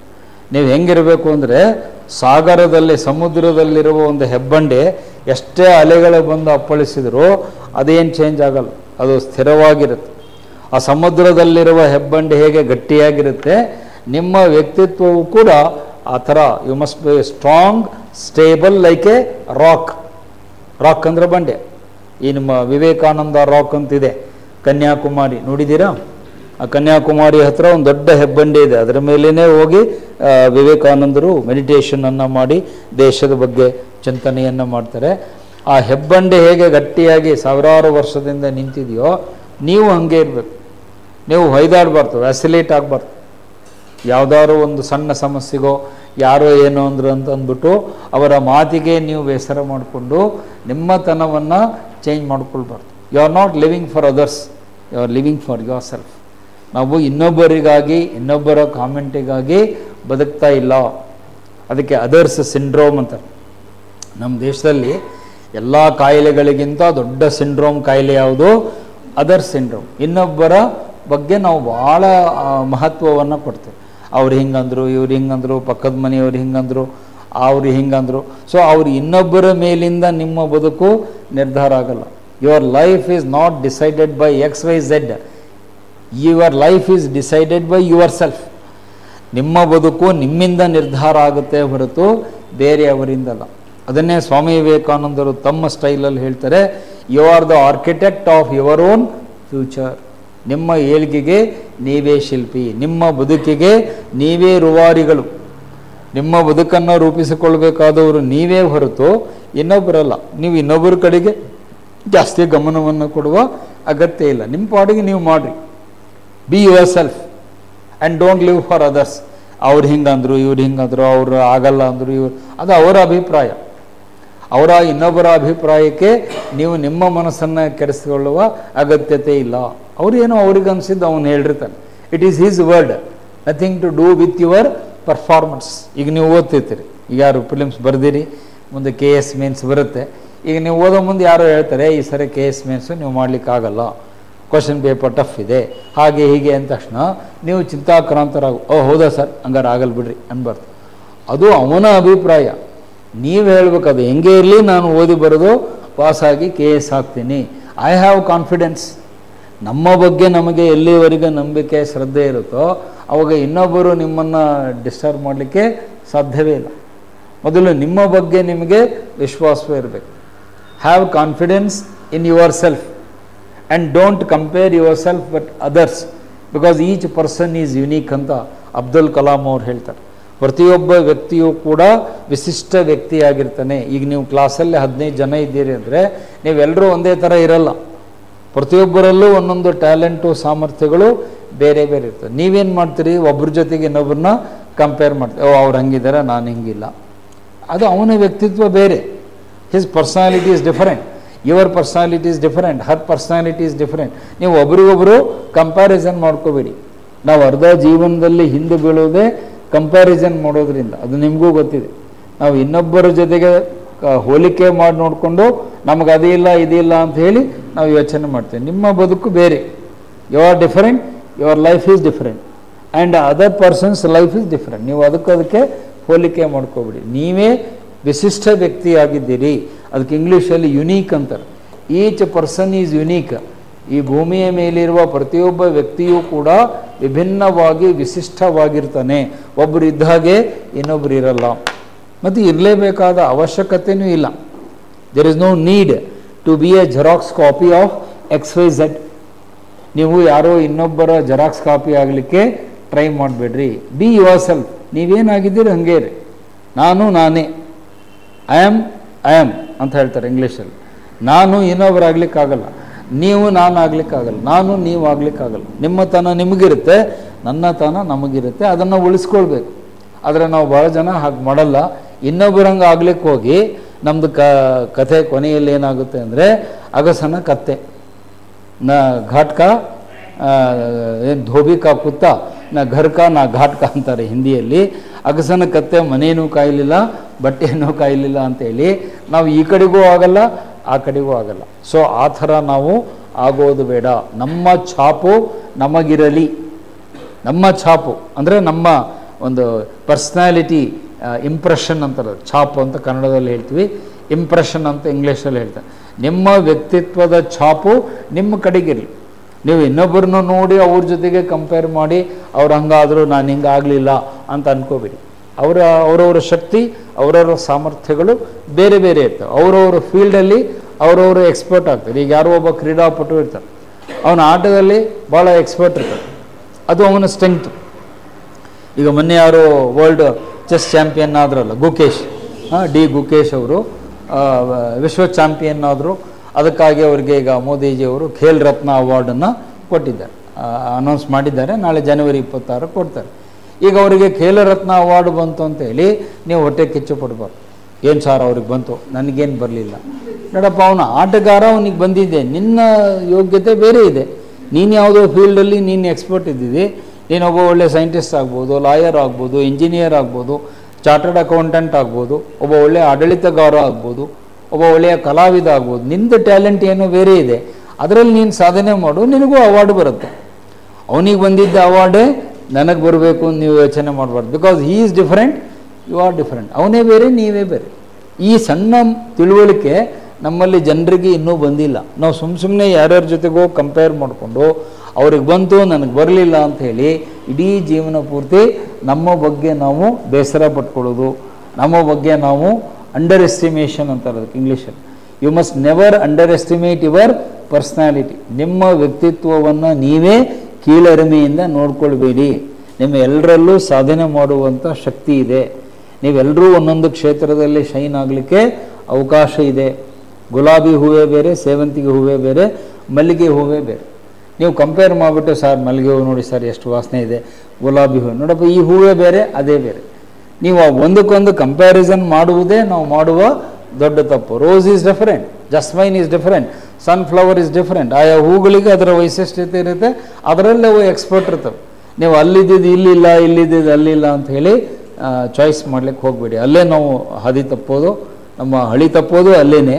ಸೊ ಹಾಗಾಗಿ ಇವೆಲ್ಲವನ್ನು ನೀವು ಗಮನದಲ್ಲಿಟ್ಕೊಂಡು ನಾಗರಿಕ ಸೇವೆಗೆ ಸೇರಿದಾಗ ನಿಮ್ಮ ನಡವಳಿಕೆ, ನಿಮ್ಮ ಸಮಗ್ರತೆ 24/7 ನಿಮ್ಮ ನೌಕರಿಗೆ ಸೇರಿದಾಗಿಂದ ನಿವೃತ್ತರಾಗಿ ಹೊರಗೆ ಬರಲಿಯವರೆಗೂ ಕೂಡ ಆ ಒಂದು ಬದ್ಧತೆಯನ್ನು ಉಳಿಸ್ಕೊಳ್ಳಿ.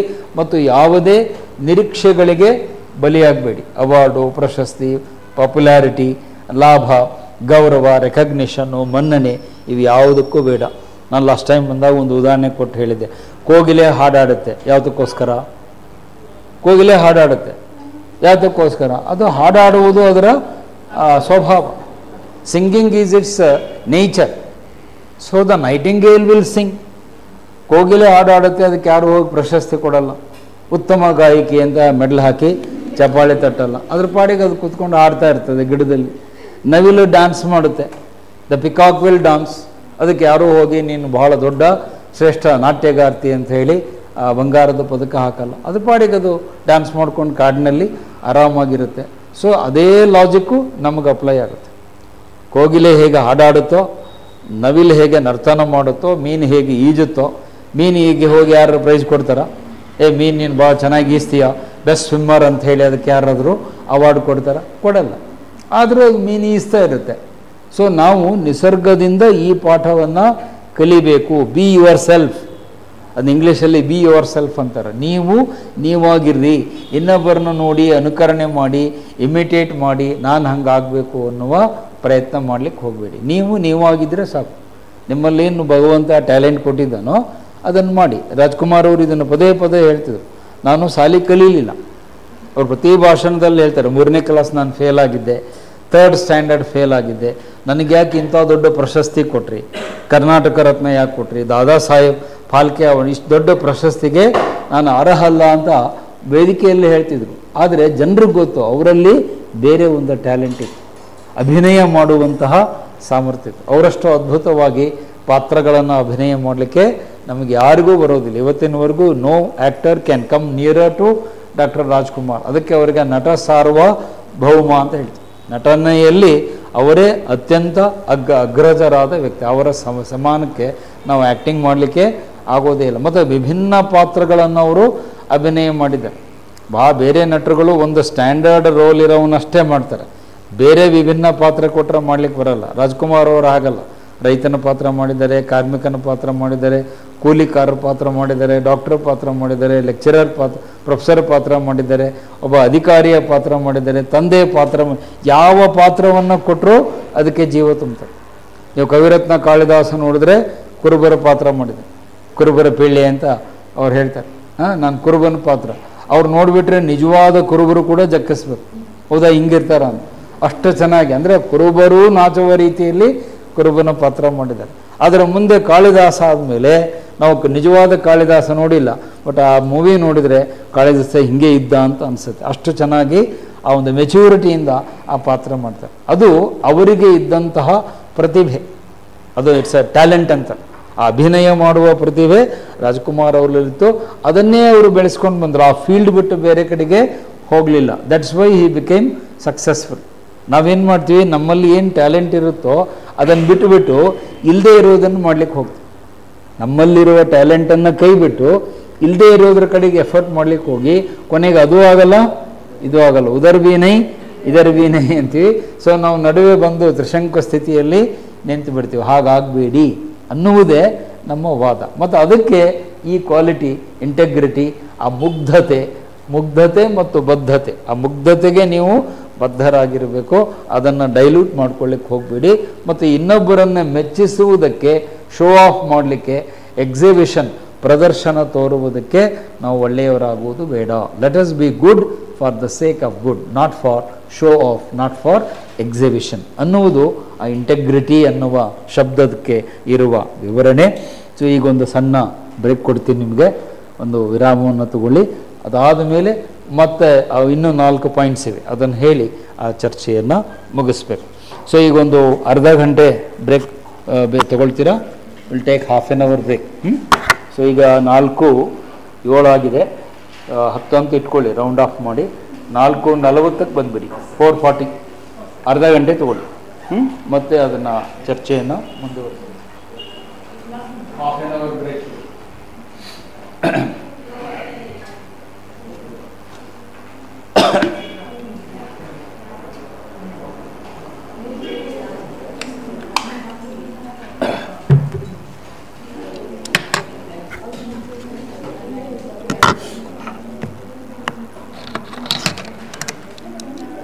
ಇವತ್ತು ನಿಮಗೆ ಕ್ಲಾಸು 8 ಗಂಟೆವರೆಗೂ ಇರುತ್ತೆ ಸರ್ ಹೇಳಿದಾರಲ್ಲ. ಇದಾದಮೇಲೆ ಒಂದು 2 hours ತೊಗೊಂಡು ಮತ್ತೊಂದು ಬ್ರೇಕ್ ಕೊಡ್ತೀನಿ. ದೆನ್ ವಿಲ್ ಫಿನಿಶ್ ಬೈ 80 ಗಾಬರಿ ಆಗುತ್ತೆ. ಈಗ ಒಂದು ಅರ್ಧ ಗಂಟೆ ಬ್ರೇಕ್.